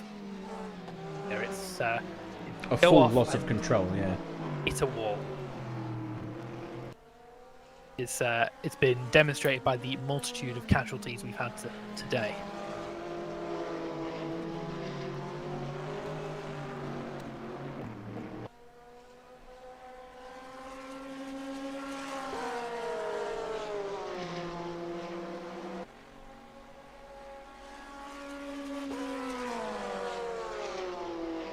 Looks like everyone else has spread out a little bit now.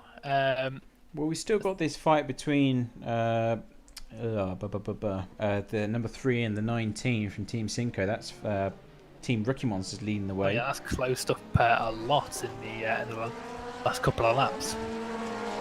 So that could be one to watch. That's the closest battle that we have on circuit at the moment, 0.5 seconds, as we go fully into darkness now here at Spa.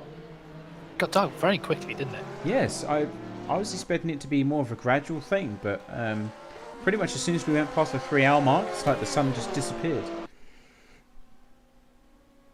Down into Eal Rouge and Radion, that's the number 2 LMP2 Rookie Monster that's between the two cars. They're navigating through safely. See what kind of top speed the Porsche has against the Ferrari.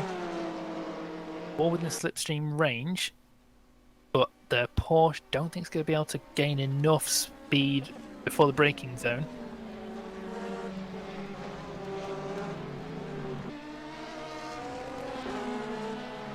The number 3 Rookie Monster car doing quite well, up into the podium, 4th position in class.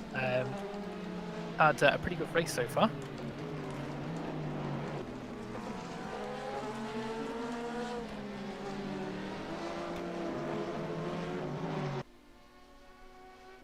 But the Simcoe Porsche just isn't quite able to close the gap through first sector, coming into the second now.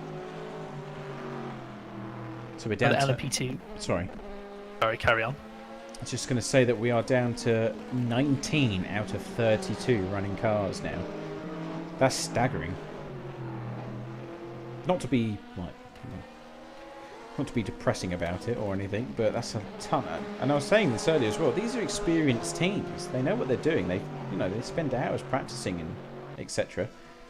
But Spa is just, or maybe I reckon it's because they didn't practice with slipstream, perhaps.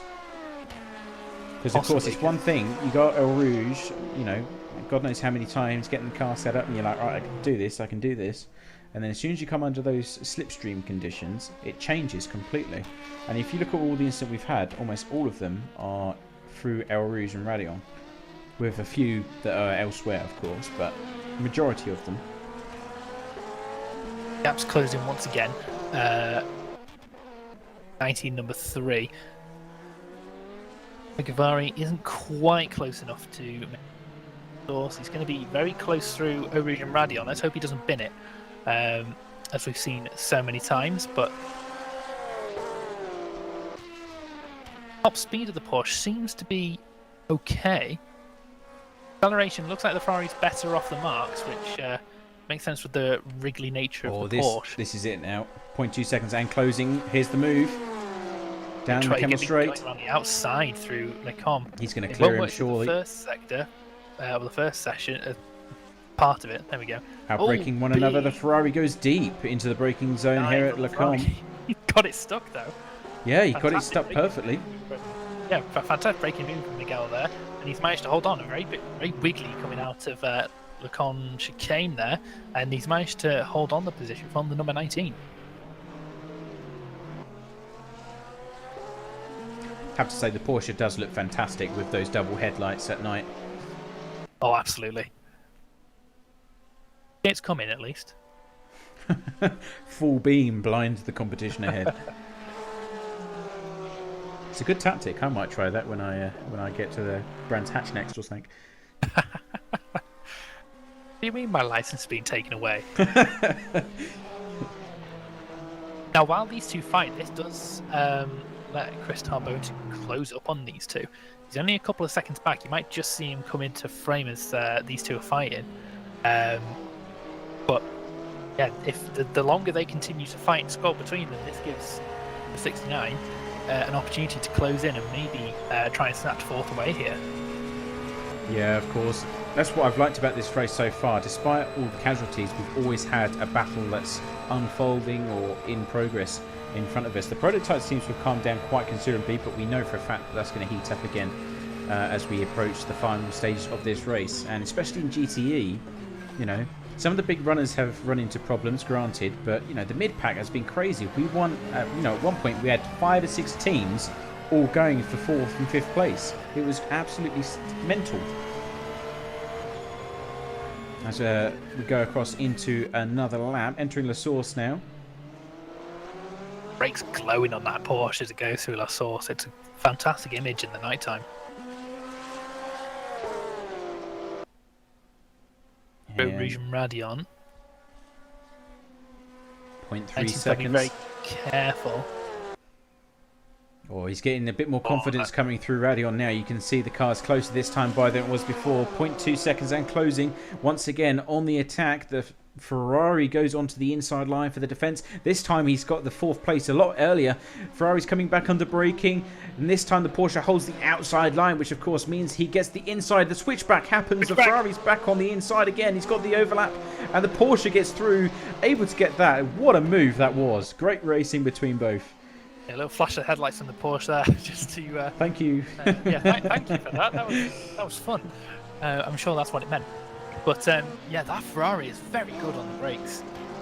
Miguel there doing a very, very good job of trying to defend that position. But yeah, there was nothing really he could do to defend that. The Porsche had the overspeed and the slipstream coming into the braking zone, and he was far ahead. And the pace that he's gaining already as the number 4 car comes through. That was a bit twitchy there from a bit of a miscommunication between the Porsche and the LMP2. Yeah, let's try to finish with at least 19 cars, shall we? He's through. We're fine. We can breathe again. So 2.5 hours left, or 2 hours and 24 minutes if you're a person who likes specifics. And definitely into the darkness, firmly into the darkness hours of the race now. He's starting to get away in the number 18. Or 19, sorry, my apologies. Their teammates, which are in the 18, they're doing even better. They're actually sitting in second place right now after the 8 retires. So this race really has shook up the championship. Whatever way you want to look at it, you know, good or bad, it definitely has transformed the standings. I mean, you've got the 29. They are, at the moment, all the way down in 15th place. After this, not so. You've got the 18, who is sitting in second place. They're in third place. After this, certainly not so. They're actually going to be leading, I believe, if I'm not mistaken. Then you've got the 87. They're in second place. Still, they're going to go up and take over the 89. So the 98 Lunar Racing car really has now got a task ahead of them, because we've got Mid-Ohio in 2 weeks' time. That's going to be one hell of a tough challenge. I mean, if we thought Spa was going to have a long DNF list, I think we need to prepare ourselves for Mid-Ohio, because there's maybe 1 to 2 overtaking opportunities there. And I believe we're still running the chicane, so that's one of those taken away. God. So that's going to be interesting. That's why we were speaking of the number 88, Bros Racing Ferrari number 2, the red one. They've DNF'd as well. Had a look at the replay. Wow. It looks like there was a disconnection. They were just going through sector 2 as cool as you like, and just suddenly they're in the pits. Well, so, they could still rejoin then, hopefully. Yeah, hopefully they can get going. I think they've lost a few, at least some time and position. He doesn't live near Borna by any chance, does he? Because the same storm is just sweeping across the world, taking out all of the competitors. Nobody wants to sim race today. And we've actually got a battle starting to emerge in LMP2 as well. Pim Van Ark and the number 2. They're not quite as close yet, but it's down to 2 seconds at the moment. And they are in pit lane, so we'll see how that re-emerges when they get back up to racing speed. But that has been coming down, as you mentioned. So it's certainly one to keep an eye on. And we also have a battle for the lead as well in GT3. Milan Saran for the Simcoe. Both seem to be Simcoes. The Porsche is really strong in the nighttime phase of this race. That might be because it's dropped in temperature. I believe it's either 16 or 17 degrees or something. But yeah, the Porsches are on fire right now. They're really starting to push up the order. 1.4 seconds between our leaders here. The BMW is still driven by Perseus Moran. So let's see what they can do. Yeah, they've always threatened to have pace, haven't they, the Simcoe cars? They're always battling to up through the field, but they've not been able to quite get the positions. They've got a couple, I think they've got a couple of podiums, haven't they, so far this season? Yeah, they're looking for a really good finish here, a big points haul to help them in the championship. Well, they've always finished third. They've got a few podiums. You are right. Last time at Catalonia, they came third place on the podium. So the 18 is always the strongest of the two, as far as I'm aware. Touch wood. Commentator's curse. You don't need any more of that today. But if they can bring home a win here this afternoon, then they will go straight into the lead of the championship. No questions asked. You know, they will be leading going into Mid-Ohio in 2 weeks' time. That's for sure. Absolutely. And lap times were half a second quicker than number 29. And you can see that gap closing even more. And wow, look at that. Last lap time for the 29, 2 minute 20.0. Number 18 doing a 18.7. Yeah. So probably traffic coming into the 29, but this is helping the 18 close the gap, and we might see a repeat of what we saw the number 19 do in a couple of laps. Yeah, it is almost like they've turned on a switch inside the Porsche cockpits and almost turned the turbo on, because they are absolutely flying. In fact, they are the fastest cars out on track at the moment. That goes for the 18 and the 19 at the moment. All other cars are doing 220s, whereas the 19 did a 219 and the 18 did a 218, funny enough. Read into that as much as you will. Looks like the number 77, number 11 going strong as well. Number 77, Hoodie Racing Bentley.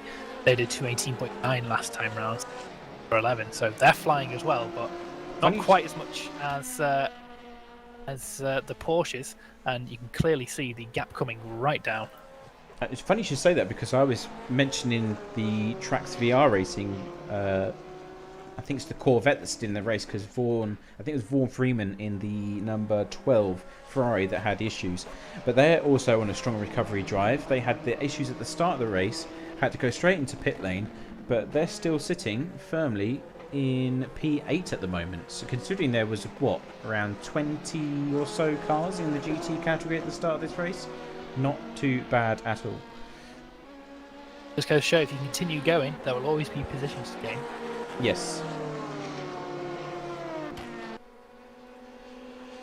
Battle for the lead GT3. Still closing. Not quite been as close as it has been, but oh, is that the? That's the number 4 Royal Blue Racing. That's the number 4. They've had an incident somewhere. They're missing a rear wing. There's no point in calling the code 80 now because they're just about to come into the pit lane. But I don't even know if they know because they're really going. Oh no, they're coming to pit lane now. Yeah, so but they were really pushing that car. I mean, especially through Blanchimont, you're just asking for trouble. I'm guessing they didn't want to lose time. There wasn't a code 80 because I've been a little bit preoccupied. But and we've just missed the move for the lead as well as the 18 Simcoe going down towards La Source. They've made the move already. So we just caught the back end of that as he accelerates back out again. So your new leader for GT3, ladies and gents, Milan Saran and the 18 Simcoe. Oh, that was a silly mistake from the number 4. Coming through the S's in the second sector, they just put up too much wheels on the curb and unsettled the car, sent them into the wall. So yeah, that's an unfortunate mistake that's going to undo all of their hard work. Yeah, I mean, they were on a really strong drive. They're now in P5. The next car down is Charlie Rigo for On-Off Racing, and now we know that they are fast because they were on the podiums in qualifying. And, of course, they are still in a strong position in the standings, 3rd place, to be exact. So the question now is, of course, you need to do the repairs. That's now thrown your pit strategy off for the number 4 as well because it's... I mean, I don't know how far in the LMP2s were, but I take a guess it's not too far. So you're now off strategy compared to the rest of the pack. Whether that's good or bad, we don't really know yet until we get to the final splash and dash. But we know for a fact On-Off Racing are going to smell blood in the water and they're going to be pushing like mad in order to make up that ground in that position. I think a top 5 position finish for them this afternoon will be a godsend. Absolutely, they're coming through Blanchimont now, so they probably will take 5th position away from the number 4, and that is going to be a fantastic recovery from them. After getting 120 seconds worth of penalties at the beginning of the race, recover it to a top 5. That is a brilliant recovery. So we'll see how they go. They're come round the first corner now. And I don't see number 4 moving. Nope, they're still in pit lane. So, yeah, that's going to be 5th position for number 79. Oh, they're just moving now, but it will be too late. By the time they get to the end of pit lane, I believe Charlie Riga will be passing. There they go. Yep. Very unfortunate for number 4. They've got some time back to number 7, so they can consolidate that 6th position for now, and they can definitely go on the attack again to try and get back past the 79. But it's going to take some doing, especially since the number 79 was 2 seconds quicker than the next car ahead last lap.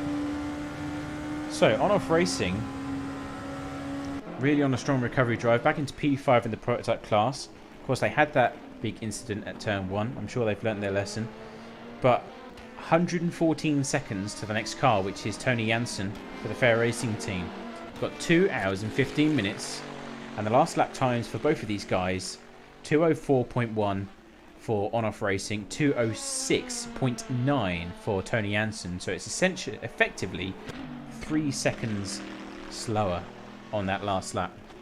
I don't think that's a representative time for number 33. I think there was some traffic involved in there possibly, but we'll see when we come round to the next laps. But if they continue to push like they are, they could possibly catch towards the end of them.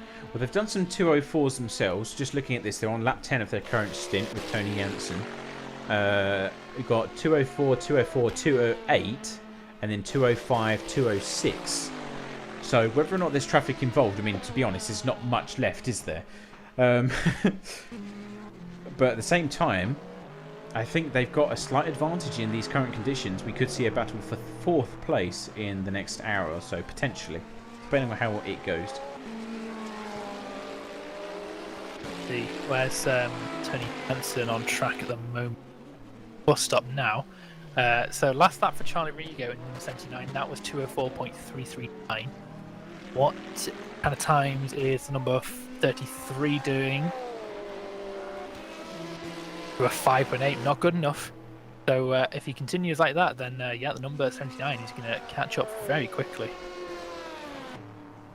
Looking at that, the number 57, the other fair racing team, they're flying at the moment. The last lap time for them was a 202.96, which was 2 seconds quicker than number 1 car.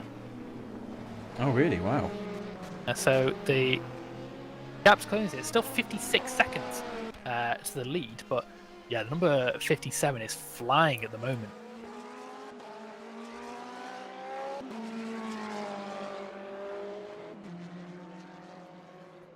So, are they? I'm going to come across the line again now. What kind of lap time is this from the number 57?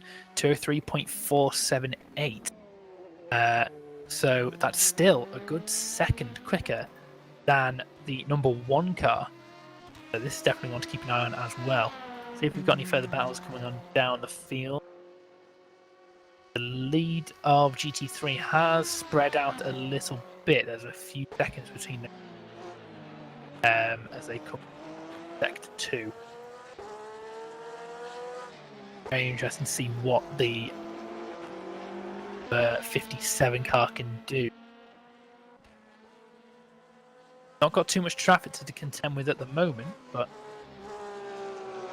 let's have a look at the lap times for Mantis Rikas. Been solidly in the 204s for the last few laps after his last pit stop, so he's got some work to do if he wants to make sure he can maintain that win or that pole position at the moment, because number 57 is starting to lose in very quickly. Well, he's got quite a considerable lead, as I'm sure we've already gathered, 56 seconds. So, I mean, what's the average across the traffic at the moment? I mean, Mantis Rikas is currently doing 204s quite consistently, 204.3, 0.6, 0.7. Pim, wow, he actually, having said that, yeah, 204, 202, 202, 203. So, yeah, I take that back. That's actually quite a good pace. Yeah, he is flying at the moment, is Pim. He's got a little bit of traffic to contend with coming up, which probably might have slowed Mantis down. Cleared the worst of it now. He's got 3 more cars ahead of him before he's got some open track. So that might not be representative of Mantis Rikas' lap times in the number 1, but definitely losing some speed. Yeah, but one thing that I can only think of is maybe fuel saving, if they're thinking calculations about the last pit stop and getting to the end, perhaps. That could be one explanation for it, you know, but at the same time it could just be outraw pace. The problem is we really do not know, because the amount of different fuel usage dials that they've got on these damn prototypes is unbelievable. So you could lose, what, 2-3 seconds a lap if you decide to go all the way down on your fuel usage, depending on what circuit you're at. So it really does have a massive effect, but only time will tell, I guess. Exactly. It's also traffic management as well. I mean, oh yeah, there's a lot less cars than there was at the beginning of the race. There's still quite a bit of traffic to contend with, and Spa is not the easiest place to deal with traffic. Despite how big it is, there's not many different lines you can take. So dealing with the traffic definitely does help as well. Last lap time from Pim van Arken at 57 was a bit slower, 204.659. They're about a tenth or so quicker than one car, but we'll see. There's still some traffic that the number 57 has to deal with, so we'll see how that develops over the race. Yeah, certainly a lot still to unfold as we approach the end of the 4th hour here this afternoon. 9 minutes left, or 10 minutes left, however you want to look at it. And yeah, things are settling down quite nicely. We've got the leaders in LMP1 that are making good headway, of course, being caught, but that's going to be a long time before that battle comes to a close. Same goes for the number 2. They're slowly losing ground to the leading duo. But Tony Jensen, next car down, that's a huge gap of 61 seconds. He's slightly faster than the number 2 at this moment in time, but not by much. So again, that's going to be another battle that may come to a close in the last stages. And that's the problem with endurance racing. It seems rather boring, like nothing's going on until they all dive into the pits for the final time, and then it's like, whoa, they're all in the same place. So fingers crossed that's going to happen here at Spa. It's happened already at Catalunya, Silverstone, and I believe it happened at Portimao as well, to some extent. So fingers crossed that will be a rinse and repeat for the series, because very competitive teams here this afternoon. Absolutely. I'm shocked at how competitive everyone's been in this series so far, especially in qualifying. The qualifying times have always been, aside from today when it's been a couple of tenths, but that's just because of slipstream. It's always been within less than a tenth, especially in LMP2. They've been so close to each other, and it's never been clear who's going to win a race. What was it, 0.01 second or something last time we had qualifying? I think that was Portimao, if I'm not mistaken. But 0.001 seconds between the top 2. It was, I couldn't believe my eyes. That's as close as you can get, you know? Yeah, it's absolutely mental how fast these guys are. And I was speaking to Mantis just before the race began, and he was saying that he's just come from doing the Daytona 24 in iRacing. Yeah, that man has. He's doing 4 hours stints, 4 hours of stints in this now. That's crazy, isn't it? Yeah, and he's leading by a considerable margin. I've just done a 24-hour race in a different sim, in a different car, for at a different circuit. And I just thought, yeah, in a different sim, yeah, I just thought I'd pop into our factor and win this race too. Yeah, I don't think his Daytona effort went quite to plan. I think he was crashed out at the start and was a couple of laps down from the beginning, but definitely makes up for it if he can pull this off today. But we're not going to say anything because we don't want to jinx people. We have a habit of jinxing people, that's for sure. In fact, I'm pretty sure that everyone that's died here this afternoon had something said about them beforehand. We praise them at some point, yeah. Yeah. It's like, oh, they're going really well this afternoon. Bang. Yeah. They're listening to us.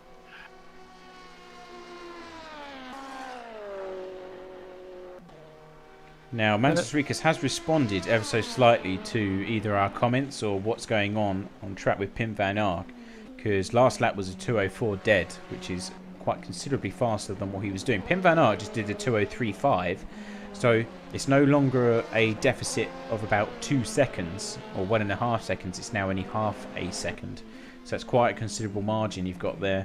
So at least he's not catching him too quickly.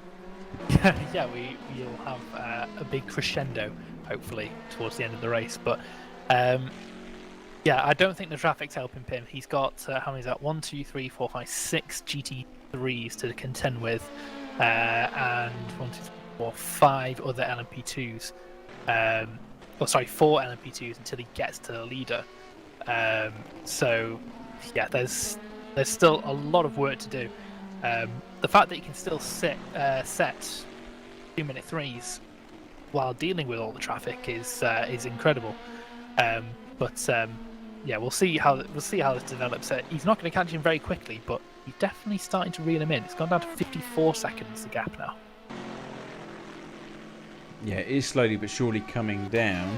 I'm not too sure where everyone else. The gap for the lead in the GT3 category has widened up to 5.5 seconds now. So The 29 from Punica Gaming is slowly but surely losing ground. In fact, last lap was 0.5 seconds faster. So no doubt that's been over a consistent amount of time as well to make up that gap. Dennis Castillo Sims from Track VR is the next car on the list. And good news also... Pros Racing, not Track VR. Sorry, my apologies, yes. And good news is that the 88, the one that got disconnected with Noah Bergman, is back in the race. Oh, thank God. They've got a few laps down to the next car, which is the number 76 Punica Gaming car, but at least they are in the race. It's a big good result for the number 29 Punica Gaming BMW. They do have some pace, especially Arcadius, who I think drives the number 29. Yes. Very quick, but they just don't seem to have the look, do they? They are there or thereabouts in the top 10. But this would be a good result if they can get a podium. Oh yeah, definitely 100%. It's going to change their entire championship. You know, as I said many times, they're 15th at the moment after running into several issues as the season's unfolded. So it hasn't been a great start, but it's like over the Christmas break they sat down and said, okay, what we're doing wrong or what's happening to make us come down at the lower end of the order, and it's like they've just gone, click their fingers, and they've just solved it. Because, you know, this is their best result by far. Yep, they've just got to get to the end of the race now, which is... Good luck. We've just given you some positive feedback. Do not crash, whatever you do. Stay out the slipstream. But yeah, they've got a 6-second deficit, or just shy of 6-second deficit over our leaders. They just need to hold off Dennis Castillo Sims, really. And that is a very quick driver. He's actually quicker at the last time by 0.7 seconds in that Ferrari. So, of course, they're going to be hunting them down quite urgently because they want to make sure that they stay in potentially first place once the standings come to a close at the end of this round, because it will be between them and Simco. At the moment, they've got 10 points over the Porsche team. So, potentially, if they get second place, they might take the lead of the championship instead. So, it would be very vital for them to catch up. Absolutely. This is a good... position for Ferrari. I've not seen a Ferrari up this high in the season yet. I don't think be the strongest finish for the 488 if it finishes like this. No, it finished second at Catalunya. Oh, did they? Oh, yeah. They've been pretty on. It's been quite consistent. It's always been Luna, the 87 Bros Racing Ferrari, and then Simco, which is the 18. Hence why the points are so drastically in their favour, because it's 100 points, 88 points, and 78 points, and then fourth place is 54 points. So it's always been those three teams that seem to be occupying the top spot, but they just kind of shuffle around a tiny bit every now and again. It's only been this round, really, where I've seen the Corvettes perform very strongly in comparison to the other chassis. It's been very weird.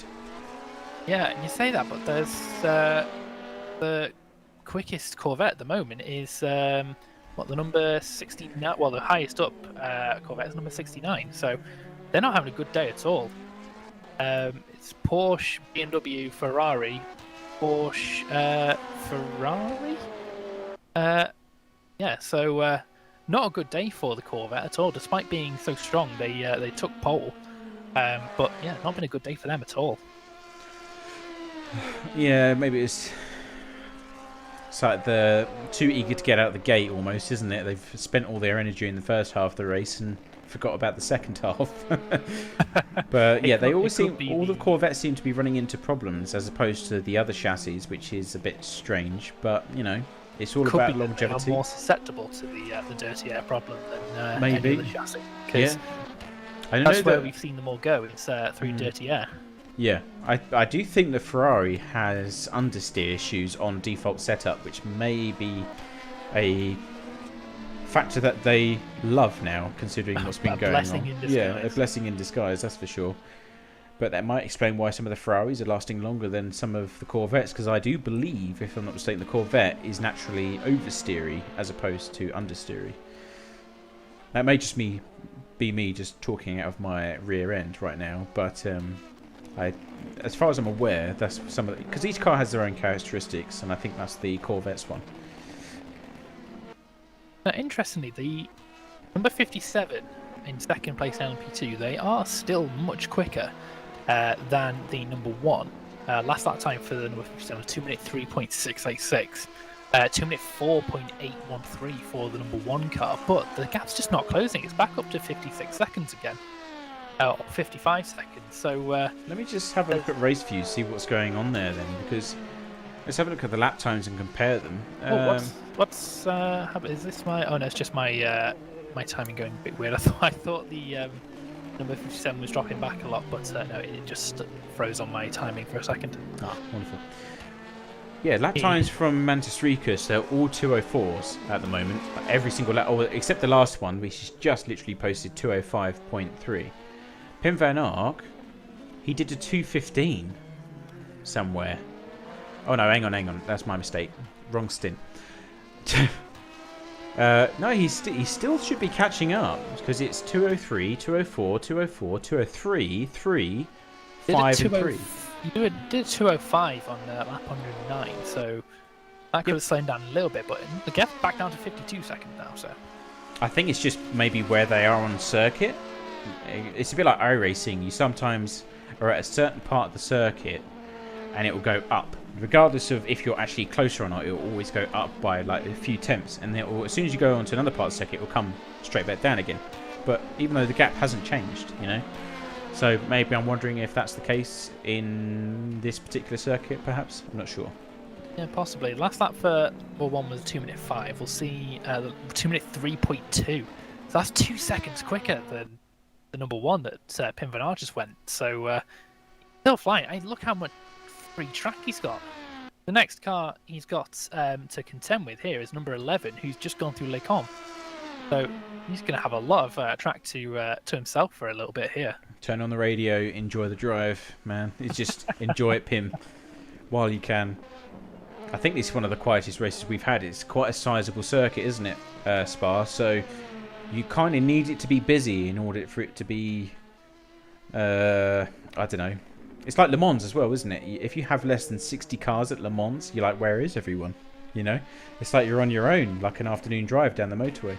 Or, midnight drive down the motorway. Exactly. But having too many cars, we'll see. Well, you see what happens at the start of the race. Yes. It's such a difficult track to get around here. It's very strange, but it's nice to be able to see that the battles are developing. Everyone's not just settled into a rhythm and just consolidating their position. Like the 57 clearly wants more. The gap's down to 50 seconds now, so he's took out another 2 seconds. On number one, which makes sense because he's 2 seconds a lap quicker. But yeah, nobody's just sitting back and waiting for the end of the race. There's still 2 hours to go. It's longer than a Formula One race, so there's still plenty of things to gain.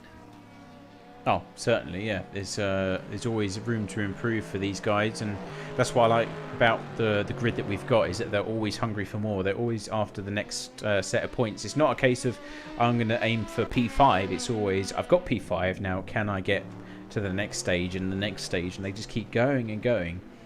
Sorry to disturb. It looks like there's a battle for 5th place in GT3. Number 77 is chasing down the 69.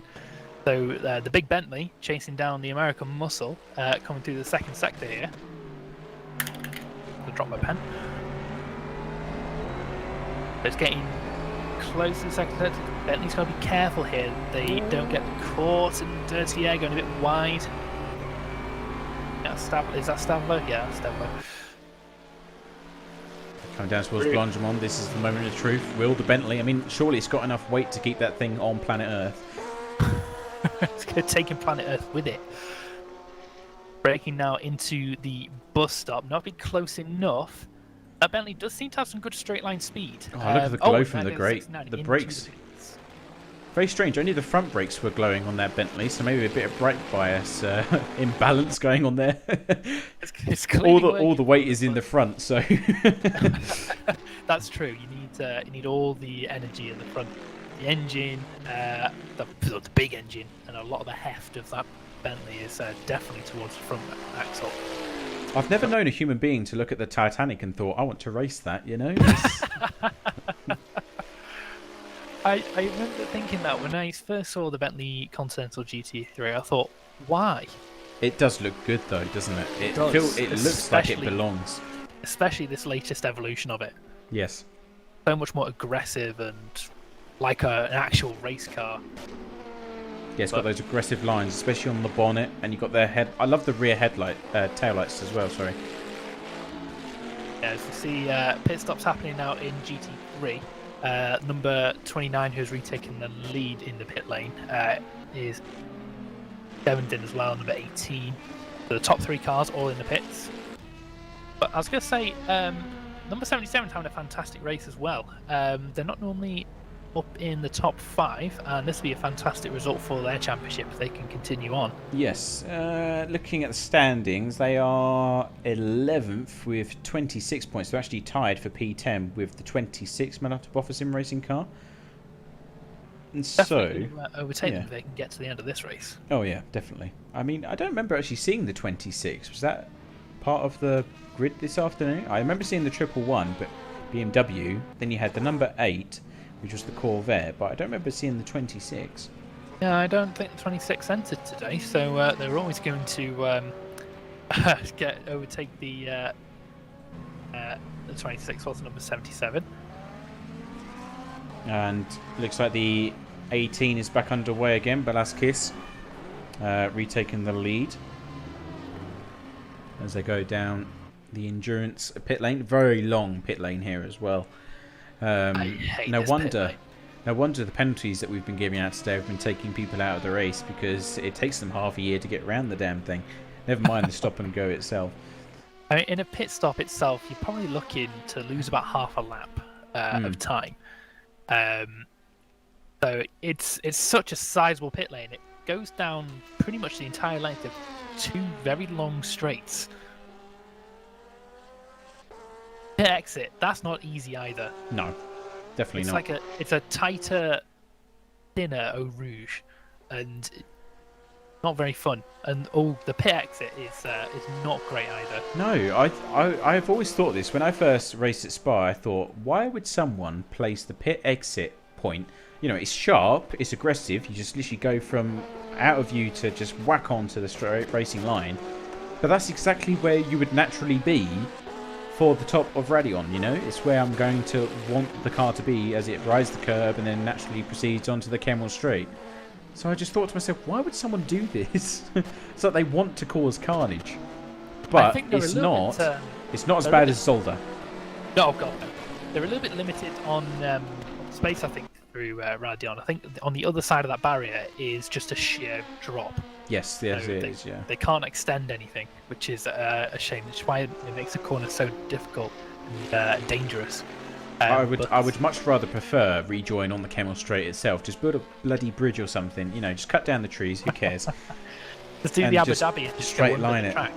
Oh yeah, that'd be brilliant, wouldn't it? Go underneath the track and then come up on the Kemmel Straight. That'd be awesome.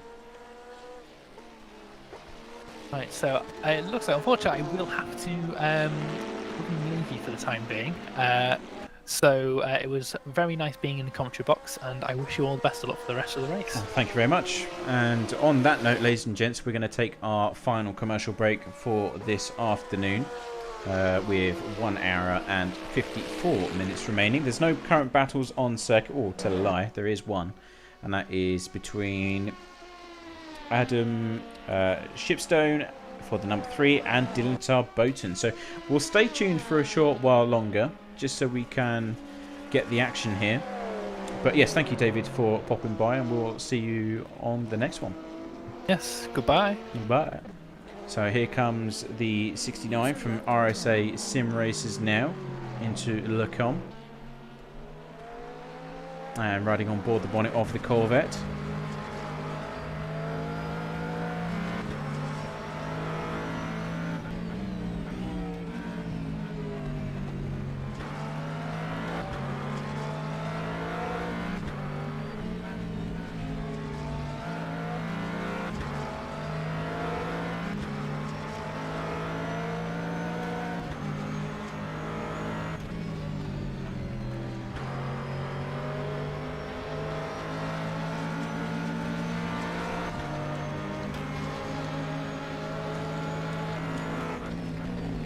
And on-off racing coming through there.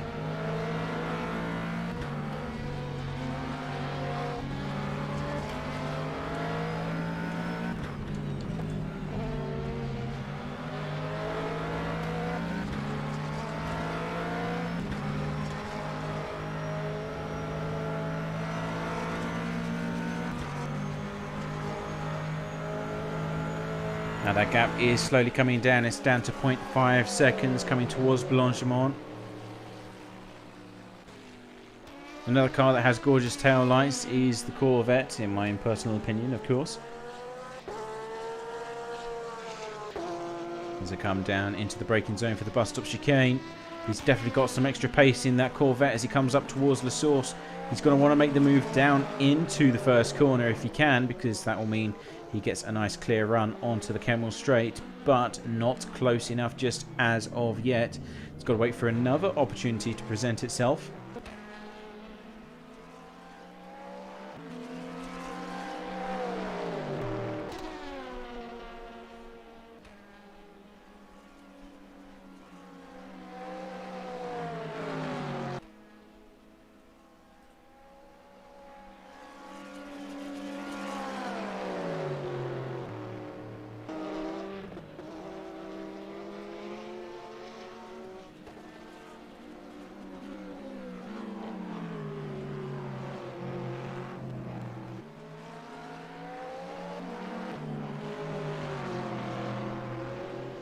Still 0.4 seconds to go at the moment.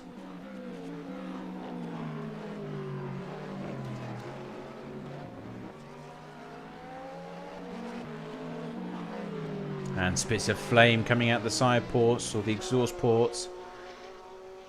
Coming down towards Buon. This is for 7th place in class, of course.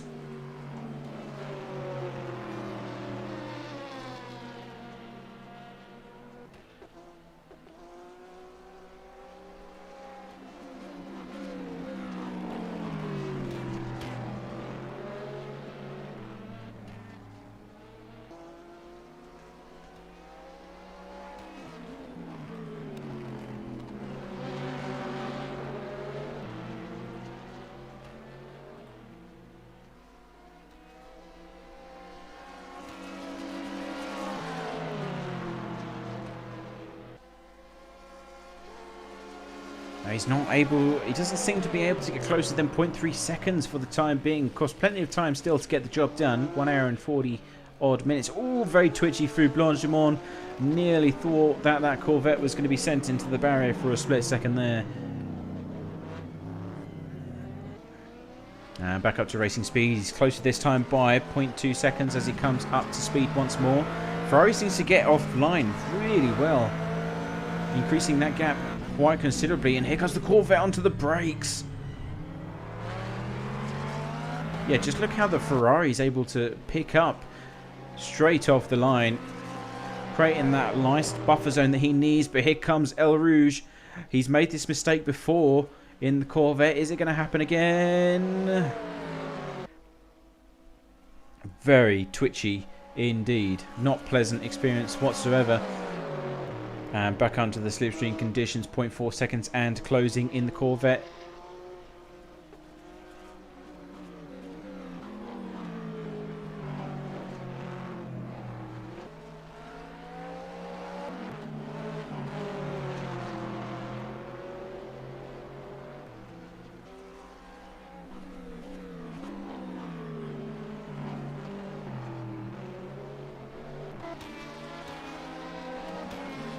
We've also got another battle starting to emerge, and that is for 3rd place as well. Panica Gaming and Dennis Castillo Sims in the 87 for Bros Racing Ferrari. That's coming to a close. 0.9 seconds between those two.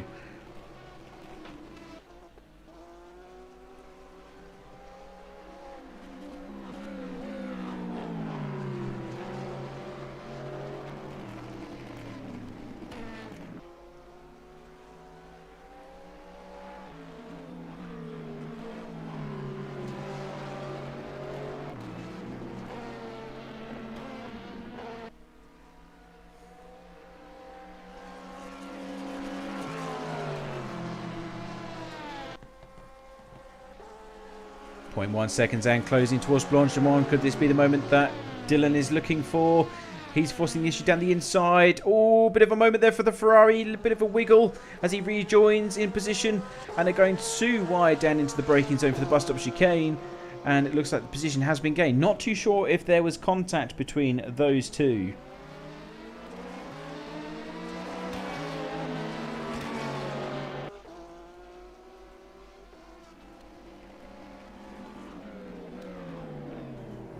So it was a very fine line, that's for sure, between those two cars. Might have been a bit of a love tap between the Corvette and the Ferrari. I couldn't really tell. It was that close. In the meantime, we've got the number 4. Charlie Rieger's in pit lane, that's why. So we did have a position change there. So 79 coming into the pits.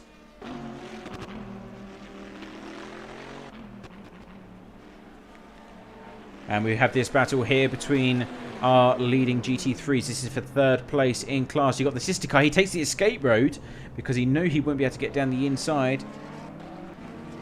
And the Ferrari goes through as a consequence. So he used the escape road. There's something wrong with the 29.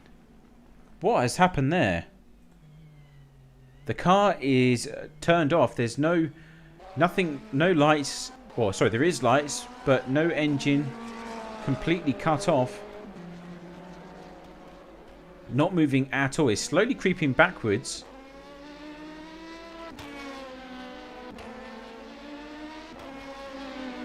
What on earth has happened here between Panica Gaming?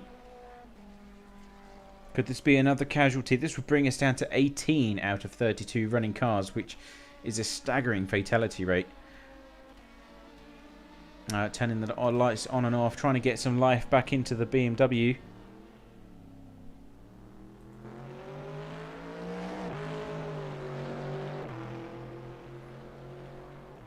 And the Marshal's having a whale of a time waving the green flag there in the top left.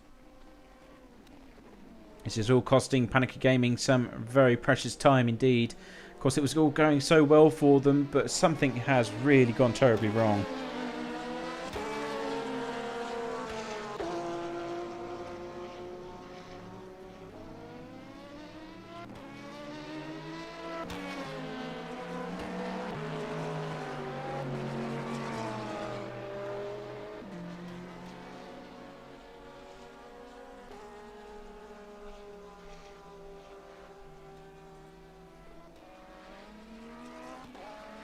Well, the good thing is, of course, that they aren't on the racing line at all. They're not actually posing a risk to anyone. But even still, not too sure what's going on here.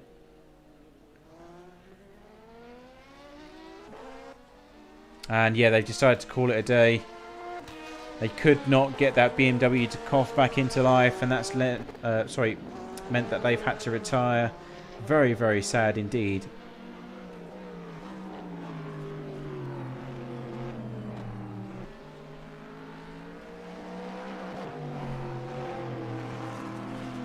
In the meantime, the 69 has got past the number 3. Team Rookie Monster is now moving down the order, driven by Adam Shipstone. So they're now in 8th place in class.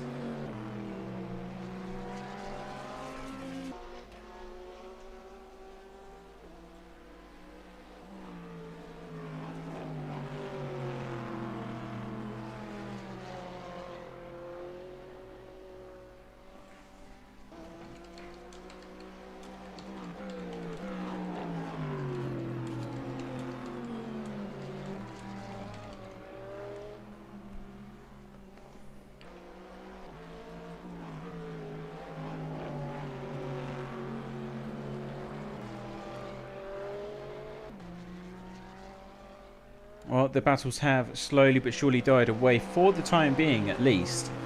So we will go for a quick commercial break, gents, just so I can rest my beautiful voice. And we'll be bringing the action straight back. So don't go anywhere, and we'll be back with the final few moments of the 6 hours of Spa. See you in a bit.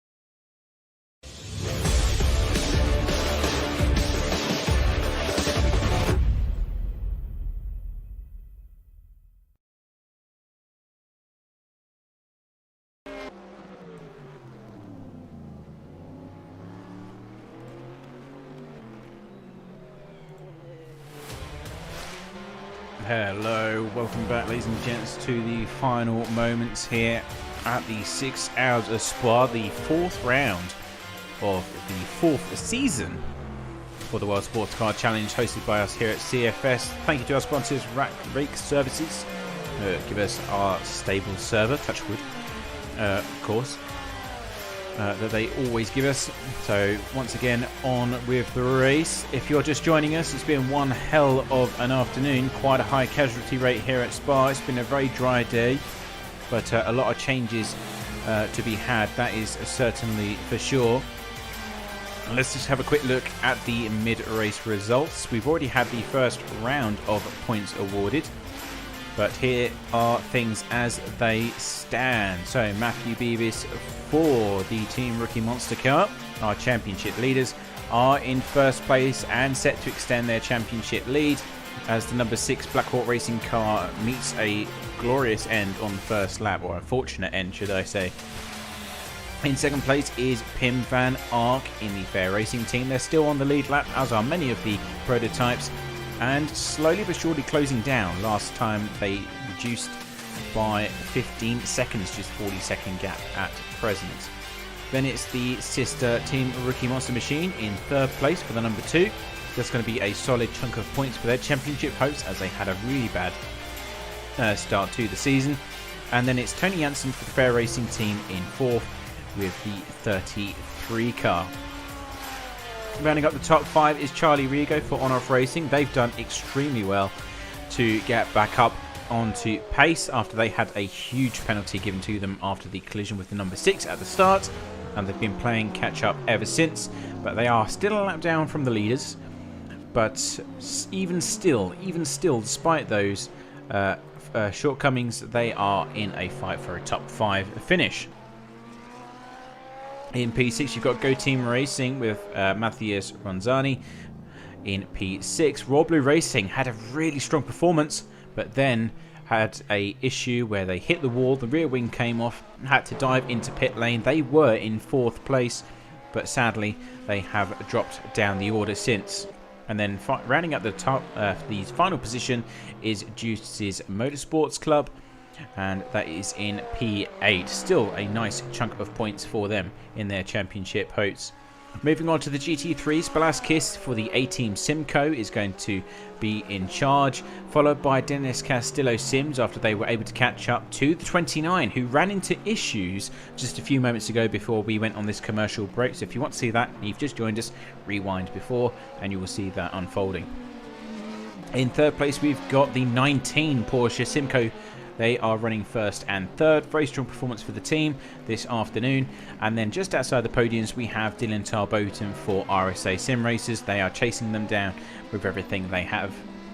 Then going outside of the top 4, or just hitting the top 5, is the number 3 Ferrari from Team Rookie Monsters. And then we have the sole individual Bentley Houdini Racing on a really strong charge this afternoon as well. Colin Sanders for Trax VR Racing, really strong performance for their Corvette this afternoon after running into issues early on. They're still on lap 109, so really well done to them. And then we have the 73 Team Rookie Monster Ferrari as well, followed by the Panica Gaming 76. They've been on the back foot for a very long time. And there we see our 29 Panica Gaming BMW, unfortunately running into issues. They're still going down the order even now. And then we have the 88 from Bruce Racing Ferrari, the red version, and they had a disconnection. They were running really strong in the top 10, but unfortunately ran into issues. And then of course if we go to the next page, we see a long list of casualties here this afternoon, unfortunately. Very big shame to see. As you can, most of them are GT3s, and the reason behind that is that we believe there is a slight issue with the physics here. But having said that, of course, there's a lot to be discussed after the post-race, I'm sure, on that level. But let's get back to the racing then, because things are still underway. We've got an hour and a half left before we get to the checkered flag this afternoon. And let's just see if we can find any battles. Things are quite quiet for the most part. In fact, Dylan Tarboton is probably the closest competition we've got, as they are 5 seconds ahead of the number 3 and 5 seconds behind the number 19. So it is entirely possible that they are going to catch up or be caught by either one of those two parties. So we'll just have to wait and see. If you are just joining us, of course, and you like what we do, you can always visit us on our website, which is checkerflagsimsports.com. All the links are in the description, and you can come say hi if you so wish. And if you are liking the stream, please give us a thumbs up and subscribe, where we bring you more racing. Next race is actually the Super Trofeo Cup on Assetto Corsa Competizione, and I'm actually going to be racing in that one. So that'll be interesting to see. I promise not to kill anyone, at least not intentionally anyway. But we'll see how that goes. Anyway, back to the racing here at Spa. It's gone down to 4.3 seconds in the moment that we've been speaking between RSA Sim races and the 19. So that Porsche seems to be struggling. Bit of traffic to deal with in form of the Fair Racing team prototype as it goes through Stavelot. But nice back underway. Let's have a look at the lap times for you in terms of these two cars. So the 19 is currently on lap 9, oddly enough, on its current stint. Mostly hitting 217s, and then you've got a few 218s and 19s starting to creep in as the stint has progressed. Dylan Torboten for RSA Sim Races, on the other hand, they're on a different compound of tyre, which is mediums, and they are hitting 218s and 17s quite consistently. So that's certainly one thing to consider. And we'll see how that unfolds in the next few closing stages before we get to the checker flag, ladies and gents.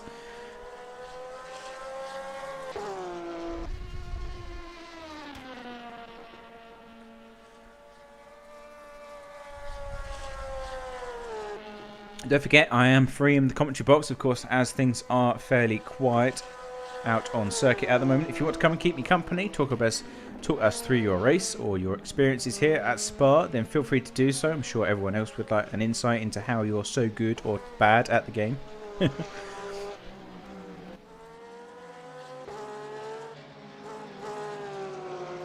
But yeah, if you're on TeamSpeak, come into the waiting room and we will drag you in for some words of wisdom.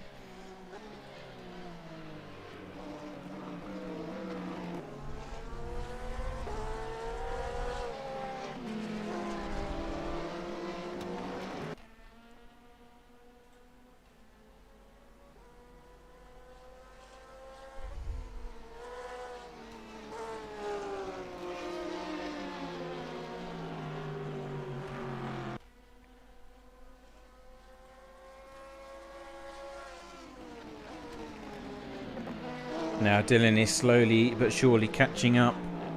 You can hear the Corvette just in the background there as it goes by campus.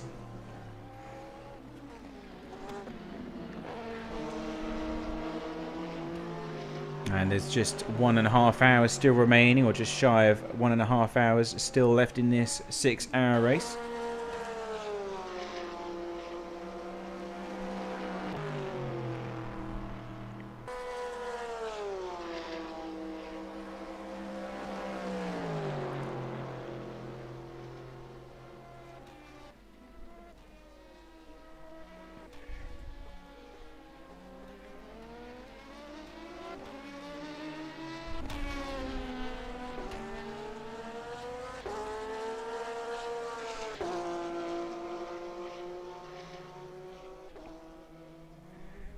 And in comes the Corvette. An issue. What on earth is going on? So Dylan Torboten stopped on pit entry.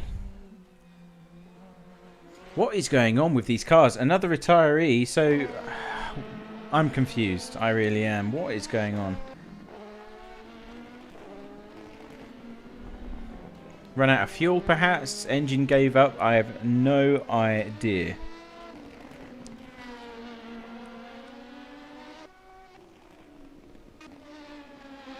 This almost reminds me of... It's like going back to the 1980s, isn't it? Where hardly anyone finished. You had to keep it under a certain amount of revs just to get to the end. Otherwise the engine would implode.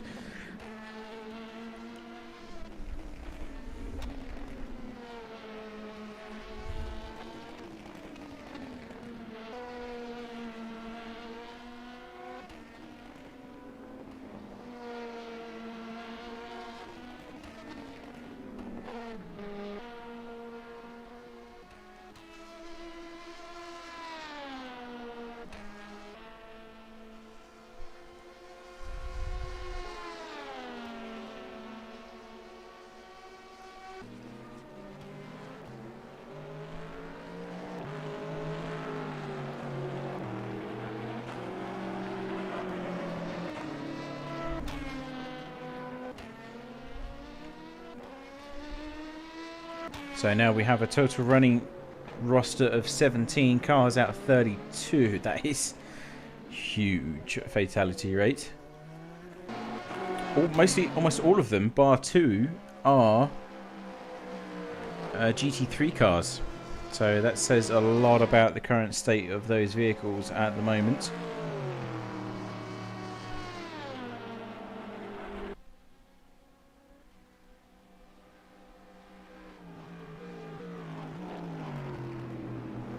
And let's follow our leader around for the moment. Simco, the 18. So the 18 Porsche, should I say, sorry. Performing quite strongly. 219.1 was the last lap. Dennis Castillo-Simmons was a bit faster.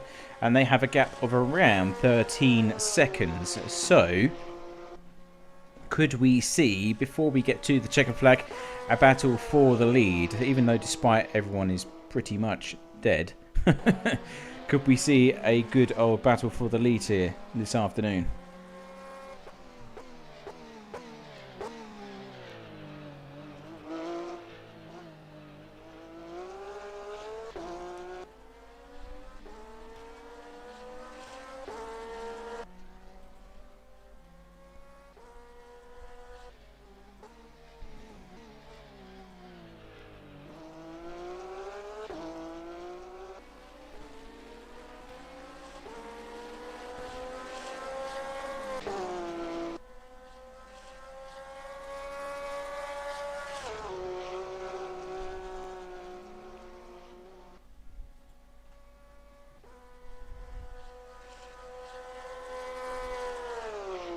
Let's have a few laps on board the 18 as he comes down the Camel Straight.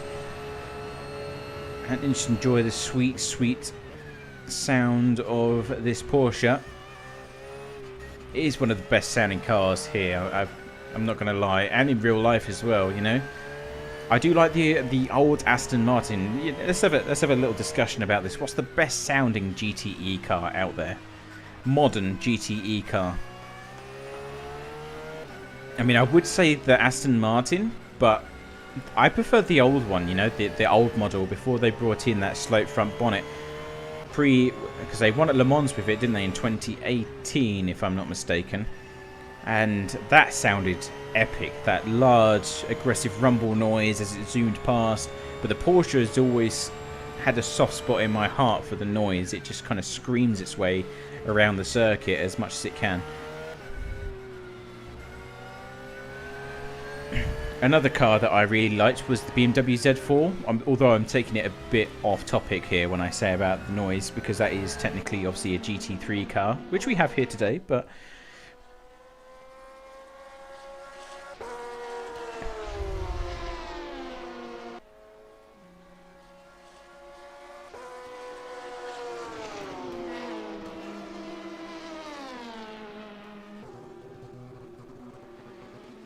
And the leader now coming down onto the bus stop chicane. I did hear a slow moving car for a split second there.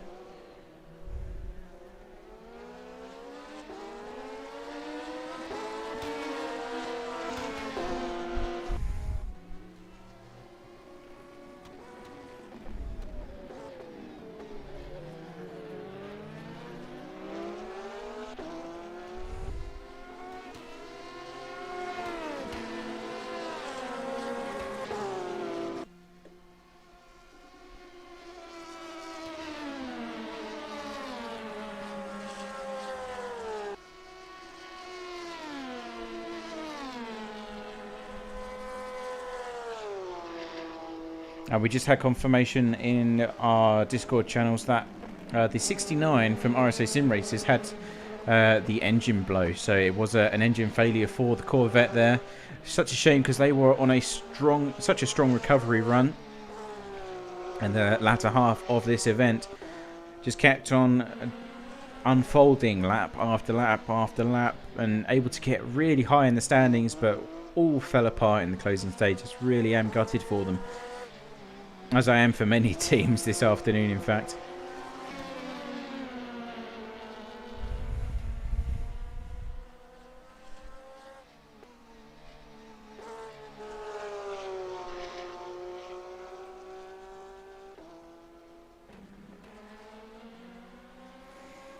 Let's bring in some of the gents waiting in the commentary window. Let's bring in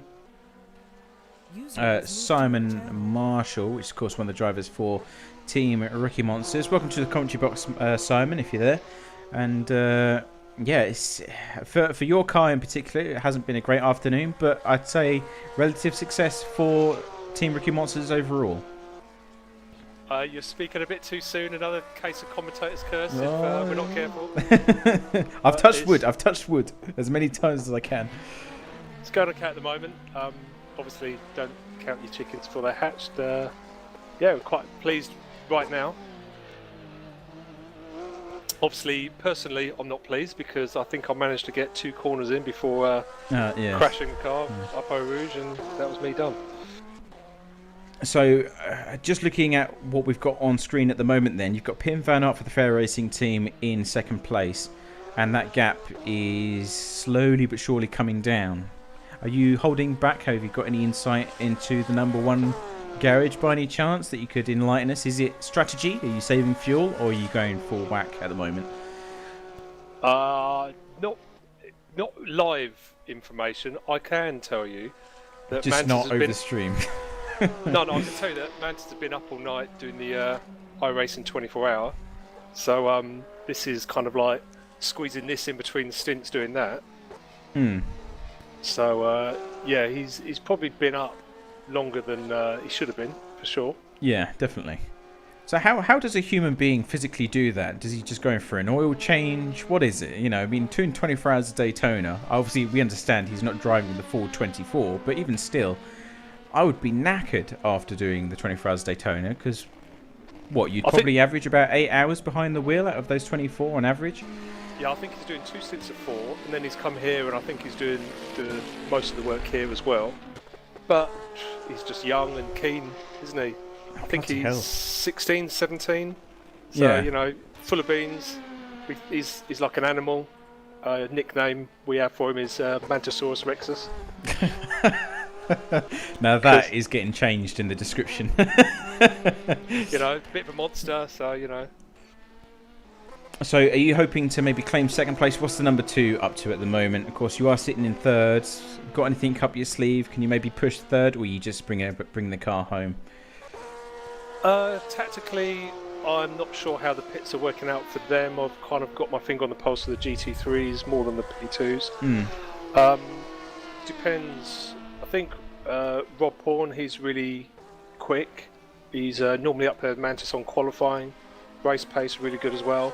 Walter's more of a safe and steady drive, so I don't think we're going to be fighting for position as such. I think it's more a case of holding on to what we got. Yeah, and you say you have your ear in on the GT3 cars. Walk us through their day so far. Have they been running into as many issues as the others, or have you been working around those? So the 73, we think through other people's issues, we were about to inherit, if we weren't already, P1. And then Malcolm got in the car. That was with Christos, and then with Malcolm, 2 hours after the first, on hour 3, he got in the car, and I think a P2 just cut in front of him just before Eal Rouge. Not the P2's fault particularly, but just stole his aero, punted him into the barrier, made it round with 3 wheels, back in the pits. I think it was 2 or 3 minutes worth of repairs. So we're just trying to do a recovery from there. Yeah, I remember seeing that on stream. And the number 3's been going really strong. We've had some great battles on screen, especially with, is it Bradley Sellers behind the wheel? He's been really on point this afternoon with battling with the Porsches from Simco, some of the Panic Games, and Monato Boffa Sim Racing too. Yeah, he's a really strong driver. He drives with Christos generally, but we split them up because they're 2 good drivers. And yeah, he's handed over to Miguel, who's in the car now. He's doing really well. Oh no, I think he's left the car. The stream is out of date. And I'm trying to think who's in next. It's now Adam. Adam Shipstone's in the car at the moment. Yeah. Yeah, he's pretty new to our factory. You know, he's only really been practicing with us for a week. He's an iRacer. You know, pretty decent, 3.5k rating. So you know, not too shabby. And you know, he just. Various issues. I mean, every sim has its issues, but just fancies giving our factor a go. You know, so. And how's he found it? Has he given any feedback yet, or is he just kind of seeing how it goes until you get to the checker flag? I don't think he was best impressed with my engine blowing up as soon as I come out the pit. Yeah. On the guest car we had, but I think he likes the feel of it for sure. I don't think the Ferrari is best suited to this track, so we'll see how it goes in another race. Well, speaking of which, it's Mid-Ohio next. Is that something? It's not, well, you obviously have IMSA that go there with some of their GT3 machinery, especially the pilot challenge that they do. How do you think it's going to compare when you decide to put prototypes on there alongside GT3s? Oh, I think that'll be fine. It's are we running chicane or not is the first question I'm going to be asking. It is so the chicane. Yes. Yeah, then it's going to be interesting. But at least we don't have the elevation changes, which I think is the main issue with the Ferrari Eau Rouge here. Yeah. Well, And the loss of aero that kind of just you get no warning of. yes, I'm sure there'll be plenty of discussion post-race about this, as I've said on stream already. But yeah, thanks for popping by, Simon. It's always good to have a chat and get an insight as to what Team Rookie Monsters is doing. And yeah, if anything, we'll cross our fingers for today and for Mid-Ohio as well. Thank you. Cheers. All Thanks right. for hosting. No worries, Simon. Take it easy. See you later. So that was Simon Marshall, one of the drivers for the Team Rookie Monsters. He actually manages the team itself as well. Quite a big task, because they have several cars here in the series, as you probably already figured out yourselves. So definitely one hell of a task. And he's got a great set of guys there, all very quick, as you can see. Matt Beavis leading the way in the prototype, and the number 2 also high up in the standings here in the closing stages of this race.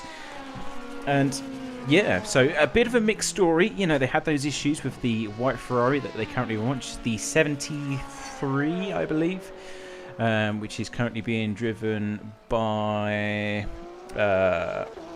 Maliki, I believe it is. Yeah, the 73 white Ferrari. There you go, on screen now. So they were on a really strong performance, but like so many other GT cars here at Spa, they seem to be starting to suffer, which is very unfortunate indeed. But let's move on now. I think I'm just quickly looking at the battles that are taking place up and down the order. Things seem pretty scarce still. Hopefully they will come together in the closing stages. Of course, the main story is whether or not Pim van Ark in that second place prototype will be able to hunt down our current leader, which is still about 30 seconds adrift. Matthew Beavis is still driving that one. Last lap's 2:04.4 and 2:03.2 for Pim van Ark. So keep an eye on that one as we come into the final stages of this race. We're going to bring in one of the other guys that are waiting in the commentary booth, and that is Noah Bergman. Hello, Hi. Noah. So welcome to the commentary box. It's been an up and down race, should we say, for the 88, is it, if I'm not mistaken? Walk us through what it's like in the Bros Racing Ferrari team for you guys today. Well, qualifying was fine, P12, and then, well, first lap was a bit messy with all the peoples flying by in Eau Rouge, but yeah, still fine. We didn't have any damage until there, so that was fine. First stint was quite good. Yeah, strategy-wise, we were coasting a lot, so we wanted to save some fuel in the first stint, and that's why I had a few kilometers of leading the GT3 race. Yeah. Yeah, because we just had like two laps more fuel than anybody else.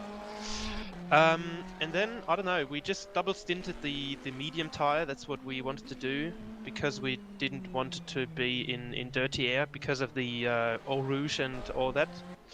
But it's fine. Well, if you don't go full throttle through there, you can hold the car. Yeah. And then, yeah, we just had well, my internet just broke down. I don't know why. I don't know. It just gave up. Yeah, it just gave up, and then yeah, I had to rejoin, and that took quite a while, but we're still running. Hopefully P9 in a few seconds. I don't know what the 69 car was doing. Do you know? They blew the which engine problem they had? somehow. I don't Okay. know. I don't know how it happened. We weren't watching at the time, but it Yeah. just bang, went just like that. Click of your Okay. fingers. Yep. Yeah, we were thinking about if they just run out of fuel, but because they're standing in the pit entry. Yeah. But yeah. So- Yeah. Well, we're still running. Like I think we are six laps down on the guy in front, but yeah, still running, and we'll get some points out of there. Yeah, that's the Out main of it. thing that we always say. As long as you can keep on pounding those laps by, then you're going to at least come home with something. Because the points Yeah. go all the way down to P15 for us, because we want to keep that lower end championship alive, even if you do run into issues. But at least you got the sister car. The 87's going extremely well. I'll touch wood just so I don't give them the commentator's curse. But you're slowly gaining on the 18. So do you speak from garage to garage, and how what's their mood at the moment? They're quite positive about it. Dennis is like driving at the moment, and he's a bit unexperienced at the moment with the Ferrari on Spa. He's not enjoying the track. Yeah. But yeah, he's doing good at the moment. He was doing the Daytona 24 hours yesterday. Like he did some stints yesterday for us, and now he's doing it here. But I think he could catch the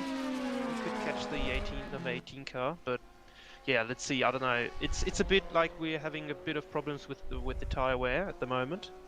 It's like the pace is dropping at the end of the stints, but yeah, just wait and see. And how are you finding Spa-Francorchamps? Of course, it's the first time that we've used the official content as it was released late last year. How do you compare it to the modded version? Is it a milestone better, or what are your thoughts on that? Well, I think it is obvious it is better. It is better. But I think the modded version was some of the good mods. Yeah, I don't know. We just hoped for another track, because there are some tracks who aren't as good as the mod track from Spa. But still, yeah, it's a cool circuit, iconic circuit. So yeah, good to have it as the real content, and not having any problems with the mods sometimes. Yeah, so it's a strong start. I know you said you've run into issues, but as you say, you're still in the game, so to speak. Looking ahead in the championship, is there any particular circuit that you're looking forward to beyond Spa?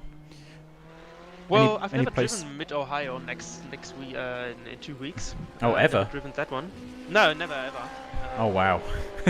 It'll be in for a surprise. Let's put it that way.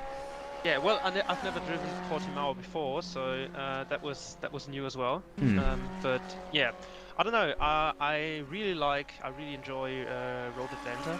So yeah, that's definitely going to be one to enjoy, as always. Yeah, I don't know. I love this track. It's just the only thing about it which is not that great is that it's so short, and I don't know. Traffic could be an issue there. Oh yeah, definitely. Every single time we go there, almost every year, at least twice every single year or season. Yep.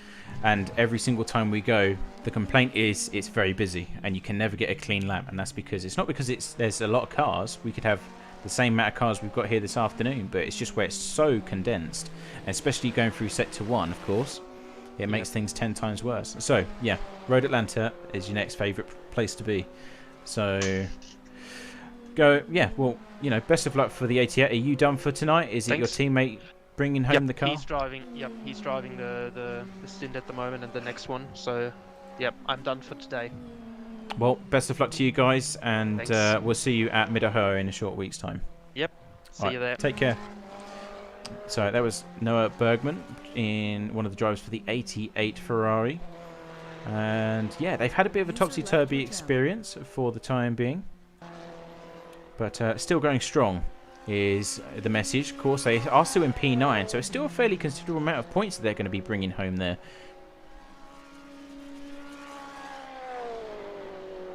It just goes to show, if you just keep on putting those lap times in, then you will still come home on a positive.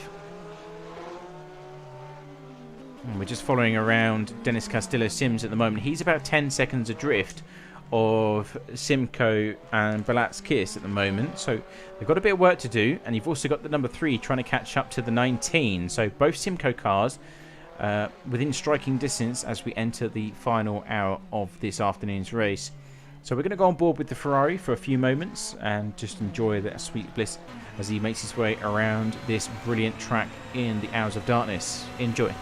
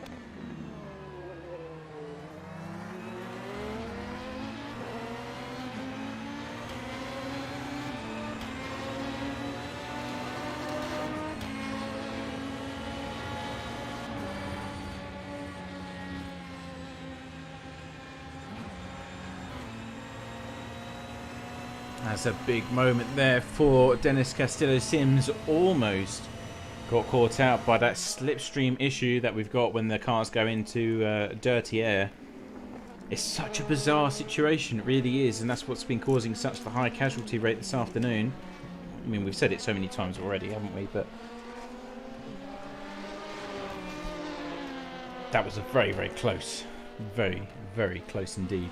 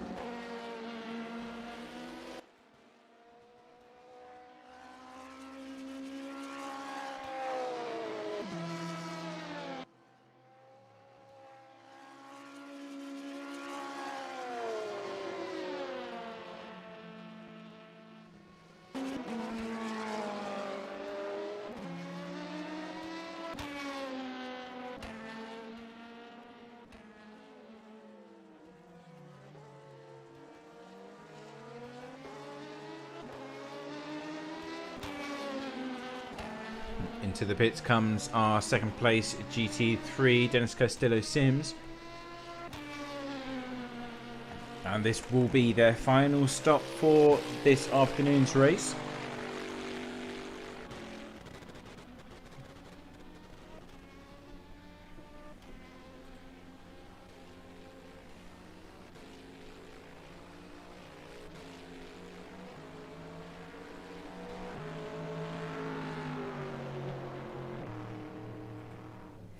And that will allow Velasquez some breathing room. He's still going for one more lap, so that Porsche really good on the fuel. And I'm sure they're going to be wanting to take every advantage possible to make sure that they come home with a victory here.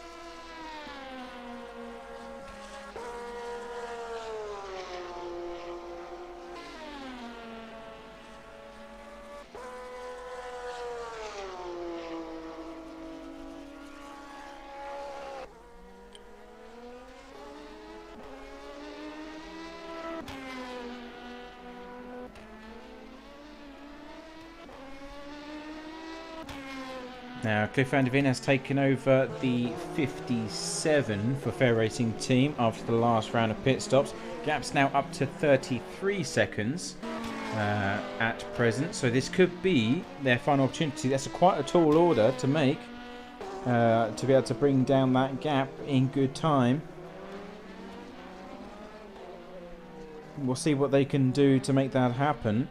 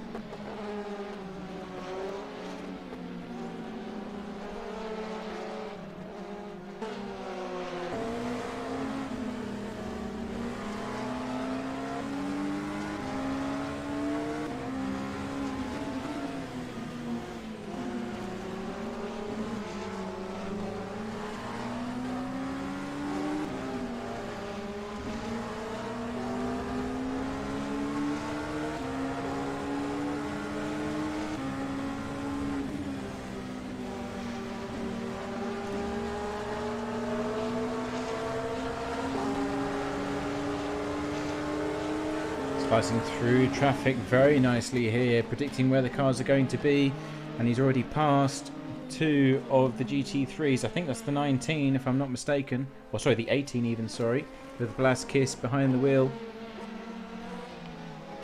He's still actually going strong, because Dennis Castillo Sims has just gone by in the 87 Ferrari, and they're currently in third place. So both Porsches staying out of pit lane for the last time.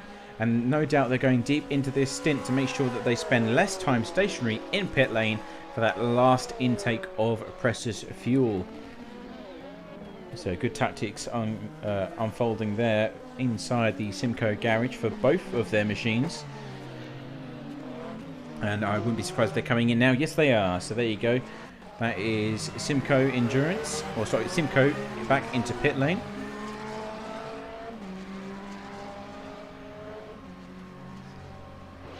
And the 19 has already beat them to it into the pit box as well. They go straight on the right hand side as soon as they enter.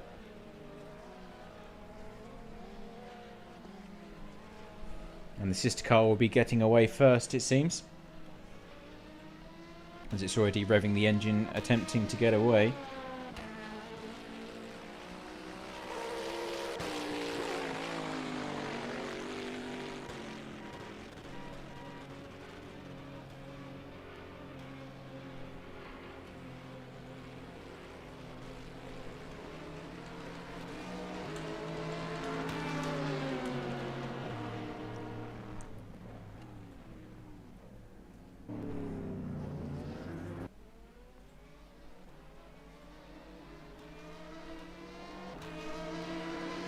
a good showing from the number 11, Colin Sanders, having a really good show for Tracks VR Racing here as they come up through Eal Rouge and Radion.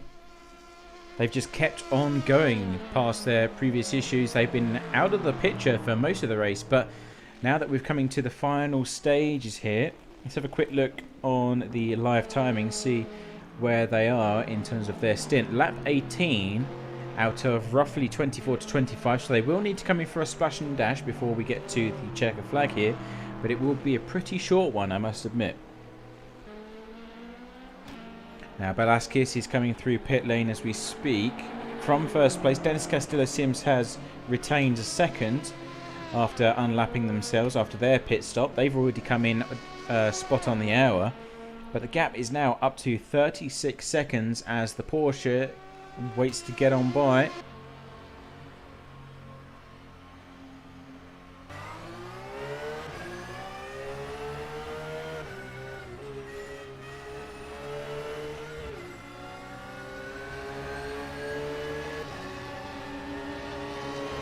Oh god, that was stomach churning. I just envisaged something going right into the back of the Porsche as it pulled back onto the racing line. But that is a huge gap that they've just created between themselves and the 87, who are now 23 seconds behind our leaders here with 54 minutes to go. I'm not too sure what's happened to the 19th place car. Maybe because they've just come out of pit lane. But Colin Sanders still needs to go into the pits, as does the 77, but they're still going strong as well. So have they pulled a tactical genius here, or are they still due to come into pit lane? Let's have a quick look. The 77, Houdini Racing Bentley, they're on lap 21 of their current stint, so they still will need to come into pit lane, but they've got a fairly sizable gap to the car, the 19, which is around 36 seconds or so.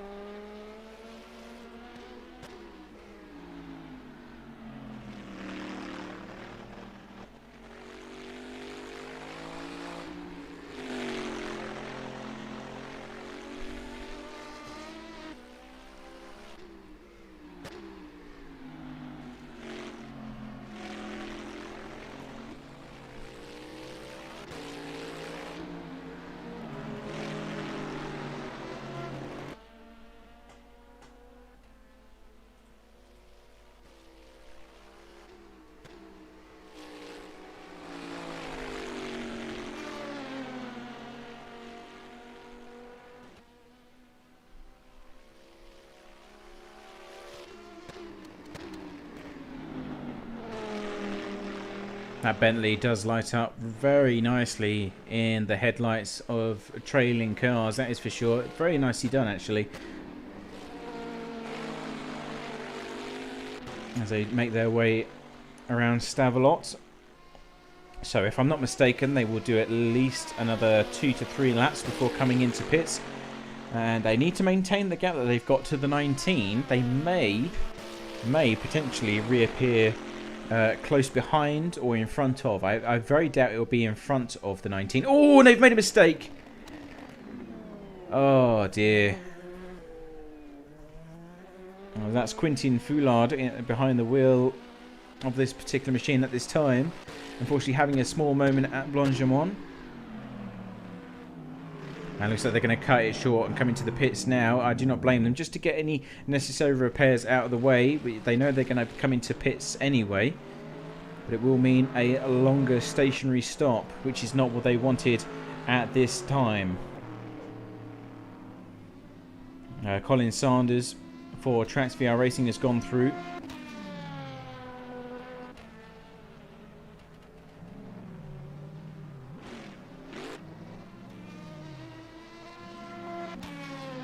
I'm not too sure what the 77 is doing right now.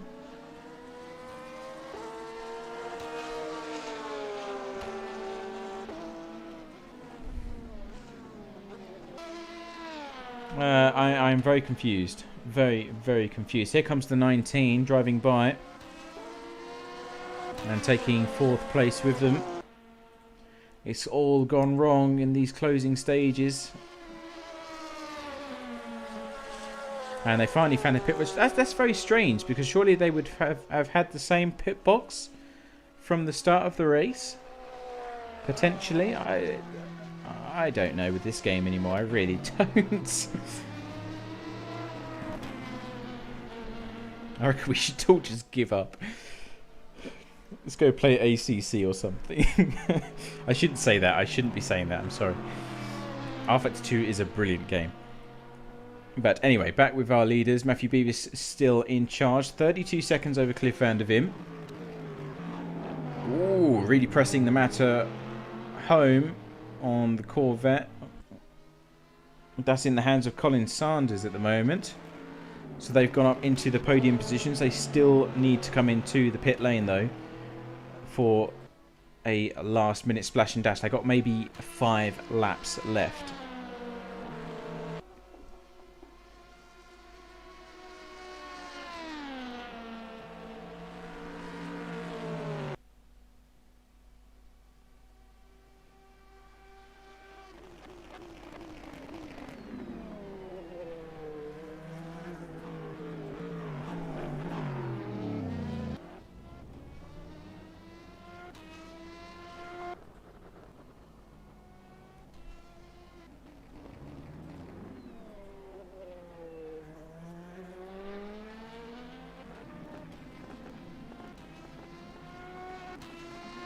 So where is the 77 now? He's now moving down pit lane once again. So have quite a bit of loss of time as they now go into P4, whereas they were on the podium, of course. Oh wait, that can't be right. Let's just refresh that. Yeah, P6, thank you. I thought as much. 47 minutes remaining here at the 6 hours of Spa.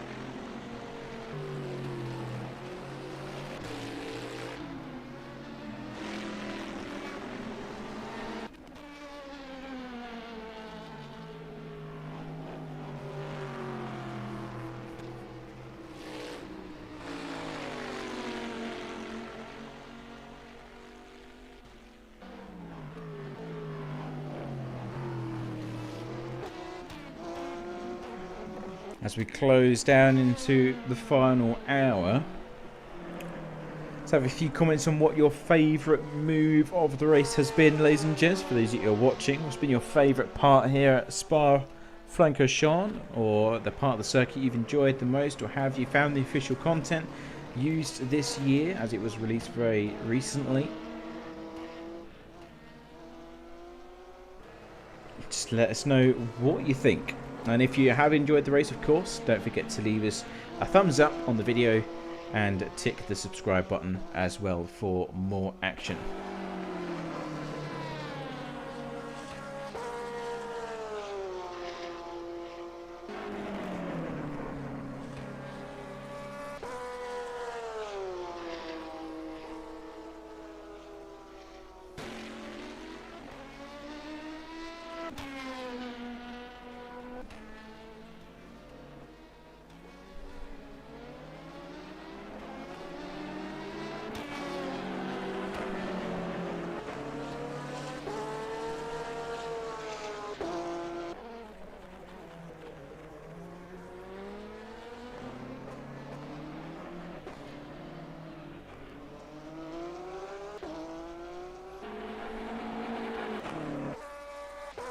On board with Blaskis, our leading Porsche in the GT3 category now.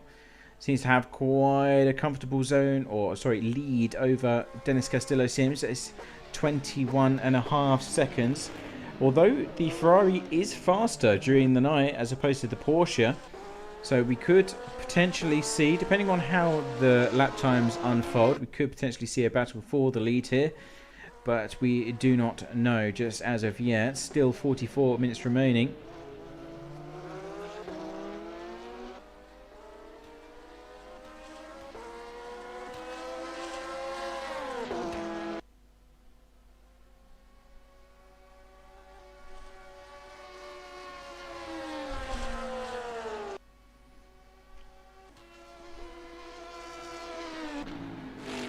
Cliff van der Veen still on a charge as well. He's 32 seconds shy of Matthew Beavis at the moment for the Fair Racing team.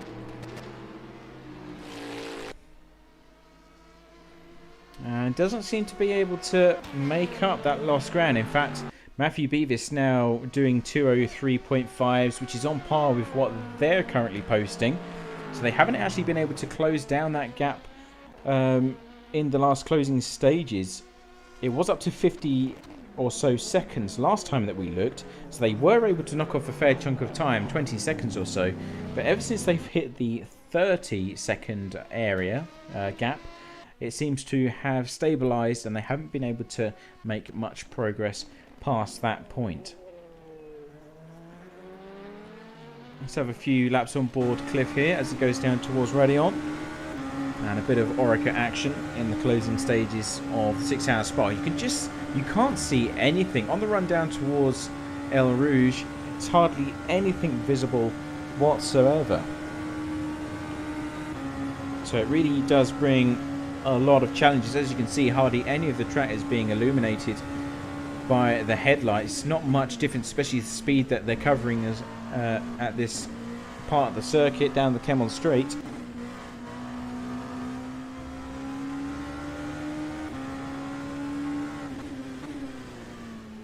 And you really do have to rely on your instincts and your previous knowledge of the turning points, the references, in order to bring a lap together.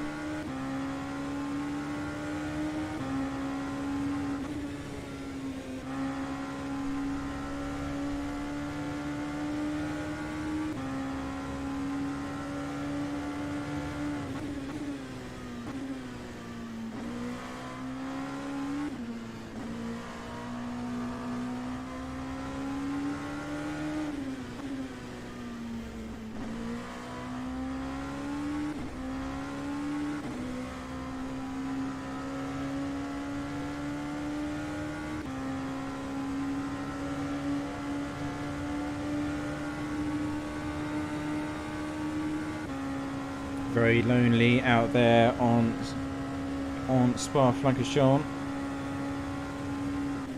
That allows him to get his head down. You can see the lights coming from the lines of pit garages and the stands as well. It's a very well made track, I have to say.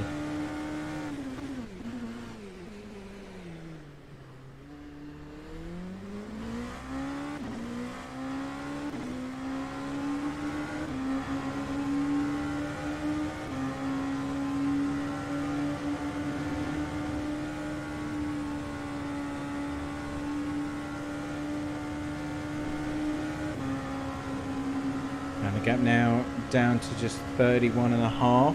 So it is slow progress. It is slowly moving forwards, but I don't think the pace is fast enough. You know, I just think there's not enough time left in this race for them to realistically achieve that overall victory. And you know, unless Matt Beavis makes a mistake, which typically he doesn't, then I don't really know.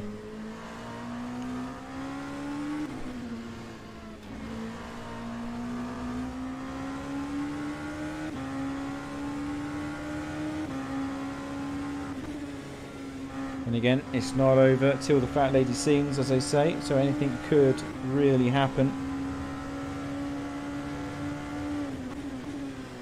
And I will be forced to eat my own hat, as they say.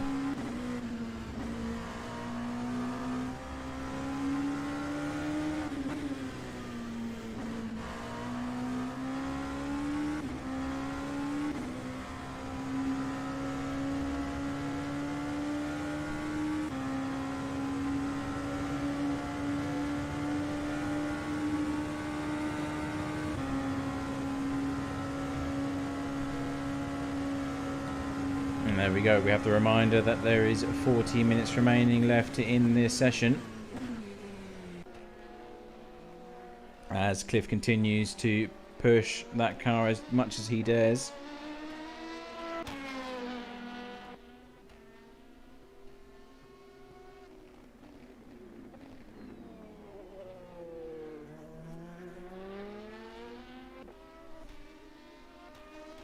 And we got one car inside pit lane. Not too sure which one that is. Might be Max Shelton. Yes, it is. So that's the sister Fair Racing team in pit lane for one final time.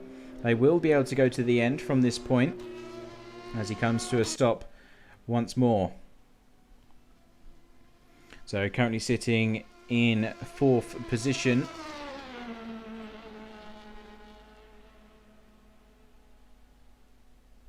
And he will just take a splash and dash of fuel before heading back out onto the circuit once more.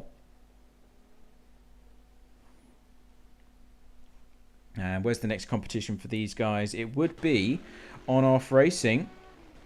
And they are just coming around La Source as we speak. So they could be about to lose this position if they don't get back up to racing speed in a short moment's time. They're not moving, so that means Nicholas De Moyne and on-off racing go by as we hear the car pass the pit lane. And that is 4th place there for the on-off racing team after their struggles. What a great way to come home after what is a difficult day at the office for them.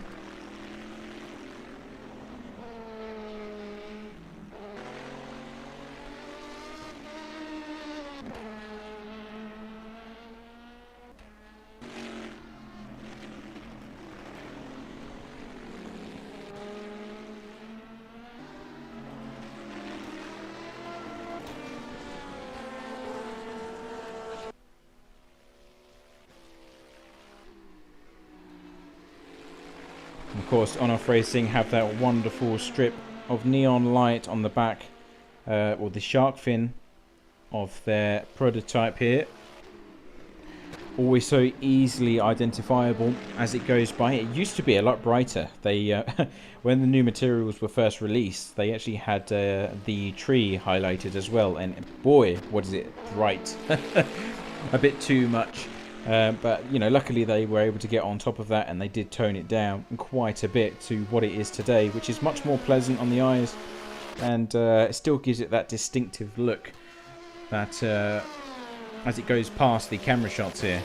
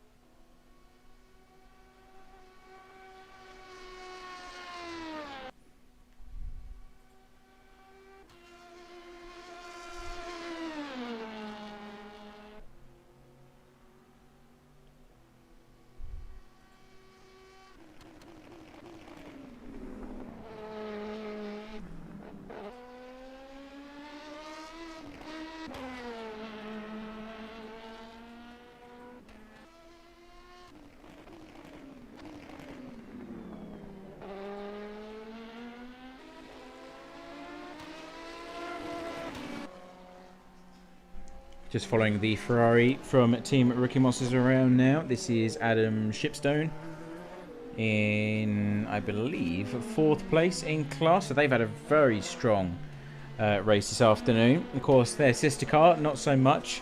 And their other sister car, not so much. But things are going pretty well so far for this team. They just slowly keep creeping up the order as the rest of the competition evaporated around them. But they kept it clean so far, and of course now in a position where they can score some good solid points. Half an hour left in this race.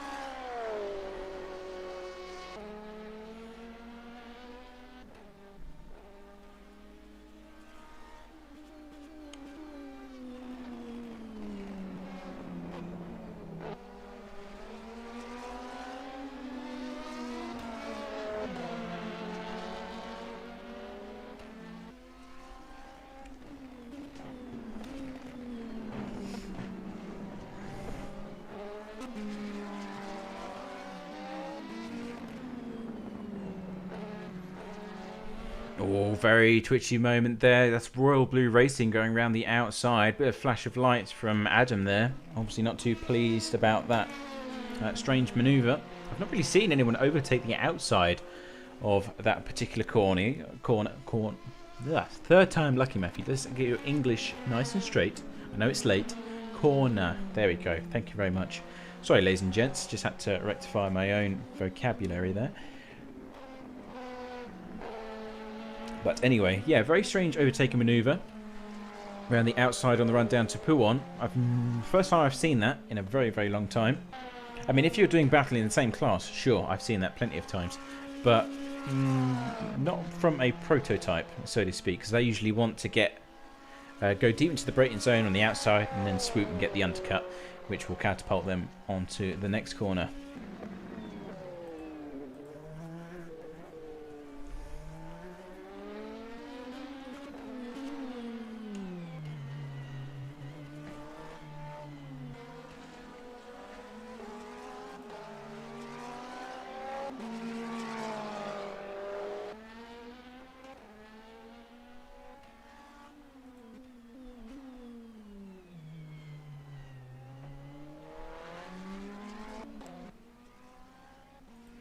So, the last final moments of this race are upon us. 32 minutes remaining. Might need a few more pit stops for our prototypes, but other than that, yeah, so we're expecting Matthew Beavis to come into pit lane, as we're expecting Cliff van der Ven for the 57 and the number 2 as well. Nicholas Lemoyne should be coming in very shortly as well. He's on lap 17. The 33 will not need to go any further into pit lane. He's going to be out there for the remainder of the race. And the same goes for Go Team Racing as well. So that is in 7th place at the moment. They won't need to come back into pit lane until the checkered flag either. So our front runners are all the ones that have to do all of the work. And no doubt we'll be seeing them come into pit lane in a short moment's time. Maybe 1 or 2 laps. I wouldn't give it much more than that.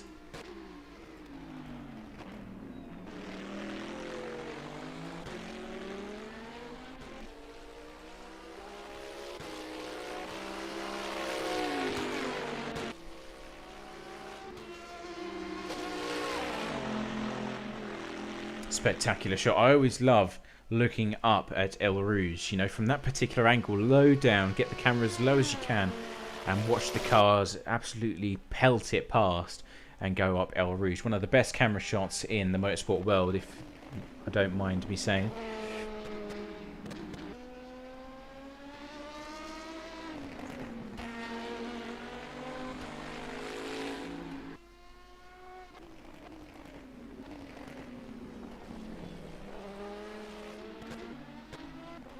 Can anyone think of other amazing camera angles out there in the motorsport world? I mean, what would be the best camera shot that we have? Bathurst has some pretty good ones coming down the dipper. You know, where they got it bedded into the wall. That's a pretty awesome camera shot there.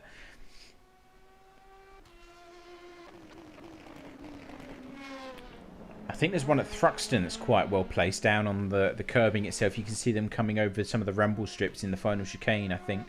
So that's pretty cool. But yeah, Spa, Eal Rouge, one of the best corners in the world, without a doubt.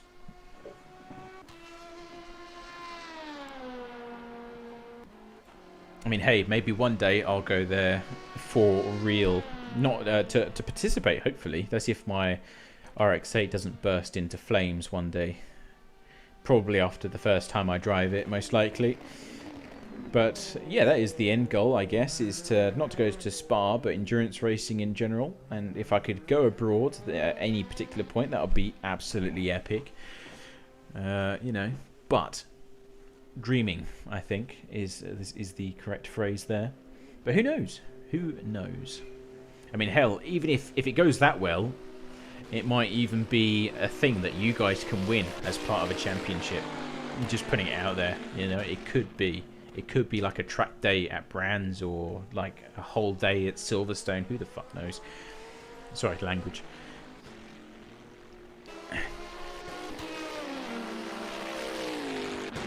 I actually, I know I shouldn't really be diverting from the race as our leader comes in. Matthew Beavis for the final time into pit lane. Cliff van der Ven is following behind.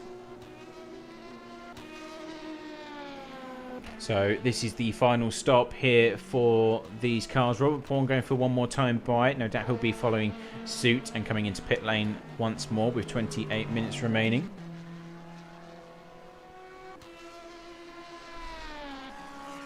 And then you've got Nicholas Lemoyne as well. He will soon be joining them in pit lane. He's on lap 18 now, so he will no doubt come in as well, which he does, just like clockwork, ladies and gents. I am just spectacular at these types of things.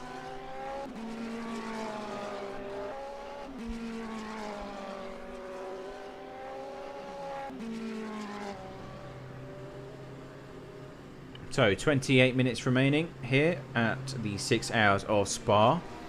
And one last sprint to the finish here, ladies and gents. Cliff van der Ven is stationary and off again. He's made up quite a bit of ground on Matthew Beavis there. That gap is down significantly as he just goes up the hill. Off the pit limiter, off goes Cliff once more. Could we see a fight to the finish here? Gap needs to stabilise before we can give you some proper readings between these two. But that is a gap of 5 seconds. Let's call it 5 seconds. Round it up between our two leading prototypes. That has come down a hell of a lot from what we had it as last time. It was around 30 seconds before we came into pit lane. Now at 4.7. So things are tightening up very closely indeed. Nicholas Lemoyne is still in pit lane himself as he gets back underway once more. And we've already mentioned the GT3s. They are all fairly spread out. So, you know, we've got gaps of 12 seconds, I think, is the closest between Colin Sanders and the Team Rookie Monster Ferrari, the number 3, as Nicholas Lemoyne gets back up to racing speed. Coming back out in P5. Let's see what the gap is to the next competitive car. It's around 45 seconds, which is in the hands of Max Scholten. But, oh, an issue for Matthew Beavis. The leading car has gone off circuit. I think that was a Stavelot.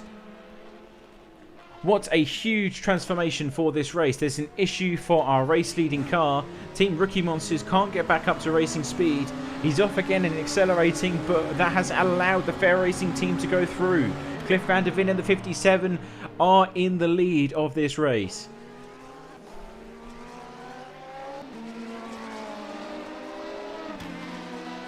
What on earth has happened there? That is a development and a half, if I ever saw one, with 25 minutes remaining, and he's still off pace even now. Matthew Beavis struggling to get back up to speed.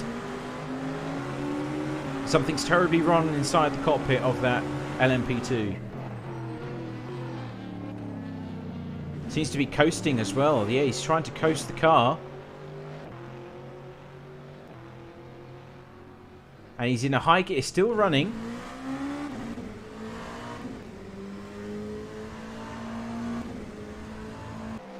Seems to be going very slow indeed. It's already 11.5 seconds, going up to 12. And is something wrong with the gears in that car, but it keeps going up and down through the gears. Can't seem to get it to work properly. Seems to be back up to racing speed now. But what a bizarre turn of events there for the number 1. That's our championship leader, of course. And he's off again, coming into Lecombe. And he's stuck in a high gear. I think he might be stuck. Going over the runoff curbs.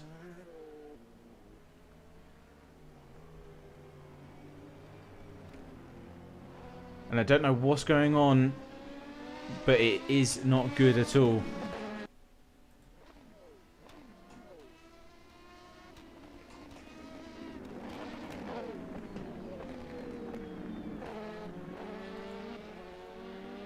So I think maybe they're having, is it a hardware issue or is it an in-game issue? I'm not too sure, but either way the gears are going absolutely crazy in that car.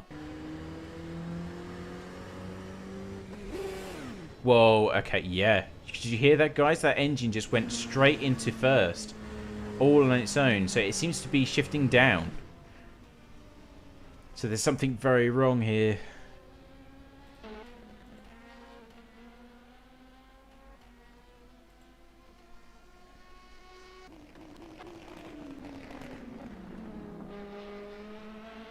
And he's just trying to coast his way back home. Maybe it just needs a reset. Maybe another calibration on his wheel. I'm not too sure.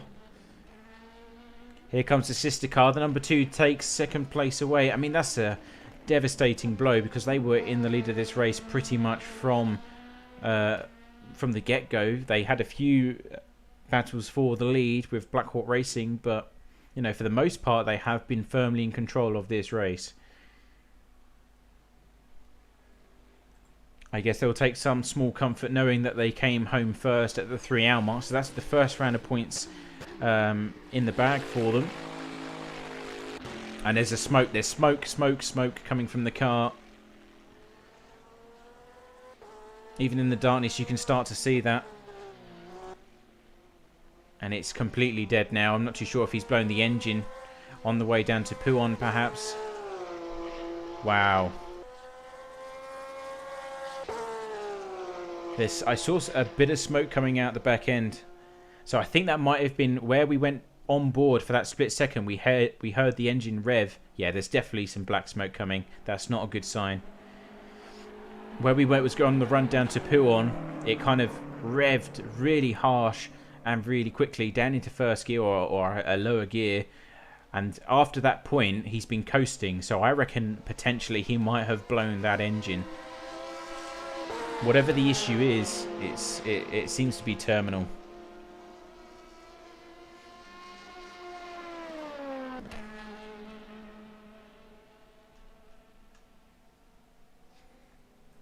But he is off the racing line at least, so that's the only comfort we can take from that, is that everyone will be safe in the closing stages here.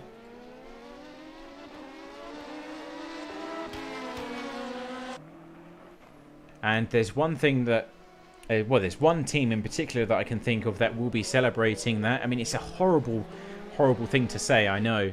But, you know, that's the way motorsport is. You run into problems one race, they run into problems at another. That's the way it goes.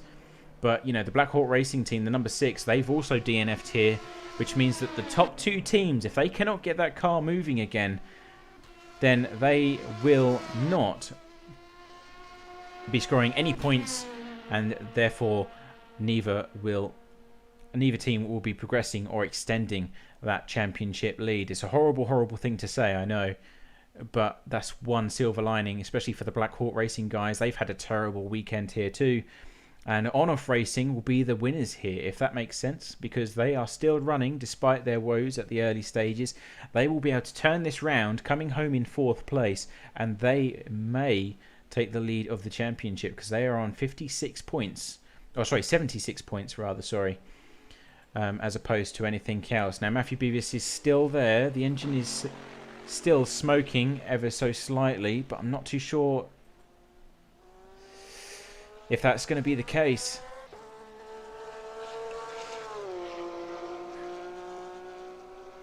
I'll be very surprised if that car decides to move again, which is a real shame. I'm absolutely gutted for them. And no doubt Simon's probably going to be cursing my name for the rest of the evening for giving them commentator's curse. Because, of course, we did say that they were doing pretty well.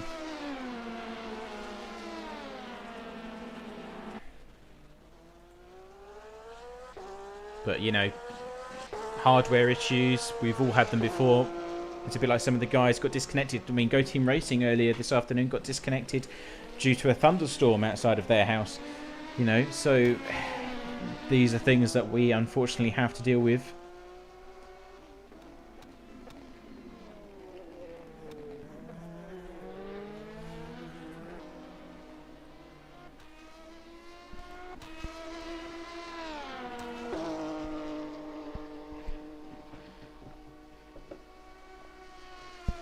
And of course now we have Cliff van der Veen in the lead of the race.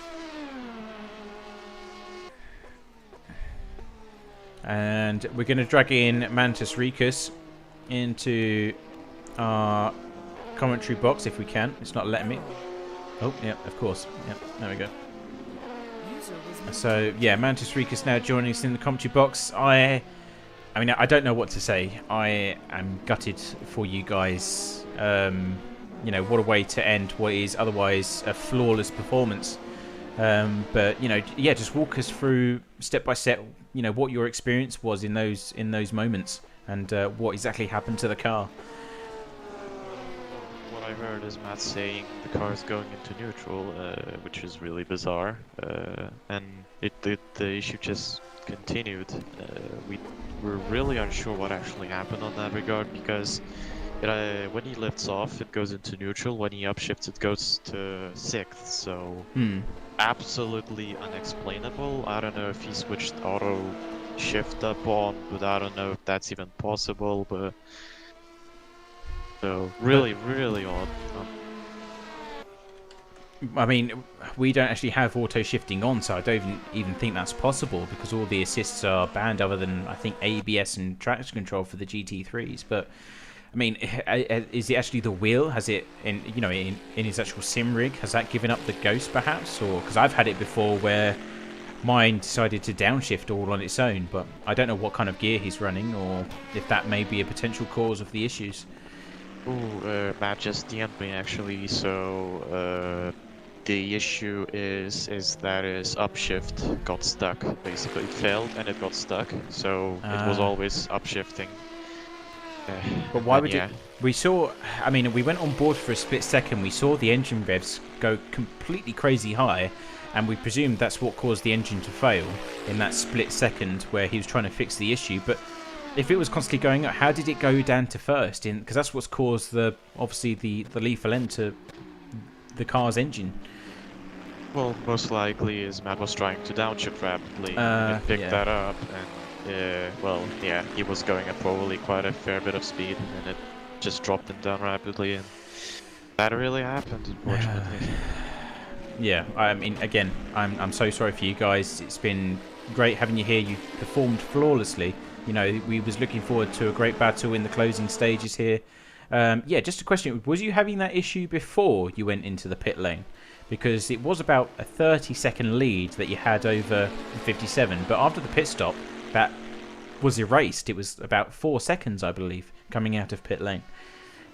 No, we calculated the strategy that we can take tires in the pit stop and still rejoin in front of fair racing team, so we just took the safe call and took the tires, so we would have had the upper hand on the pace, and it just happened on the second or first lap, the next stint basically, so there was no connection to the failure in the pit stop timings. Oh, I see. Right. Okay, that makes a lot of sense because we was like, well, where's that gap gone? But that makes a lot more sense to me. All I can really say is silver lining is that you know that you did a fantastic job here this afternoon. You and the guys, you know, you've all performed extremely well. You've been leading pretty much from start to finish, with some good battles in between. And at the same time, of course, you've got the rest of the season, which is still 6 more glorious rounds here at WCC. So, you know, I don't really know what else to say to you, to be honest, other than I would wish you luck, but obviously that doesn't really work well when I'm saying it. It's like, it really is a curse. Oh yeah, true.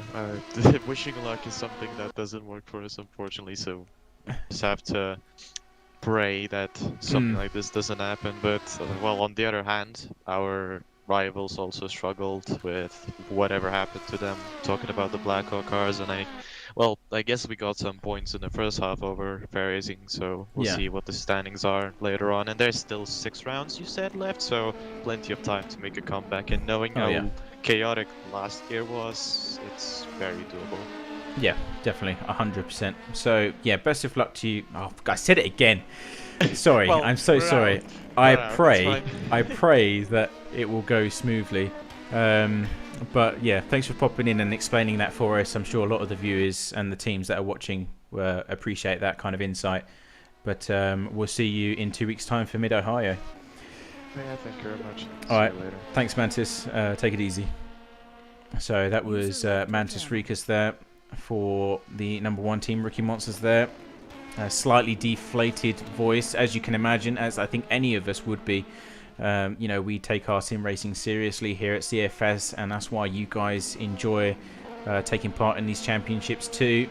And I even think that Fair Racing Team, I've been monitoring the chat, are quite gutted for them as well. They were looking forward to a nice closing battle to the race, but that was not meant to be, unfortunately. So it's just one of those things. I could go on about it. I just feel utterly gutted for them, but it's just one of those things. They've just got to suck it up, get on with the job, and come back strong for next time, which we know, of course, that they will. But we've now got 13 minutes left here in this particular race. It's been certainly a unique experience on my part. I don't think I've ever seen so much carnage through Eal Rouge and Radeon in my entire life, but I know for a fact that I cannot blame the drivers here. You know, when you see 3 broken prototypes, 2 of which had severe issues, and the rest of them are GT3s, that tells me something's wrong with the GT3s, not the GT3 teams. You know, from what all the incidents that I've seen, always under slipstream conditions, etc. So, but overall, I've enjoyed this race. You know, from start to finish, there's always been action out on track. There's always been a battle to watch. So from that standpoint, I think it's a relative success. It's just unfortunate that it's led to so many DNFs in, you know, under the circumstances that they have. But, you know, Spa-Francorchamps, I definitely has put a smile on my face this year. The official content is definitely much better performance over the modded variant. And to all of those that are still finishing and coming home here, you know, kudos to you, especially if you're driving a GT3 car. That's all I can say.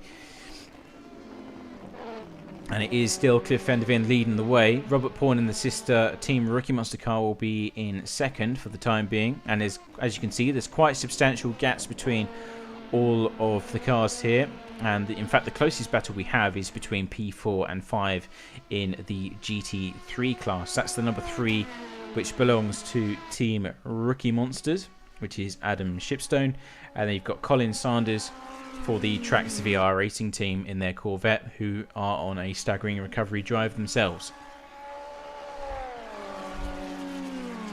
You've still got a good solid position hold for both the Porsches as well, the 18 and the 19. So they're having a very good closing stage here.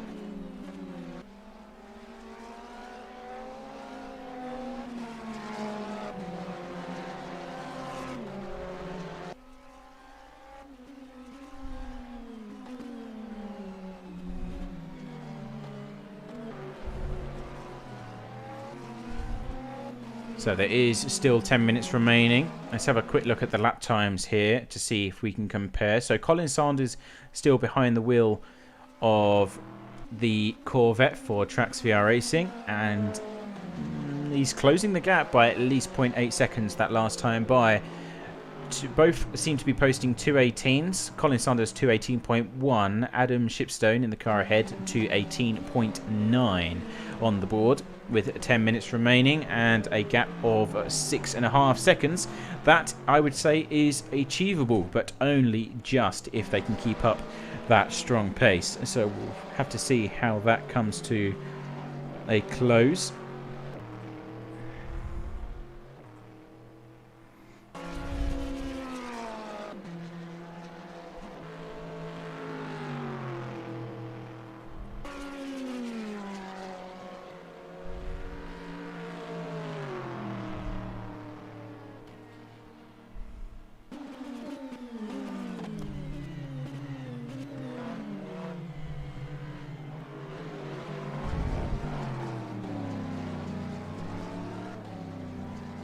Now gap is 6.3 seconds as he comes across the start-finish line. Let's have a see what the lap time says. So 2:19.2 for Adam, and Colin's coming across the line with the 2:18.3.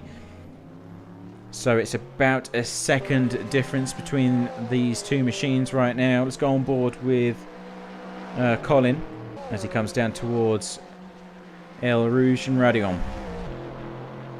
For the speed being carried up the hill there as we come onto the Camel Straight.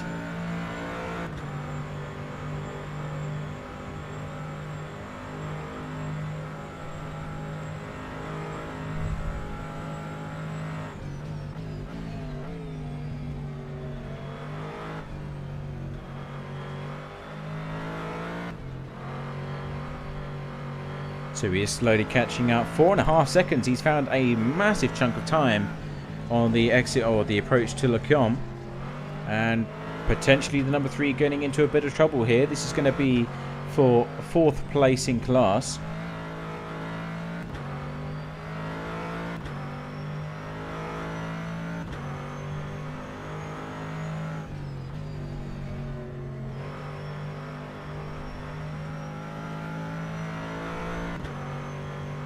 You can just see the Ferrari in the distance there coming into campus.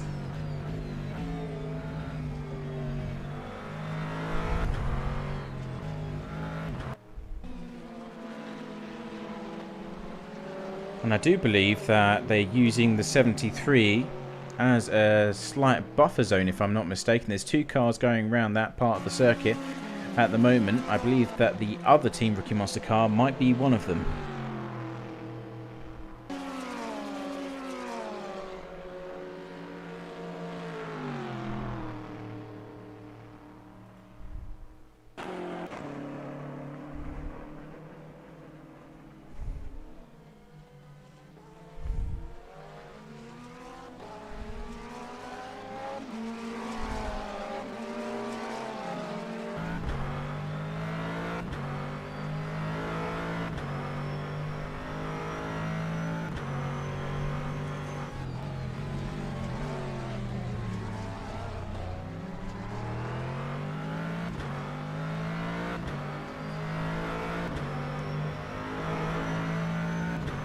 So just under 7 minutes remaining. You can see both the cars going through Raidillon.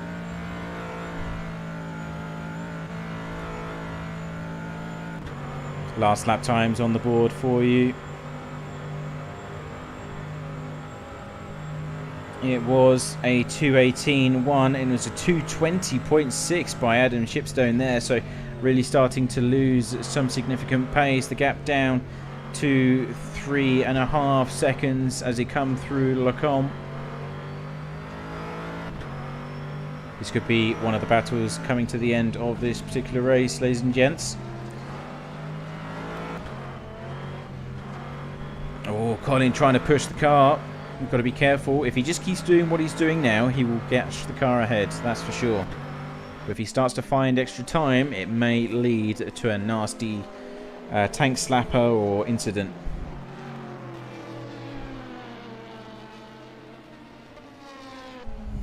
And I think we can all agree that we've had enough of those this afternoon.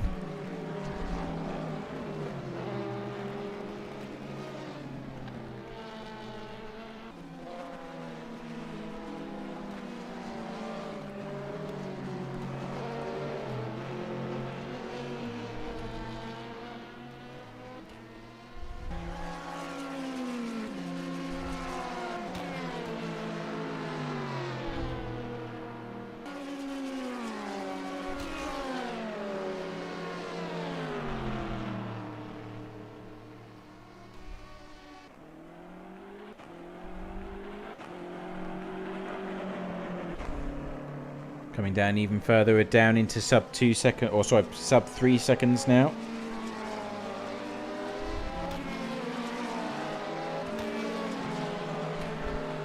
So things are starting to heat up. 2.5 as we come across the start-finish line here.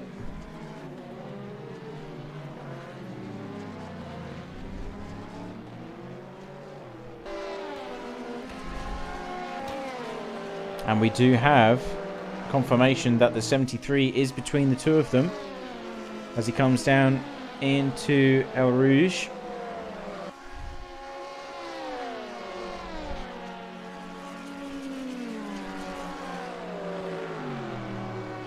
And Colin catching quite aggressively there onto the back end of 73. Of course, he will have the slipstream now, which is going to provide a bit of acceleration, excess speed to catch up to his prey, which of course is the number 3.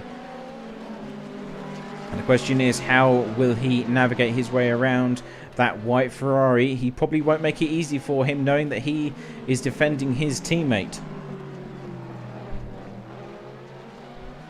That's the only car that stands in his way right now, as the Corvette decides to dump a ton of flames on the side of the racetrack. And he's actually decided to get out of the way, so that's good on them. Decided to let them race. No team orders interfering. Of course, blue flags will be in effect anyway. And now we are now sub 1 second. And this battle closing in for 4th place in class. Colin Sanders really doing a magnificent job in the closing stages here with 3 minutes remaining.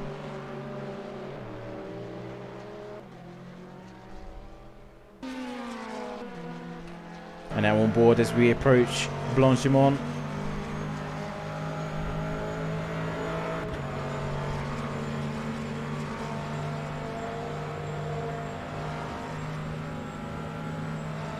Oh, bit of a moment there for Adam Shipstone. Ferrari looking a bit unstable into the braking zone. Colin goes, what a move down into the bus stop chicane.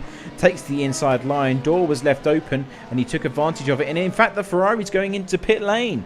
The Ferrari, the number 3, not enough fuel to get to the end of this race and has to come in one final time for that extra tiny bit of fuel before getting to the finish.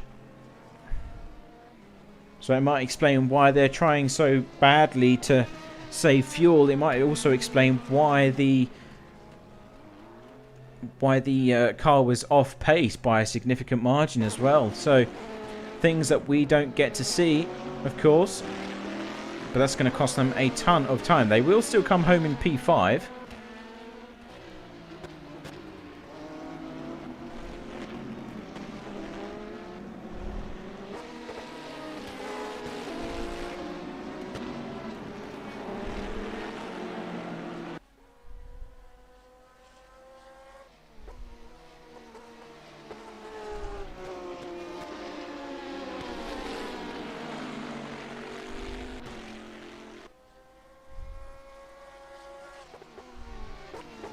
So we will shortly be on the final lap of this race. 1 minute and 40 seconds remaining. Of course, from what we've seen in this particular round here, anything can happen. I'm not saying anything right now. Oh! No way. You could not make this up. You could not make this up. This has just happened, ladies and gents. Cliff van der Veen stationary at the entry to Stavelot. Car is still dead. It's not alive. And that's what I say. Never until the fat lady sings.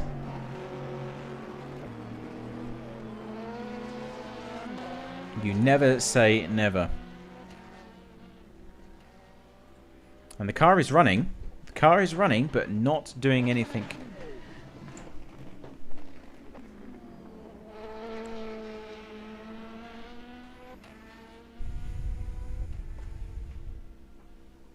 And is he going to be able to get it back underway, though? That's the thing. And it's 9 seconds until Robert Pawn and the number 2 comes home.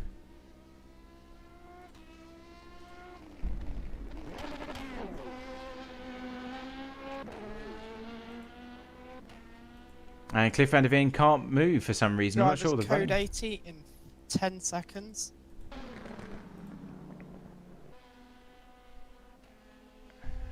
Five, 4, 3, 2, 1.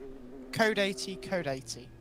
And he still can't move, so Cliff van der Veen is basically stationary at the side of the road. Not too sure what's going on there.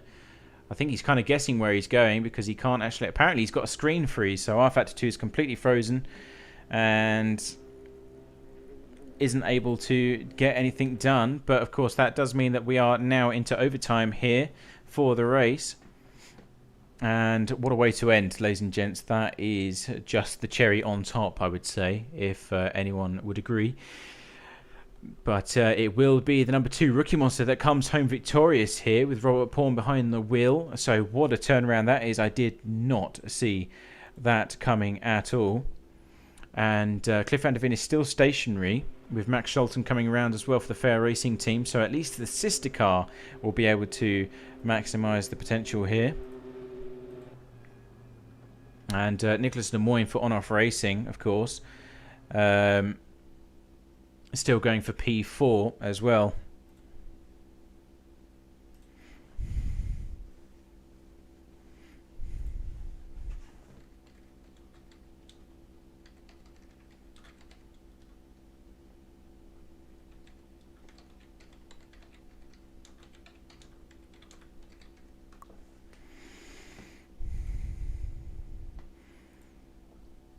I mean, what else can I say other than that?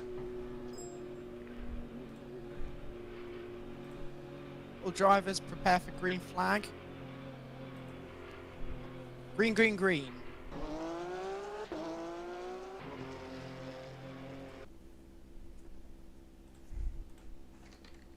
Be aware there is still a stationary car in Sector 3.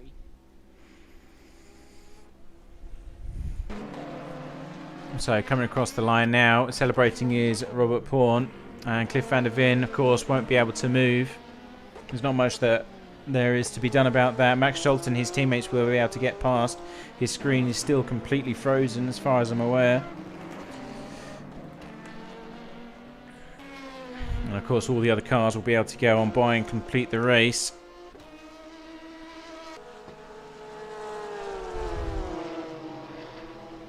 In GT3 on the final lap, we've got the two Simco cars. Look at that, a show of teamwork coming up as they finish across the line as one.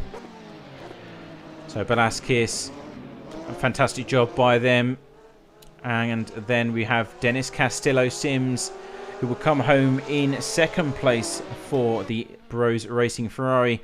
And then their teammates in third, of course, with the number 19 Porsche as well. Almost forgot to turn his lights back on, which would actually DQ them. So very smart idea to quickly turn those on again. Here comes On-Off Racing for the final time. What a way to turn around this event for them. They had that incident going into turn 1, but coming home in third here at the 6 Hours of Spa. What a way to finish. That is incredible.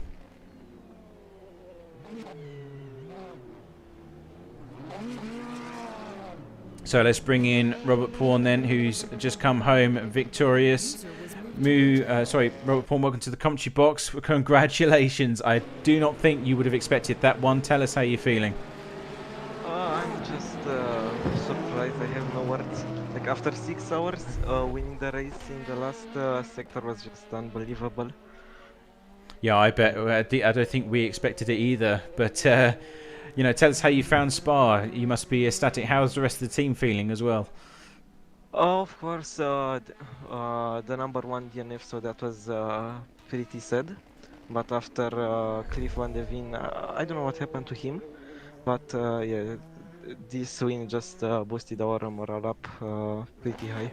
Yeah, I mean, you've had a pretty rough start to the season, if you don't mind me saying. But tell us how much this means to the team to be able to come home strong here, and how much that's going to affect your championship.